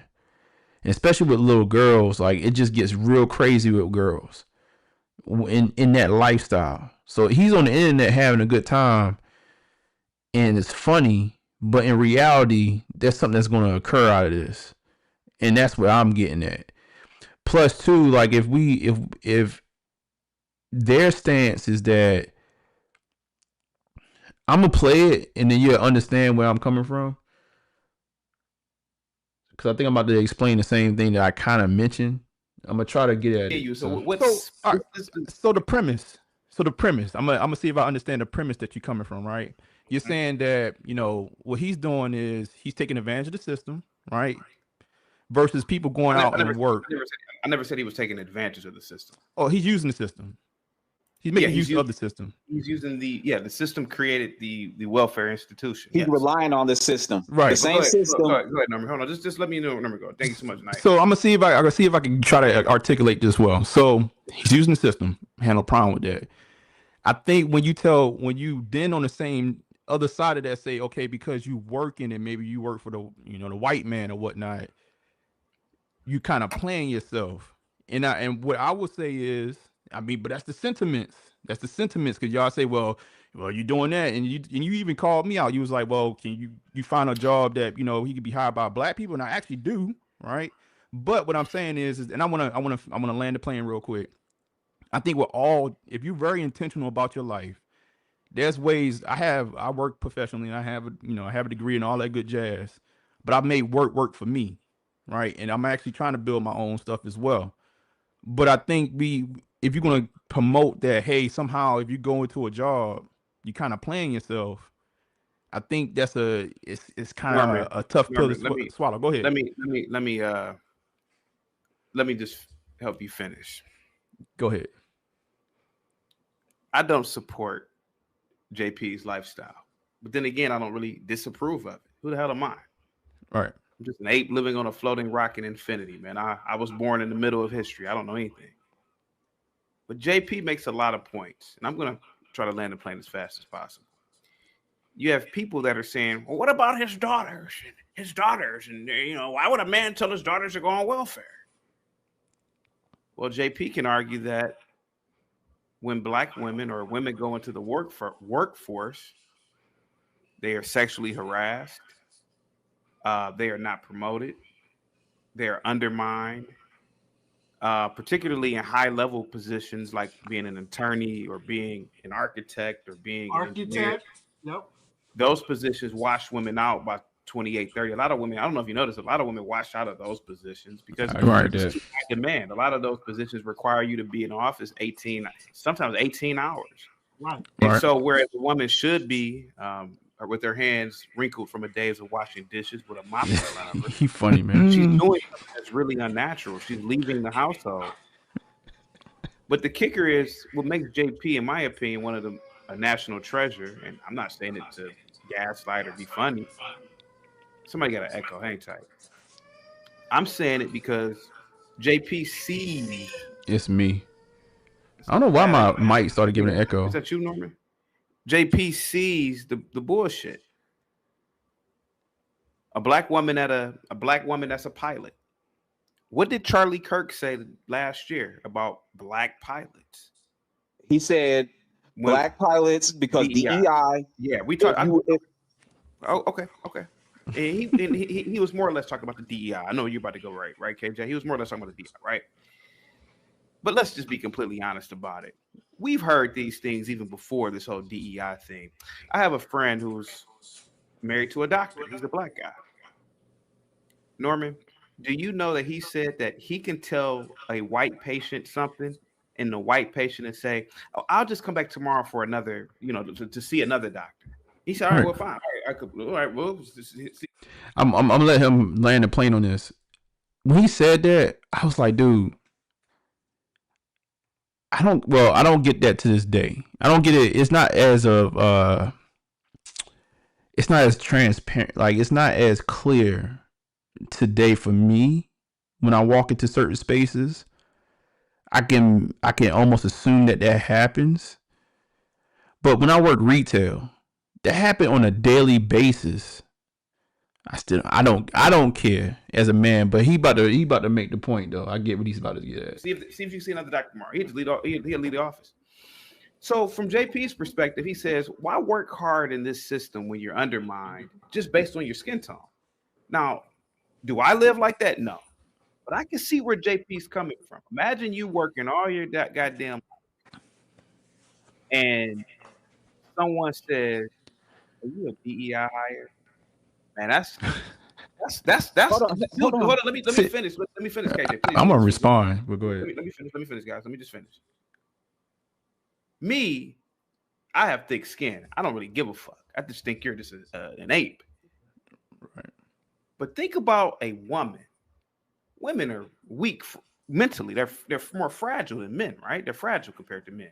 Think about a woman who's done everything right in life. Oh, I'm going to go to college and I'm going to not be promiscuous and I'm going to do everything society tells me to do. She goes into the workforce. Somebody undermines her one time. JP doesn't want that for his daughters. Right. That's the thing that makes JP a genius. He knows that these systems weren't created by blacks. These law firms, and if they get into a top law firm, these companies weren't created by blacks. He already knows, why put my daughters in these situations when they could just be with me?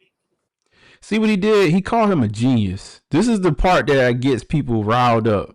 And I'm sitting there like, he's not a genius, man. Like, he's just a man on welfare. Or they could just be on welfare. In my support, hold on, guys, please. Let me just finish because I'm not supporting JP. You're not. But I'm not supporting him either.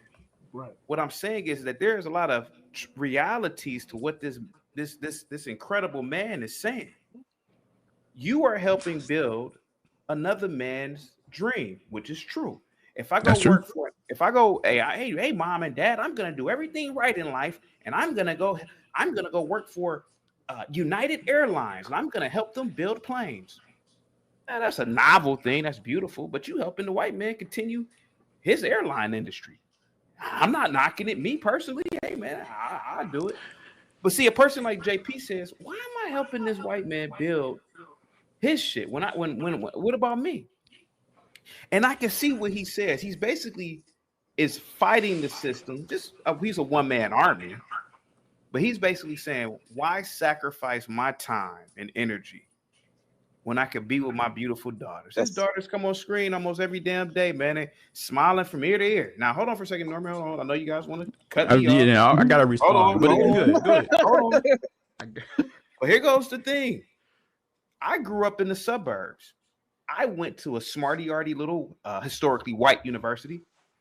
White girls who grew up in their fathers were big-time lawyers, big-time this, yada, yada, yada, yada, smarty-arty bullshit. I went to school in the early 2000s, Norman. What was going on with white girls in the early 2000s? What were they doing, Norman? What was the biggest? They were cutting their wrists, remember? Oh, yeah, cutting wrists. White girls were cutting their wrists. Man, you know how many white girls I knew who were cutting their wrists? Beautiful white chicks. Because they were super depressed. Right. American Beauty. Their households, their parents probably were bringing in $250,000 a year, probably a little bit more than that. Here goes JP, his daughters. They live in what, a one bedroom, J Prince, a one bedroom? One bedroom. I'm almost done. Hang tight, KJ. Hang tight. Yeah. Okay. Here goes one bedroom, Section 8. No car. CT. But hold on for a second. When JP was on camera at that pizza buffet spot, someplace that I would never go, man, you should have seen them kids, man, and their cousins. I didn't grow up with Norman. Do you know? I didn't grow up with a lot of my cousins. You know, well, a lot of them were older than me, but it's because we were smarty-arties. Everybody did their own thing. Everybody was distant. Here goes a man. He has a family, about 100 Negroes, within what, like a 5. Superfly, you said one of my wives. Okay. I know you had multiple wives. Let's see what you said. He said one of my wives who has a doctrine has been on government assistance. I have sons in college now who also get government assistance as well. Yeah, I mean, look, man, that to me, you know, I think the sentiments, and I'm still letting CT land his plane. If there's a system there, do what you want to do. I don't have no qualms. Now, if I did really have a problem with it, I think the answer is not to go on the internet and actually talk about it. It's about getting involved with legislation to, you know, make some changes to it if I really cared. So that's what I keep on telling CT. I'm like, I don't necessarily, he could do what he wants to do. And now but I do care about, you know, the approach. If you're using it and you're trying to do right, and you know, you're trying to build the best way you can, do what you want to do. But I can't sit here and watch a man on the outside call it genius. Is where I had a problem with CT. You're not gonna call it a genius. It is what it is. It's a man on welfare.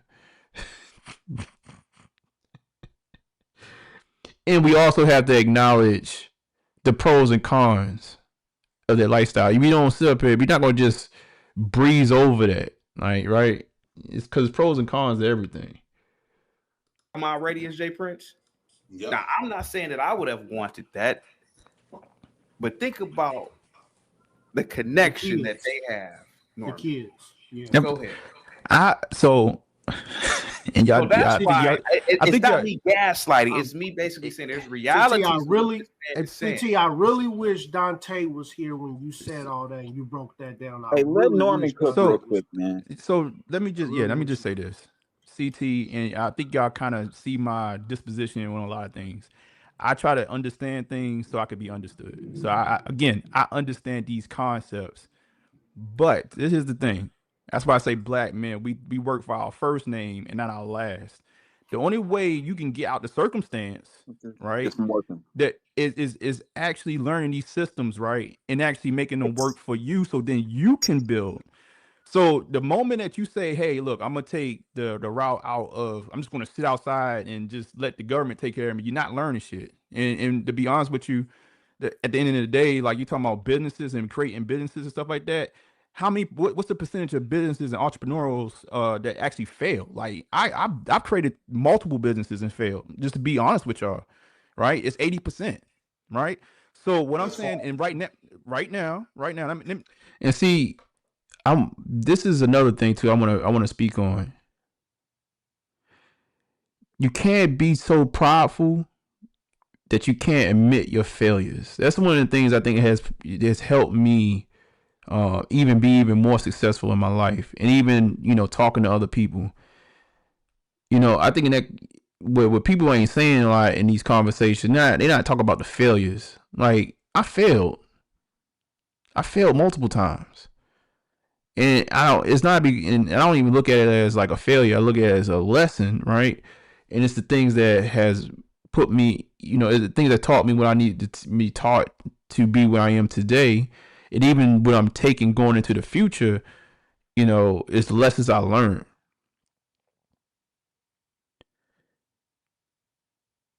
People talking about this ain't willing to talk about the L's. It's a L. It's a L when you sit here talking about, oh, I'm just on welfare and I'm just accepting the check and I got my. If I asked him about his children, I was like, hey, well, you keep on asking this other man about all these damn questions about him not being with his daughter, but what about your daughter with none of their mothers around? Like, we all gotta like admit. And I think honestly, for me, you don't have to do that if it's something that you don't want to do. But I like to admit my failures in the open, right? I haven't told y'all every single thing that happened in my life. I try not to.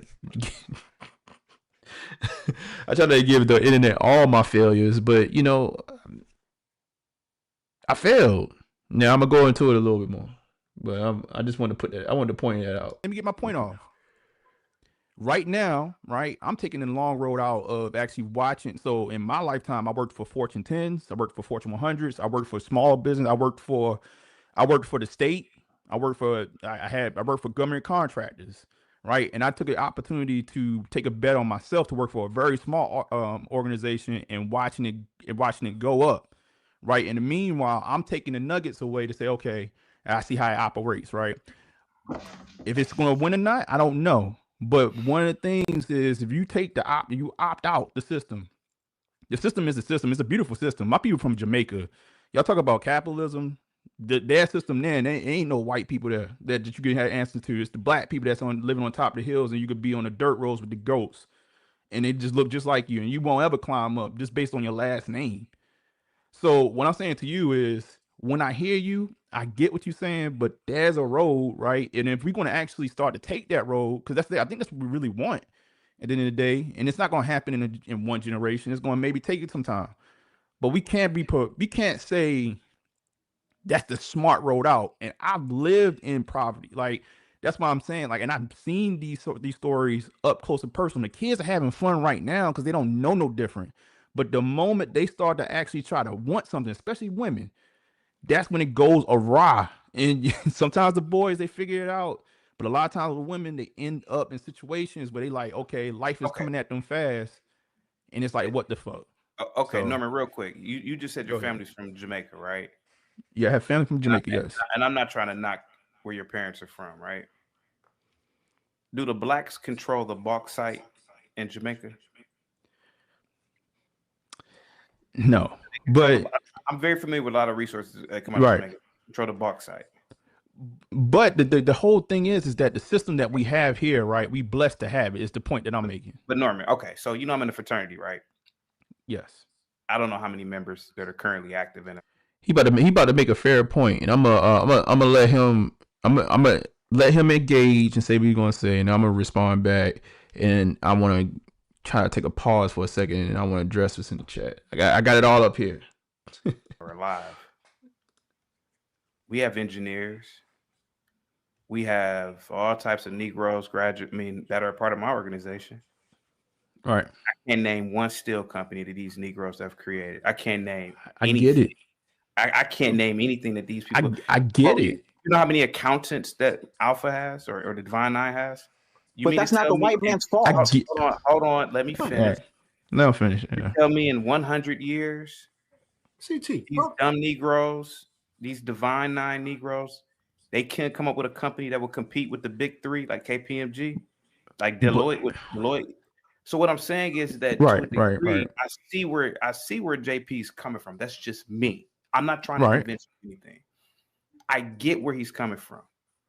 Okay. At the end of the day, he believes that his daughters are going to just end up giving up their time and building the white man's institutions, right? And he's basically saying, "Shit, man." He basically is calling out people like us, all of us smarty arties with degrees. How come y'all haven't built anything for my daughters?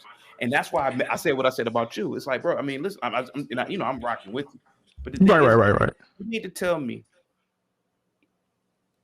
You know, after slavery, blacks didn't just go to HBCUs, right? You know, they went to the Ivy Leagues and shit like that. You know, the founders of my fraternity went to they were at Cornell University. That's an Ivy League. Did you know that? Right. This yeah, no, yeah. Bro, this is in the 1800s. The founders of my school were at Cornell. And so you need to tell me we had the same type of parallel existence or tandem existence with the whites, and we haven't built shit. And I think that's what JP is really saying. So he's basically saying, why kids out there? Norman, you're not in on this. Wait, hold on, Norman, you're not in America. Where you at? No, I'm in America. Yeah. Okay. Let me get in on this. The reason why you cannot support this, what JP is doing, is because in order to be on welfare, where do you have to be? Broke. You have to. Let me finish, bro. You have to. In order to be on welfare, you have to qualify by being broke. False. So that's first and foremost. Second of all, black people are on the bottom of the socioeconomic class, and we also don't want to work for somebody else. How do you ever plan to get up out? I thought I spoke right after this, but KJ going on. I get KJ. I want to see. I want to play my response, but I do want to. I'm gonna go to the chat for a second. I want to address what y'all saying in the chat. Let me let this thing rock. You said one thing for sure: if that tax money doesn't go to help people, it could go to harm people. You pick. That's true. One of the things I think I verbalized, I don't know, on this chat, on this channel, it might not have been on this episode, but I did say that I worked for a government contractor, and the money, whoo, like I've worked at banks. I've seen the real finances of a bank, major banks. I'm not talking about your community bank. I'm talking about that's why I said Fortune 10s, right? The government contract, like the military contractors, the money, whoo, war is very profitable. I'm just gonna say that. He said, to each his own. I don't like to judge folks. I just stay out the way. Yeah, true. That that's why I said that, I don't. It's a deeper conversation. That's why I want to get to my real response.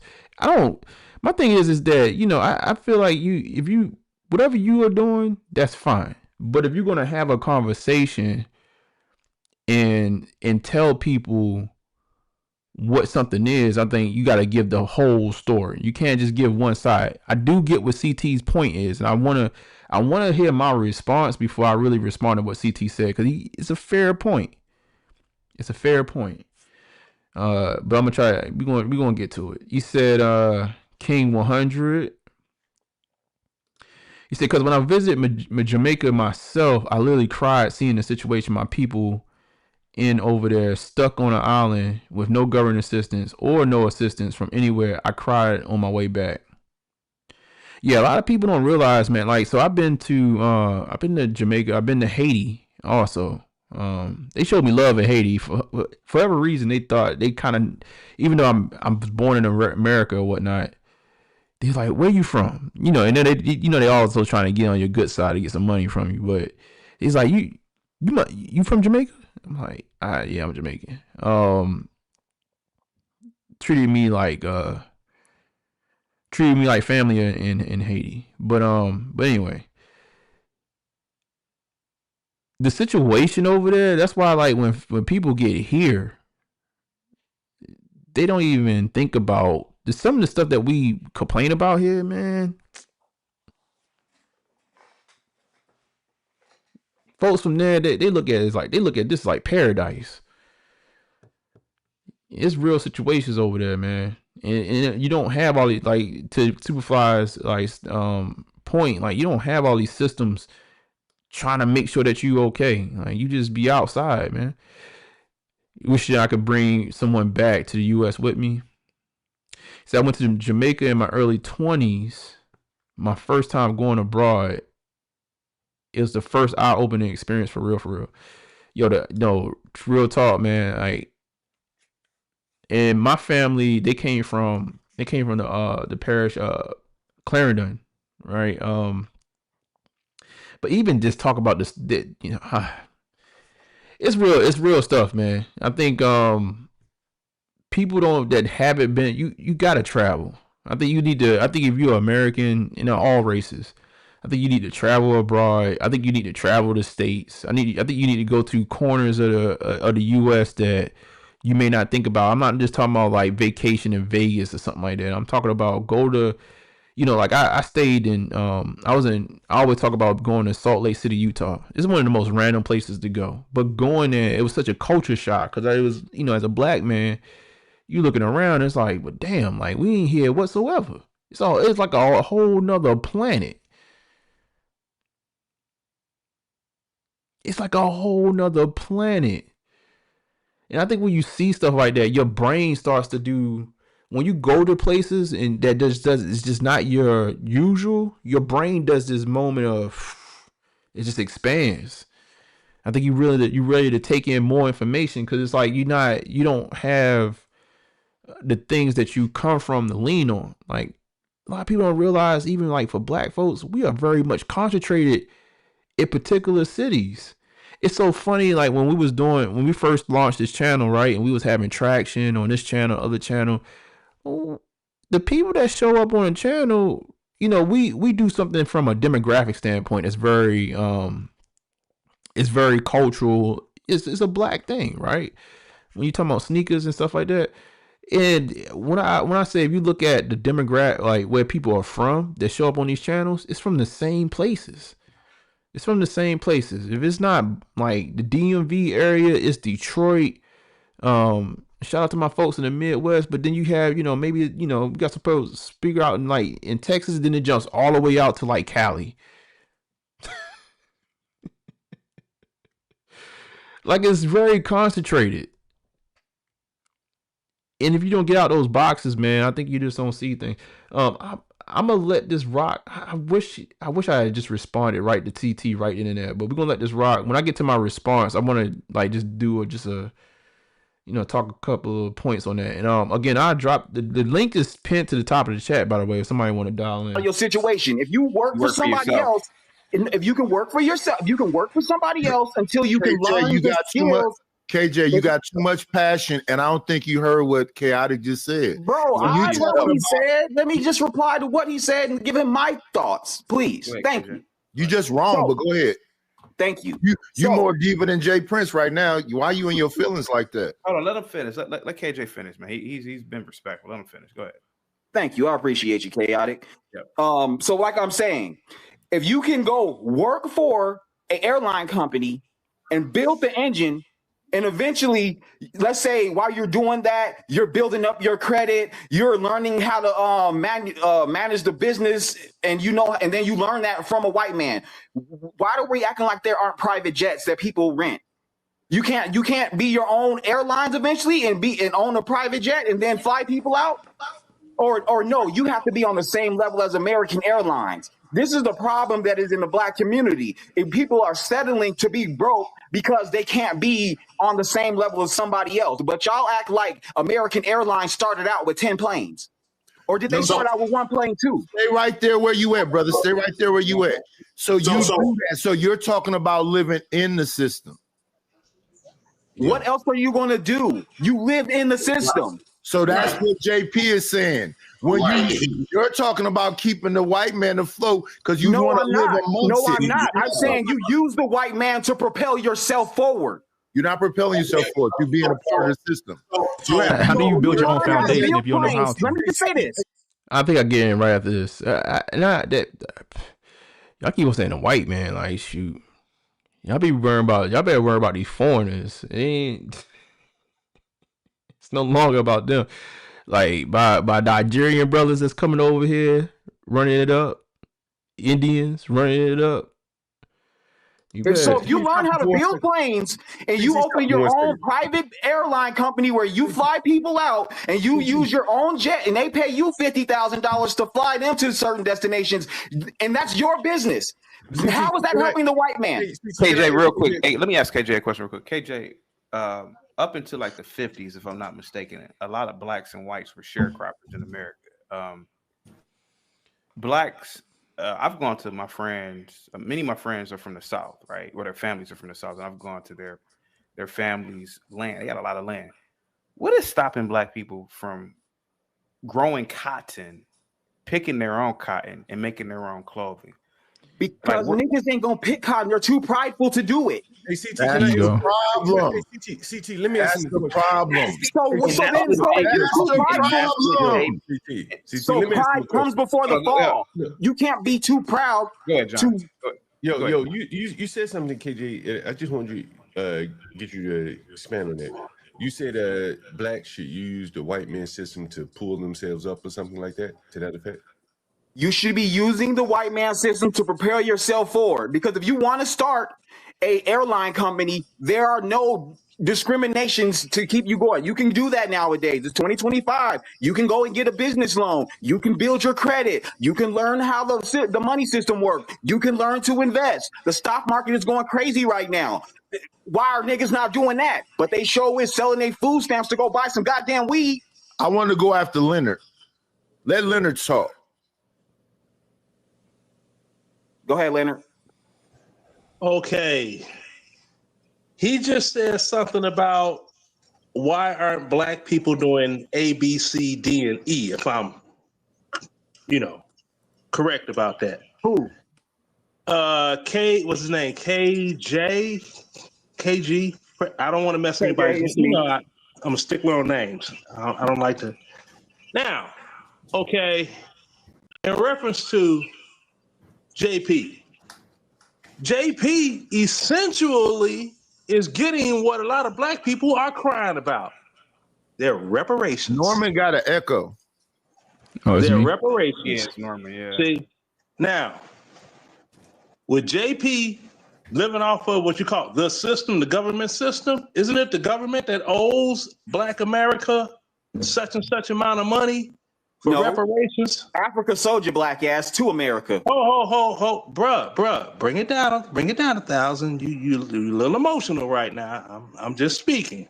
Now, I've said many times too, yes, the Africans are the original ones that sold their own people into slavery. So that's the reason you don't see me running around talking about bond with my African brother. A brother would not sell their own brother away to anybody for whatever reason, known or not. Okay, don't forget about them Arabs, nigga. Them Arabs was that they had. Okay, that's Black Bear, please. Okay. Just because a lot of them repeat it over and over again don't make it true. Exactly. Now, I don't know how much JP has fed, clothed, and housed himself over all of these years, but it's a pretty good bet if he add all of that time up that he's been getting, that good old money from Sam, that he's got his reparations. Okay, so he got his reparations. So then why is he still on welfare? Because he's not gonna stop. Now it's time for me to do them dirty. Now, see, the thing is, let me explain the connection that JP and I had. I want to ask Norman a question right quick. Hold on, Jay. Hold on. This is a connection that JP and I had, right? Now, I did. Oh, I think he actually, you know what? Damn it, man. I wish I had these things timestamped so I could jump straight to military it. Thing, go to. It's so much time. If I touch the time bar down at the bottom, like it's probably going to jump to all that whoop-de whoop doo dah, right? But I think this is a good segment that we can pause the video for a minute. I got PTSD, etc. And I get a good check every month for that. Did I stand to be like Sergeant Major or in it? No. Regardless, if you a buck private or you on the top, you can't get promoted no more. At the end of the day, you getting the same amount of money if you do not complete your career and you So you bust put it in the up. work. That's the difference. You actually put in some work. No, bruh. You're missing it. You're missing my point. No, you're missing my point. You actually put in work. He's getting shit for free. He's not doing anything. Bruh. Yeah. KJ, come on, man. KJ, now hear me out before you. You're right. Like, my bad, bro. No, come on now. Yeah, JP, okay. Now check it out. Now, what bank system is called the government, right? Do JP get his money from and I get my money from? It's the same animal. Now I get more because of what I did for the same animal, but at the end of the day, it's the same thing. You see what I'm saying? It's the same thing. So when you take into account, and this is just me speaking, if I was talking about reparations, which I don't, okay, I don't know how many thousands of dollars, wasn't it like $300,000 per whatever. I've made that money illegally. You know what I'm saying? Bootleg CDs and such. So you were hustling. Exactly. I was hustling and I was getting Uncle Sam's good old money for 1 weekend a month too. You dig? For past work that you put in as well. So both times that you were making money, you were working. Wait, KJ. KJ, here's the thing though. And this is why I wanted Leonard to talk first. Yeah. Do you understand when Leonard said the same animal? Yeah, he's telling me that him getting his veteran benefits is the same as me going to get a business loan from Chase. No, he's saying that him getting his benefits is the same as JP getting his welfare. Mm-hmm. Exactly. The difference is he got PTSD, blown up, and everything else to end up being in the same position as. See, here's the thing. The things I agree with JP about, I don't understand what y'all get upset about. When you say, I want to have a company within the realm of these people, so you go get your own plane company and do all of whatever else within this same system. The worst thing that happened to us was integration. KJ. Mm-hmm. We had integration before integration. I'm never going to talk as long as y'all because y'all be emotional. Hold on. Let me drop this in. I got to make a run to the store. I'm going to be listening while I'm at the store. I got to make a run. I think I'm probably the only person on this panel Leonard, you going to get some that beer, life nigga? Insurance companies will not insure. Leonard, you going to get some beer, nigga? Why you worried about what I'm going to go get, Mr. Plastic Weapons on the Wall? Now, another one that lied on me and said that I brandished a weapon towards somebody on another panel, and I didn't. Right. Whatever. I heard you. That's the reason I made the video and tagged people in it and all of that and Solid Smoke and everybody else. So stand down, young man. Stand down. Now. Yes, sir. Now, it's like this here. Hey, I give you with the $5 super chat. See, Norman here is definitely not a toaster. He can articulate his whole point properly. Learn something, you heathens. Thank you so much, Gimpy. Shout out to Gimpy. Like I said, I think I'm the only person on here Gimpy, that I'm a small hat and I say so. Go ahead, Leonard. Boy. You got me thinking. It's just me, bro. Because I don't hear you talking over other people. But I'm sorry, go ahead. No, not John. John don't talk. John and I don't talk over each other like that. But Black Bear, you got a habit. Nah. I didn't say nothing. Go ahead. Whenever I talk about anything militarily, you got all those military style weapons, but you didn't have the nuts to join the military. So stop it. Stuff back there. Now, bro, please, can I finish this one statement? And I'm gonna run to the store. I'm gonna be listening in though. Or are you going to get some beer? All right. I think I'm the only person that is on this panel. All right. More than likely, that is not insurable. I'm about to jump Life in. Insurance companies. The next point, I think we're going to take a break. I got a letter right here, right now.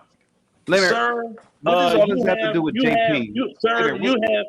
He talking about life insurance like you can't make investments right now. We're talking about over the Roth IRA. Okay, look. You know what? That's the biggest problem in Black America. Okay. Naturally, we're given two perfectly working ears. Okay, Leonard. Okay, bro. Hang tight, Leonard. Talking about life insurance and We shit. gotta go get. We Well, gotta go get some beer, y'all. Go ahead, Jay. Forgive him. Let me ask Norman something. Yeah. Norman. Yes, sir.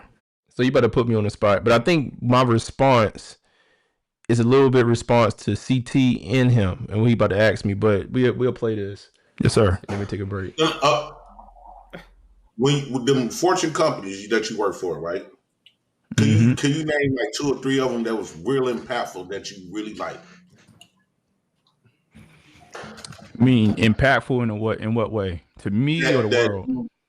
Yeah, that you really liked the job. And you feel like you was a great impact in.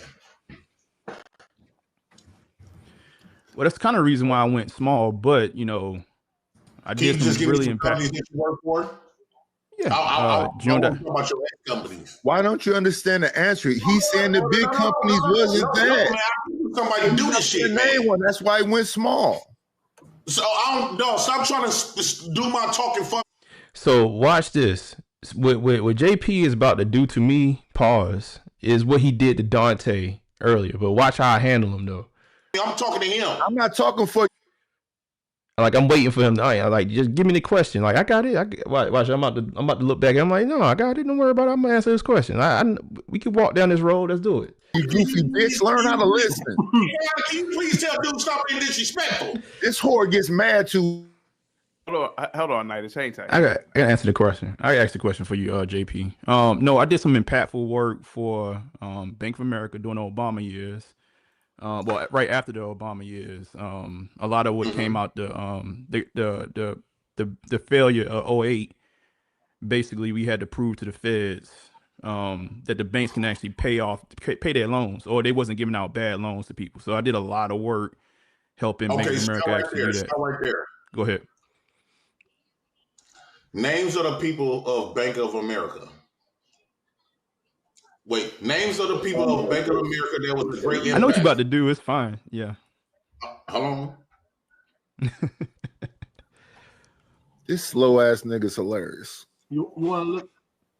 No, it's fine. It's fine. Let him go. When he said, do you know he talking about subprime loans, JP? Hey, so I don't see Norma Nick's name on that, right? So chaotic. Yes. Can you pull up a screen for me? 2 of them actually. All right.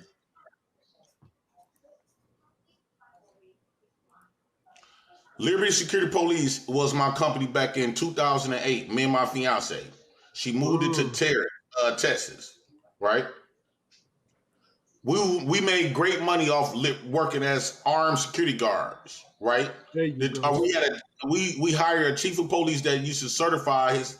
It's been so long ago. That was way back in 2009, 2010. That's how long this company been around. One more. Yeah. Can you pull that one up? Yeah. Black House Glizzies. I opened that in 2023. Yep. Right? This was my company in 2023. Black House Glizzies. LLC, right? So in so many words, back in 2009, I ran my own shit. Back in 2023, let him finish. I'm still running my own shit. You've been working for a company that was a big name, Bank of America. Yes, sir. But we don't see your name that you was an impact. You kept saying we did this type of stuff and we out the balance. So you include yourself in something great. Banks of Can America. I respond? Can I respond? Because we don't see his name on those businesses either. Can I respond? I mentioned, but this Pookie, this government assistant motherfucker, got names on Google. All my business been around since 2009. Can I go ahead? Can I respond? Can I say something, Norm, before you can end? Go ahead. I think that what he's showing is what's kind of missing in the Black community. A lot of Blacks can go out and they can go get a job at Bank of America. They leave their communities behind, and Arabs and other people come in and open a business. I'm about to get on that head But if top. you were to ask all these Blacks up here, where are your business registrations for businesses that you own?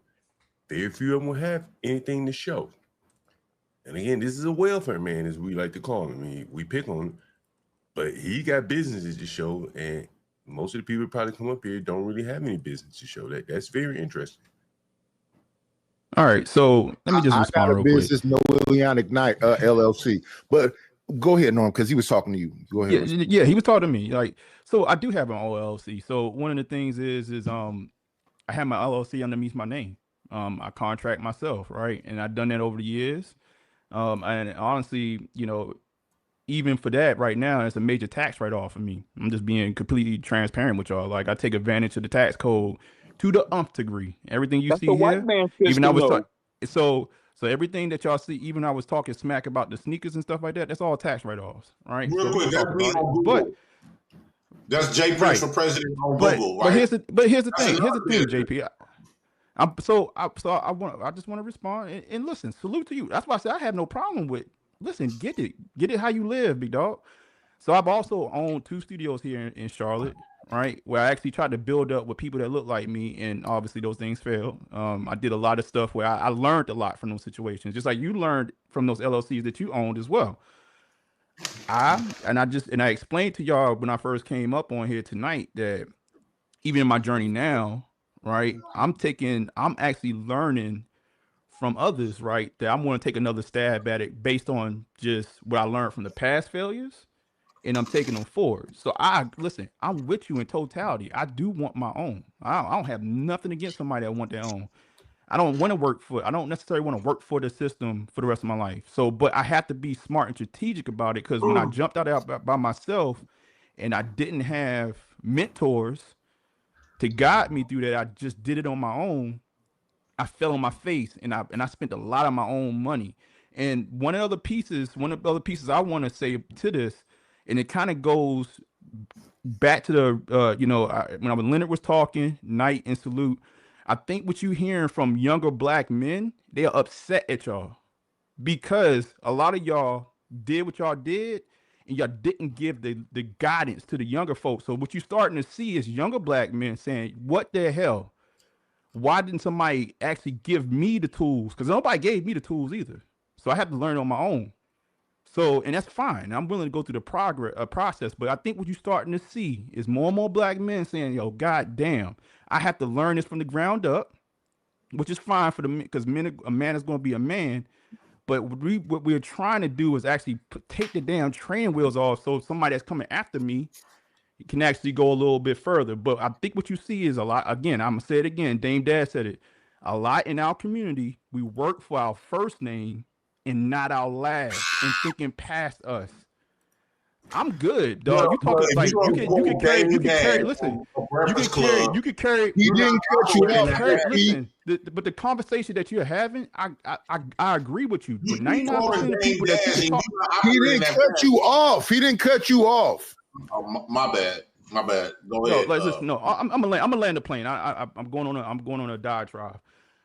All I want to say is that I respect what you're saying, because most of the people I do agree. It's just going. The first time I came up on, well, this year I've been on CT show like years ago. I don't know if you remember. I cried walking to work because I said, "Hey, yo, like, is this it? Is this just me going to a cubicle every day of my life?" And that's part of the reason why I took a chance on myself, and I went very small. I was working for an energy company at the time. So what I'm saying to you is that I agree with you, but my path is different. I'm actually trying to go out into the system, learn something, and bring it back. Because when I went out there on my own and then try to take people that look like me, I fell on my face. And then also I have just the last piece. If you come here to Charlotte, there's a restaurant, or it's actually a dessert bar. My homeboy's a part ownership over there. Nobody knows it's black owned. One of the things that, and the way they carry, and that spot has been open since I've been here in Charlotte, and I've seen other places close, open, close, open, close, open. And if you walk in there, you wouldn't know. And one of the things the guys told me is say, "Hey, you know what? What we did is we went down the street and we figured out what they was doing that was right, and we put our own twist on it. And they don't try to be in the spotlight. You don't know who those folks are, and they're the most successful companies here in Charlotte, uptown. So I shall digress. I have no qualms with you. I'm just telling you, like, let me say this hold on, Mike. All right, so that was. I do want to give context. The internet is so interesting, man. When you're in the moment and you're talking, you're trying to explain yourself. You may not get all the points out, or where you want to articulate yourself. There's a couple of things to address to what CT said earlier, because CT says there's a lot, and it's the truth, right? So here in America, black people in particular, like, we haven't built a lot of infrastructure. Do we own stuff? Yes. But we haven't. I think we almost been, one of the things when I worked in big corp, it's very easy to be rocked to sleep. You're making enough money to take care of your family. You got a job with a big title and it makes you feel good. And just tell somebody, oh, I work for this job, whatever. It's very easy to be rocked to sleep. If you talk to a lot of guys, especially African Americans or whatever, like just working because if you think about it, like our culture is not predicated on going get a job, being on a director board somewhere. Folks outside of our culture, white people in particular too, like they are groomed. A lot of them are groomed for that from young and going into the field. We're not necessarily groomed for that. So when we end up in those spaces, it is a certain level of, okay, well, is this really what I want at the end of the day? You do get into that. So just like corporate, where you can get rocked to sleep because you're good. It's the same way I think here in America, like for us as a culture, we've been rocked to sleep as well. Right? Because as much as people talk smack about America, it is livable. Like you can live. People haven't traveled, man, to see how people. That's what I'm saying. When immigrants come here, that's the reason why they take advantage, and they can level up within a generation. Right now, I live.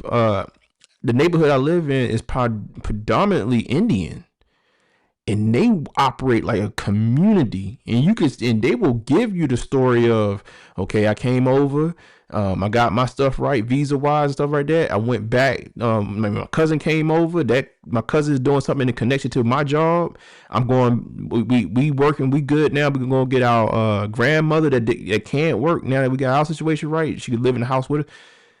It's communal, and they are intentional, and they are intentionally building. Whereas for us, it's like we get into this trap of you either got the ones that's complaining or you got the ones that's getting to the bag. But then, like, honestly, we're not necessarily going back because we splintered. Like, I'm not going back to the hood and having no conversation with anybody.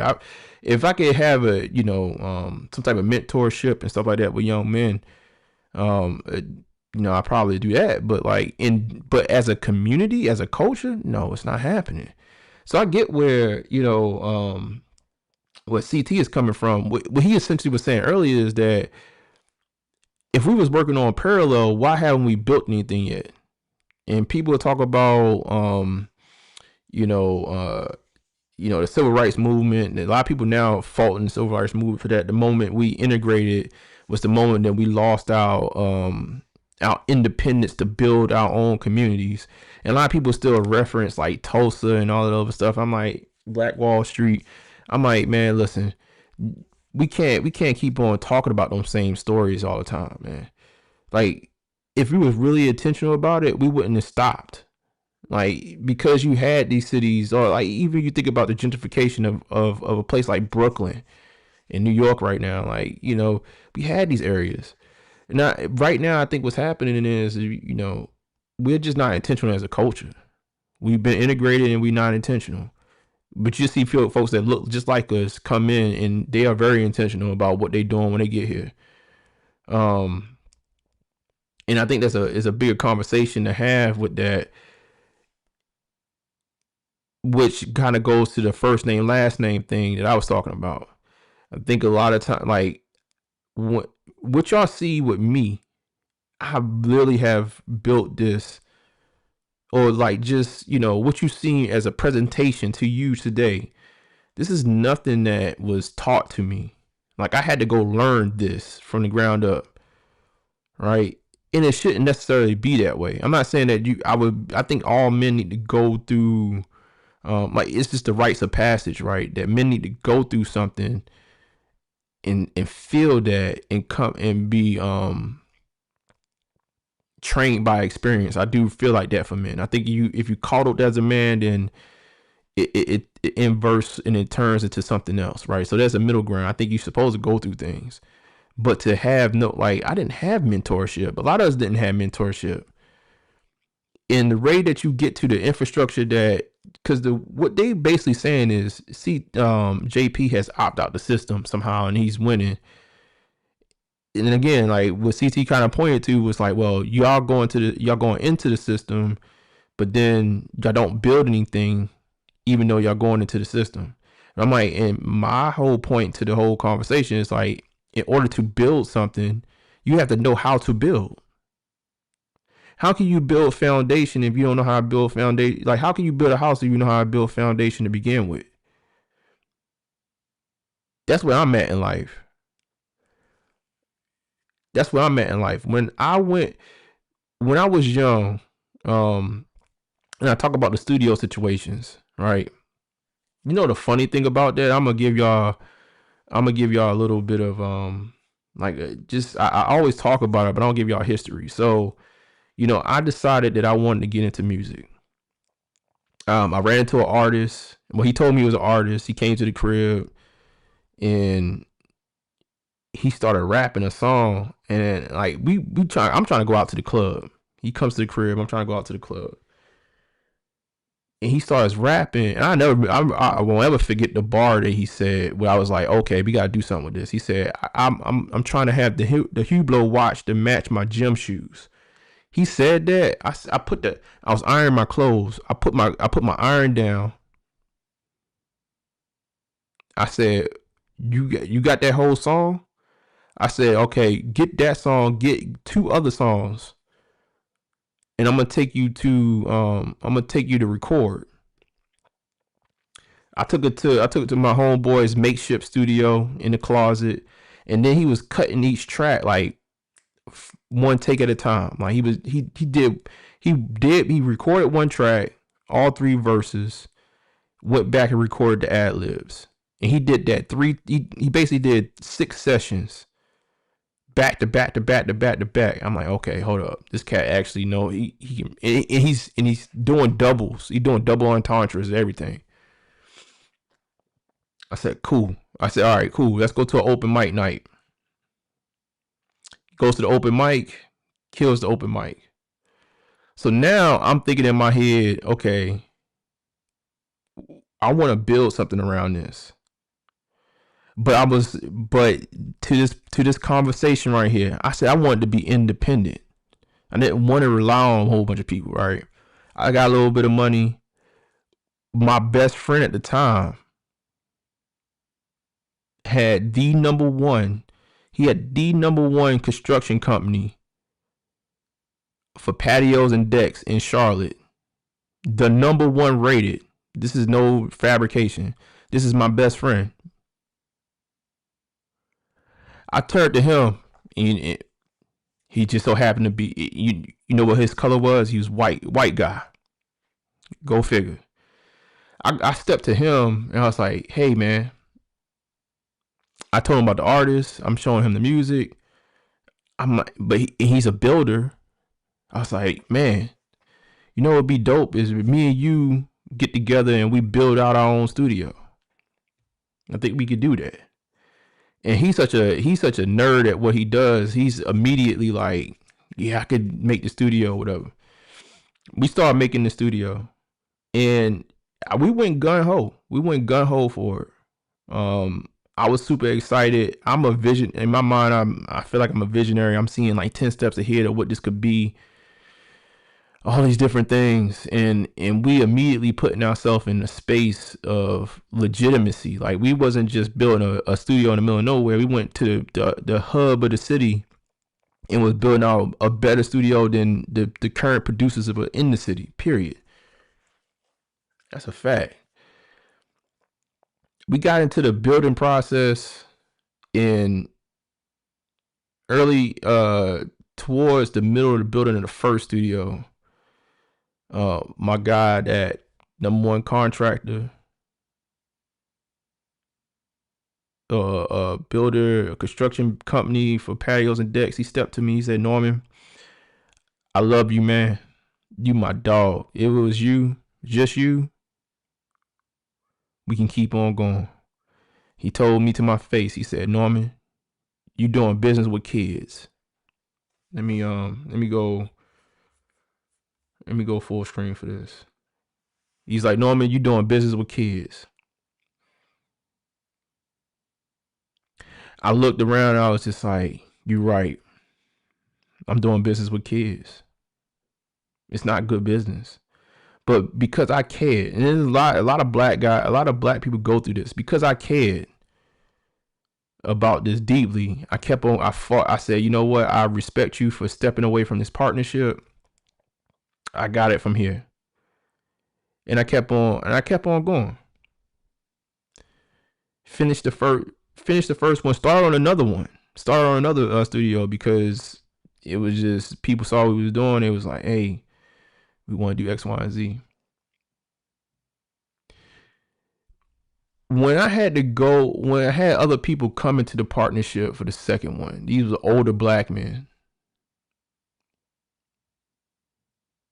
And instead of actually giving, I really feel some type of way about this type of stuff when I think back at it, because this goes completely to what I'm talking about. We had a bunch of people around us that could have been like, do this, do that, do this, do that. They looked at us, or especially me, they looked at me like competition.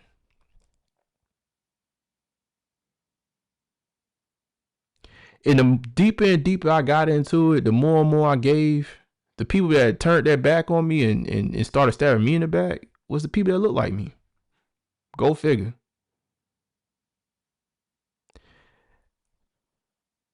It's something very deep rooted, and the reason why, I enjoy going to this channel or whatever.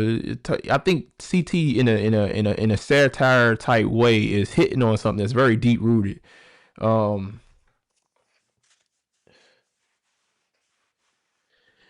He's right. We don't build sustainably. We don't build, and we have this internal thing that I think we got to deal with at some point, because if we don't, I think our cultures could continue to kind of just be, just almost like this. I don't know. Not even forget the culture. Our kids. Forget the culture. And for the folks like myself, I'm gonna make sure that me and mine is good. That's fine, and they're gonna be able to navigate. But the culture overall, for kids that's coming up outside of stable situations, man, they're gonna be out for the wolves.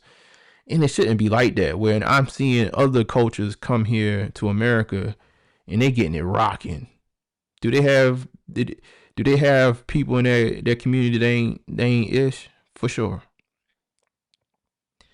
But the difference is our culture, what we promote. When somebody like myself may stand up and say, let's do this, let's do it right, I get called out my name. When I make a critique, or even last week when I was saying what I was saying, I made some pertinent statements, or even I brought up the Charlie Kirk. The whole thing with Charlie Kirk is so funny to me, because it's not even so much that I'm like, why would you even get mad that somebody's making a critique? Just show them wrong. Show them that they're wrong. The best revenge is success.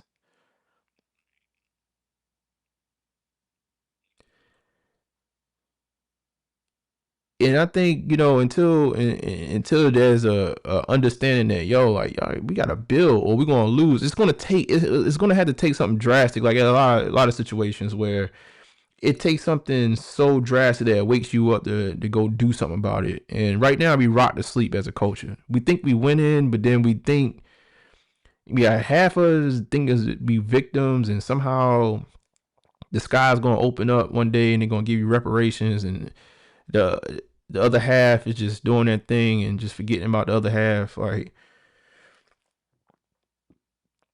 And CT brought up a good point. He's not Nigerian, bro. I don't think he's Nigerian, but a lot of people think he's Nigerian, and he made a great point. I'm like, look what they doing. Like and they outnumber us. So in 13, was it like 13 million of us here in America? You like the Nigerians gonna probably be the voice of black people for the world at some point because of the sheer numbers that they have and what they doing from a cultural standpoint. And if you get butt hurt by that statement, like I think you gotta say, okay, no, don't get butt hurt. Just wake up. But a lot of what I was saying to them is that, hey, look, what I'm doing right now in my career is I went to big corp. I could have kept on going the corporate route. I'd be some vice president somewhere or whatever. I bet on myself. I've been betting on myself for the last 6 years now. And it's been working out for me. And I've been able to see something incredible up front, up close. That I'm like, okay, I get it. I get how this works. Maybe possibly I go off and do my own thing. We'll see. That's what I'm thinking about, who knows? Who knows where it's going to spur? I mean, right now it doesn't even make sense for me to do anything else right now. Just from a strategic standpoint. So when I hear fools on the internet talk, he's talking to me.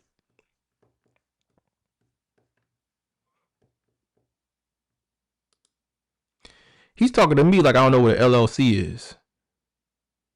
I take advantage of the tax code. Like I said on this video, like I take advantage of the tax code to the nth degree with my LLC. I got a new whip outside. Y'all know about it. Tax write-off. I'm like, dude, I'm like, what you're talking about and what I'm talking about are two different things. And you have not figured out this. It's not no secret sauce with you. That's why I'm trying to get at with CT. I'm like, it's no secret sauce what he's talking about. Maybe to the average person, yes.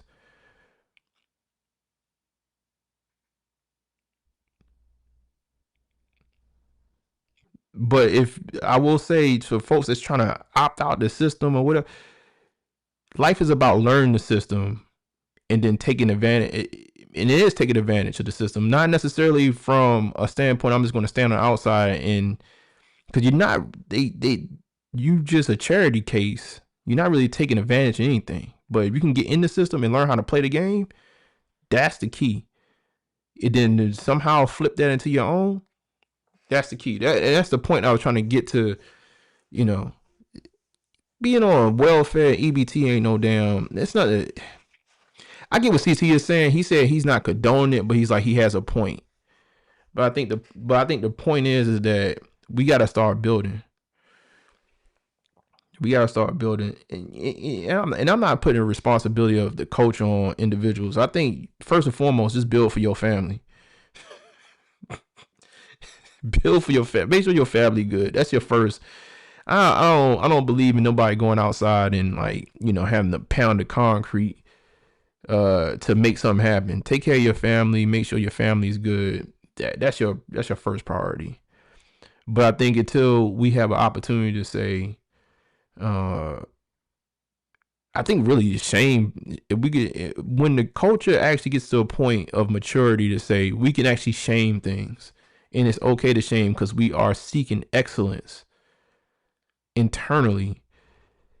That will be the turning point. Until then, we're just gonna be running amok and we're gonna be just doing things to do it, and then we're gonna have when there's somebody challenge us, we'll try to point out the one good spot or whatever, and it's like that's not the point. The point is that it's not those good pieces of your culture. They're not the focus points. That's it. Like the reason why CT could sit up on here and be like, well, yeah, the founders of my organization went to Cornell and then they went off the HBCUs, and we ain't built nothing. Is because it's not a focal point. And if it was a focal point, more people in the culture would get involved with those type of things and actually build something and can shut him up. That's success. Success is when you could just shut somebody up by just being the thing that they said that you aren't. That's success. That's success. Like I don't know about nothing else. I don't be sitting going back and forth and stuff like that. Like um, you said that would be a scary world. It would be because from a cultural standpoint, man, we already got it unlocked from a culture standpoint. But if we could get it, we can actually be. It's not even rocket science, man. It's just being intentional. I swear, I watch these dudes. I watch these other cultures, man. They just intentional. And do they have raggedy pieces of their culture? They sure do. Like I'm telling y'all, man. I might play a little bit more of this, and then we probably wrap it up. Too much success brings in. Yeah, it does. That's another thing too. Like you can't win, but so you can't win and talk about so much.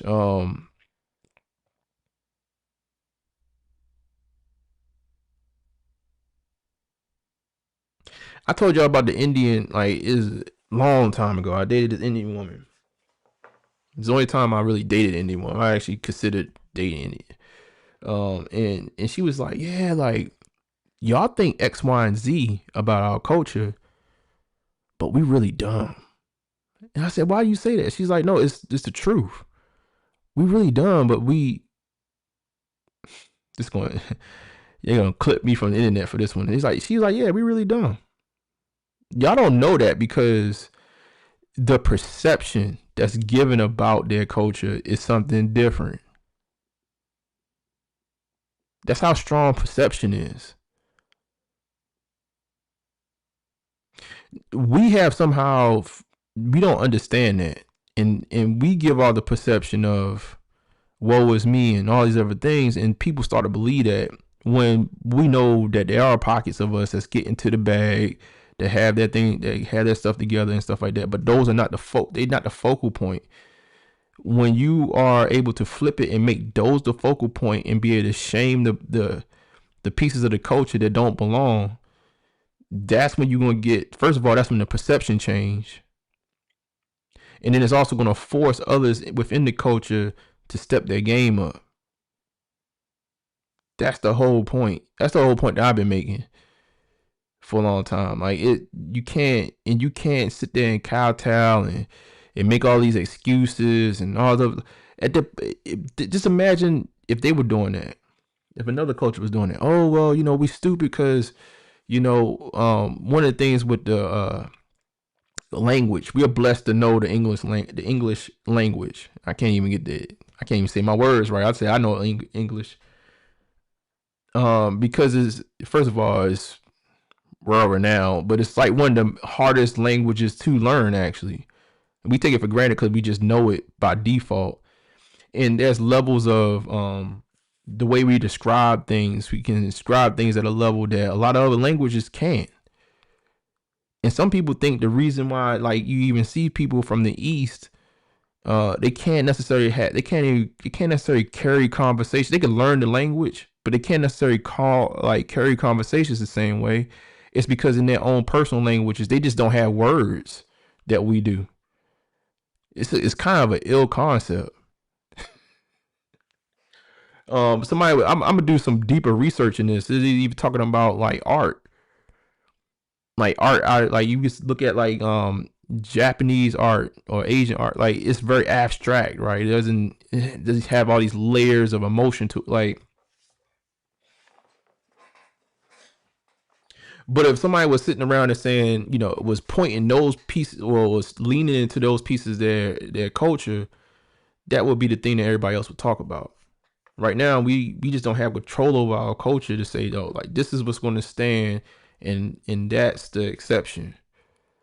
We make the exception the rule, or we make the exception something to talk about because we make excuses for it. You gotta stop making excuses, man. That's how you that's how you get results, man. That's how you get results. That's how in school. That's how we got results. It was it was shaming people. So there. I had another analogy in my head, and I will play a little bit more of this, and you probably shut it down because it's getting late. But it's like going to school. It's like having perfect attendance in school, but then getting bad grades. And somehow I was like sitting there telling you, oh, you know, it's nice that you got perfect attendance, but meanwhile you're getting bad grades. That's our culture. That's what we like to do. When Dante was deflecting earlier and he was like, they were saying certain things and he kept on saying other things. That's what that is. It's the equivalent of your kid going to school every single day to school and they got perfect attendance, whoop-de-doo, but getting bad grades. And then in our culture, what we do is, well, I'm going to school every day and the bad grades, you know, well, it's just happened because of X, Y, and Z. You make excuses for the damn bad grades. Don't even want to focus on the bad grades. And so that's actually go get the good grades. Let's get good grades and go to school every day. How about that? How about that? We'll play some a little bit more of this, and I'll probably shut it down. I don't know if there's a rap song. I want to play this rap song before I jump off, man. Just so Knight, my man with the white cap on, made a diss track to John, who has this white shirt on in the corner, John God.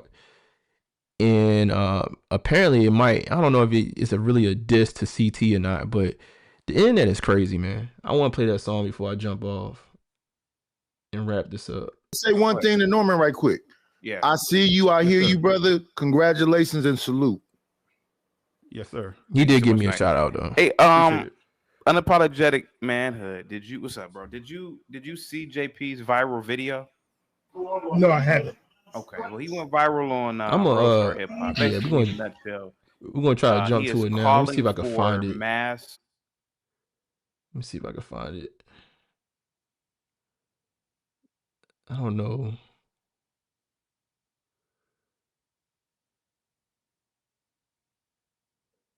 Yeah, Dante comes back.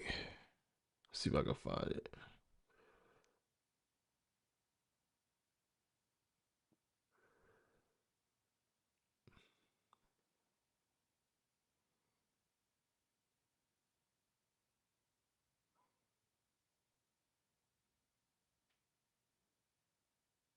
Oh yeah, it's right here. In the chat, man. Y'all tell me how y'all feel about this song. It's AI generated. Hold on. Yeah, it's right here. One more time. Yeah, it's good. That's why I like when you can know that I can like people you don't like. That Listen to motherfucker this talked song. about me. Maybe this song I want to hear it one more time. Go ahead. It's low key high. Okay, and then I gotta say something.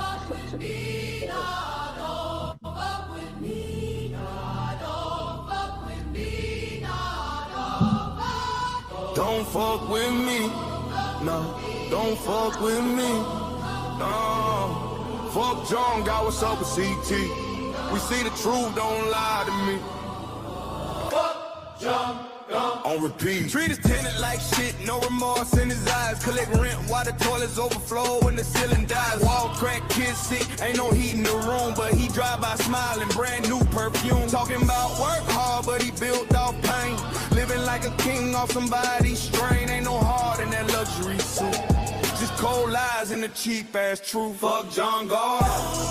On repeat. Treat his tenants like shit. What's up with CT? Where the justice at? We bleed facts, they tweet cap. You hate your own people. Ain't no soul left inside. We the ones that built you a place to hide. Mold in the bathroom, rats in the sink. You don't fix nothing, you just blink. Every check you cash got a tear behind it. Every brick you lay got a scream inside it. You ain't rich, you just riding and greedy. Call it business, but it's souls you're feeding. Landlord of lies, you ain't human no more. You profit off poverty, lock every door. We see you on TV, smile so sweet, but outside your building we can't eat. On GT, it's like shit.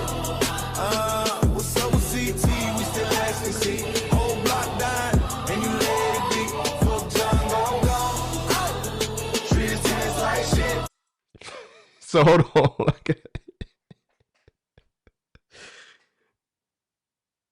Oh my god. What's good? What's good? Yeah, it's just two of us here. We about to wrap it up.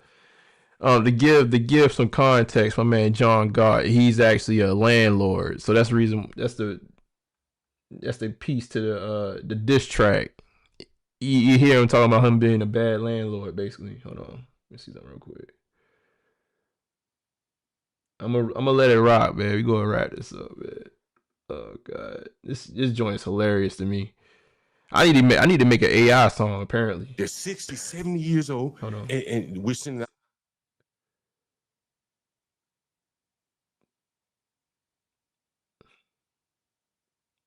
Damn, I went too far back.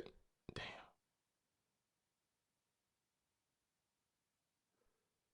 See if I can find it again. Damn. Yeah, when I say this video is so damn long that it's hard to like. Damn. Now I lose the spot. T-Dog, what's good? You still in there? Damn. I want to hear that. That's on low key fire, man. Oh damn! How did I lose it? I need my keyboard. No, it's right up in here. Hold on. Rap. I can't rap. I mean, not my keyboard. I need my mouse. That was not his rapping that. Yeah. Oh yes, okay. It's like right here.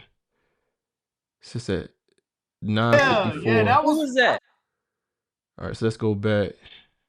9:52. Let's blink. All right, so let's go back about 9:50 then. Damn, how am I missing it?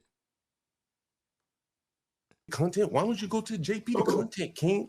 All right, come up with something. We're gonna let it rock, and then we're gonna wrap it it may up. benefit you both, but he just want to leech off of JP like JP is the welfare. These niggas are on his welfare, right? If they have no other content, I bet you right now, and I've already looked.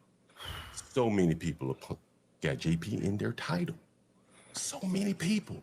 Somebody sent me a video. Somebody got 50-some thousand subscribers doing a reaction of that viral video. Only thing you put Nightish on your channel for is to show him sleep.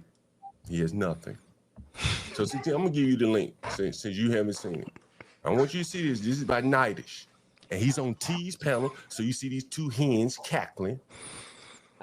Let me see if I can find it here. And after you do that, Chaotic, I dropped a video. Remember that video I said I was in the car with this man's wife? Yeah, I remember that one. Yeah. It's the video in the back. Ratchet. All right. I just put the video of Nightish in the back. That's Nightish with his rap song.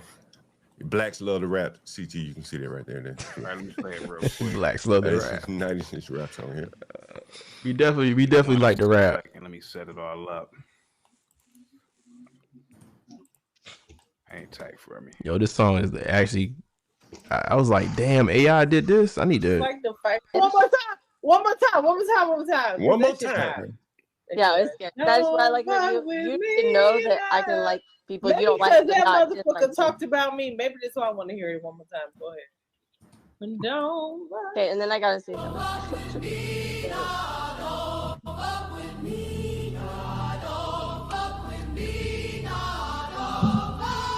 Don't fuck with me. No, don't fuck with me. No. Fuck John, got what's up with CT. We see the truth, don't lie to me. Fuck John. On repeat. Treat his tenant like shit, no remorse in his eyes. Collect rent while the toilets overflow and the ceiling dies. Wall crack, kids sick, ain't no heat in the room, but he drive by smiling, brand new perfume. Talking about work hard, but he built off pain. Living like a king off somebody's strain. Ain't no heart in that luxury suit. Just cold lies and the cheap ass truth. Fuck John Gard. On repeat. Treat his tenants like shit. What's up with CT, where the justice at? We bleed facts, they tweet cap. You hate your own people, ain't no soul left inside. We the ones that built you a place to hide. Mold in the bathroom, rats in the sink.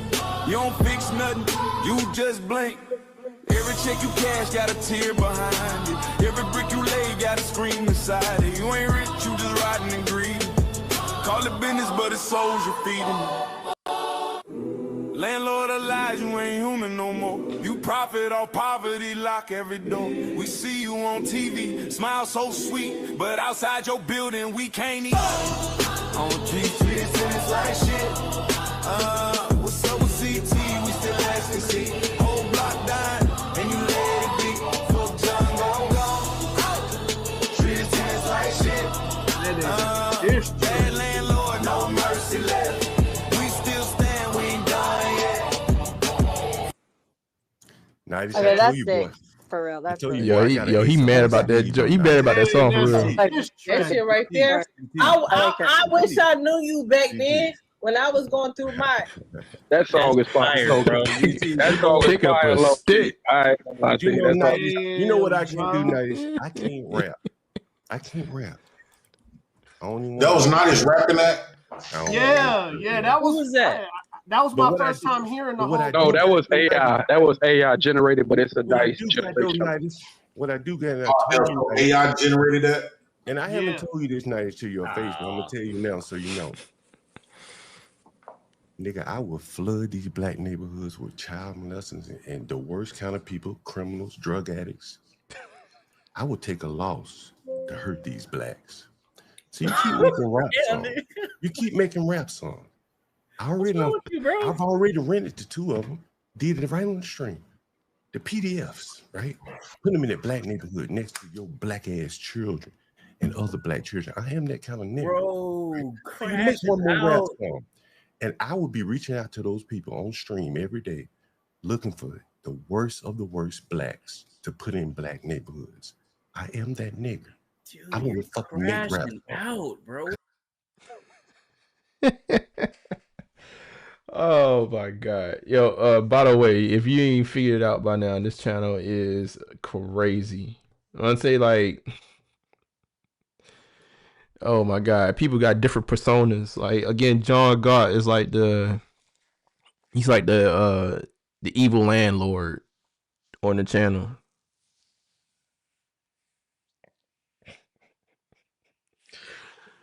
Oh man, it's been a good show. I just wanted to pull up on y'all, man. Nothing special, man. One of these I free balled this tonight, you know. I think as we continue on, and I'm gonna try to keep the Saturday joints going if I'm not out, something like that. But see if I can get into my bag again, get into my creative bag, and really start bringing something to the channel.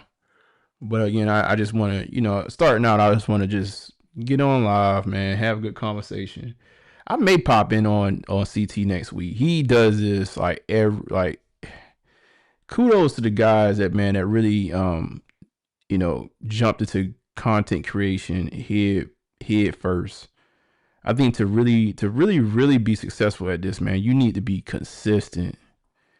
You really need to be consistent. You need to be doing this. I think he does it like 5 days a week. I'm like, Jesus Christ. But, you know, this is what he does.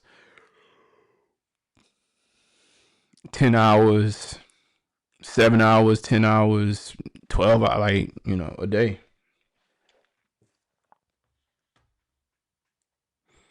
Suit made it through like always. Yes, sir. Yes, sir. Yeah, man. Yeah, but I'm gonna keep them pulling up, man. Again, if anything, man, it just be for the few folks that you know, we can kick it, man. I do want y'all to come in with some, you know, whatever conversation y'all want to have, and it don't have to be. I'm gonna try to keep it. I'm gonna try to keep the conversations either relevant to something that I got going on or something like that. It may not always be political or anything like that or cultural, but I thought that was it was big last week because when he hit World Star, I was like, oh my God, look at this, man. The same guy I've been talking to, because it's not the first time I've interacted with him. I interacted with him maybe like 2 weeks ago. And he was trying to call me lame and all that. And I'm just like, man.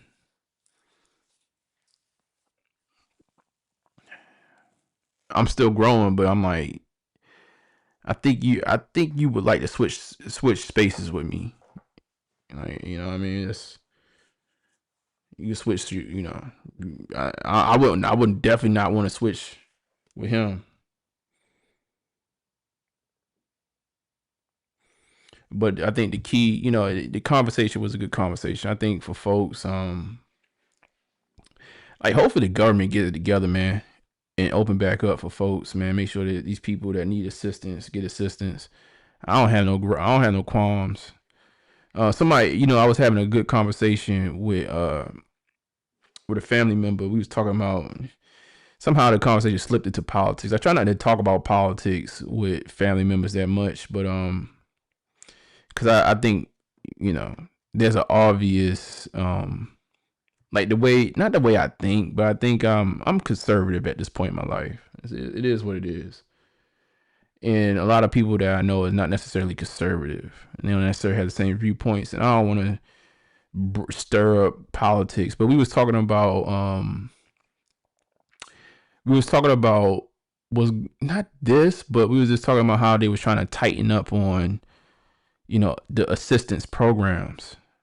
And I was like, you know, I'm for it. I mean, ultimately, I'm for America. Ultimately, I'm for America to pay off its debts. And if there's a real world where we don't have to pay so much taxes, that would be beautiful. But he was like, he brought it to my attention. He was like, well, you trying to penalize the people at the bottom, but the people at the top, they know how to circumvent the tax code. You're not going to penalize them. And I was just like, but that's the thing. Like, every system is all about learning. Like, if you're not taking the time out to learn the system, then I mean, who can we blame at that point? But then so I was still like, I don't know if you want to circumvent the system, but with what he presented to me as an option was, what if the tax was just a flat tax across the board and it didn't depend on how much you made? Everybody paid in the same amount. I was like, that kind of makes sense.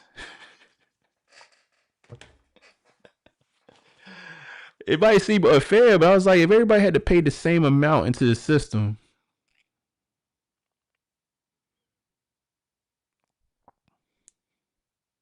you said we in too many folks' business to stay out of debt.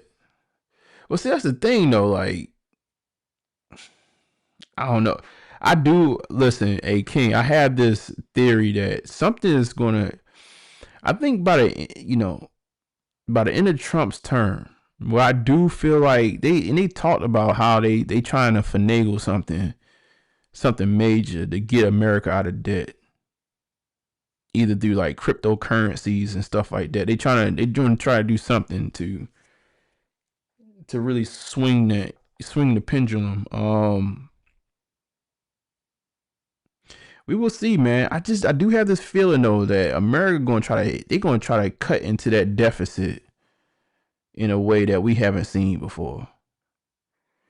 And they trying it with different programs, even with the visa programs, the gold card. I'm all for lowering taxes. If we can get to a point of lowering taxes, that'd be beautiful. I know it sounds like utopia, but we can get these taxes down. Like, cause I mean, even though I have learned to circumvent the system to some degree, it's ungodly. And I want and on top of that, I want my Social Security. America, I want my Social Security. Y'all better keep my Social Security in pocket. If y'all think that Social Security is going to collapse, cash me out. Cash me out before you take my money, because we paying it for it right now. You know, that's the whole scam with Social Security, is that we paying for right now we are paying for the people that's in Social Security.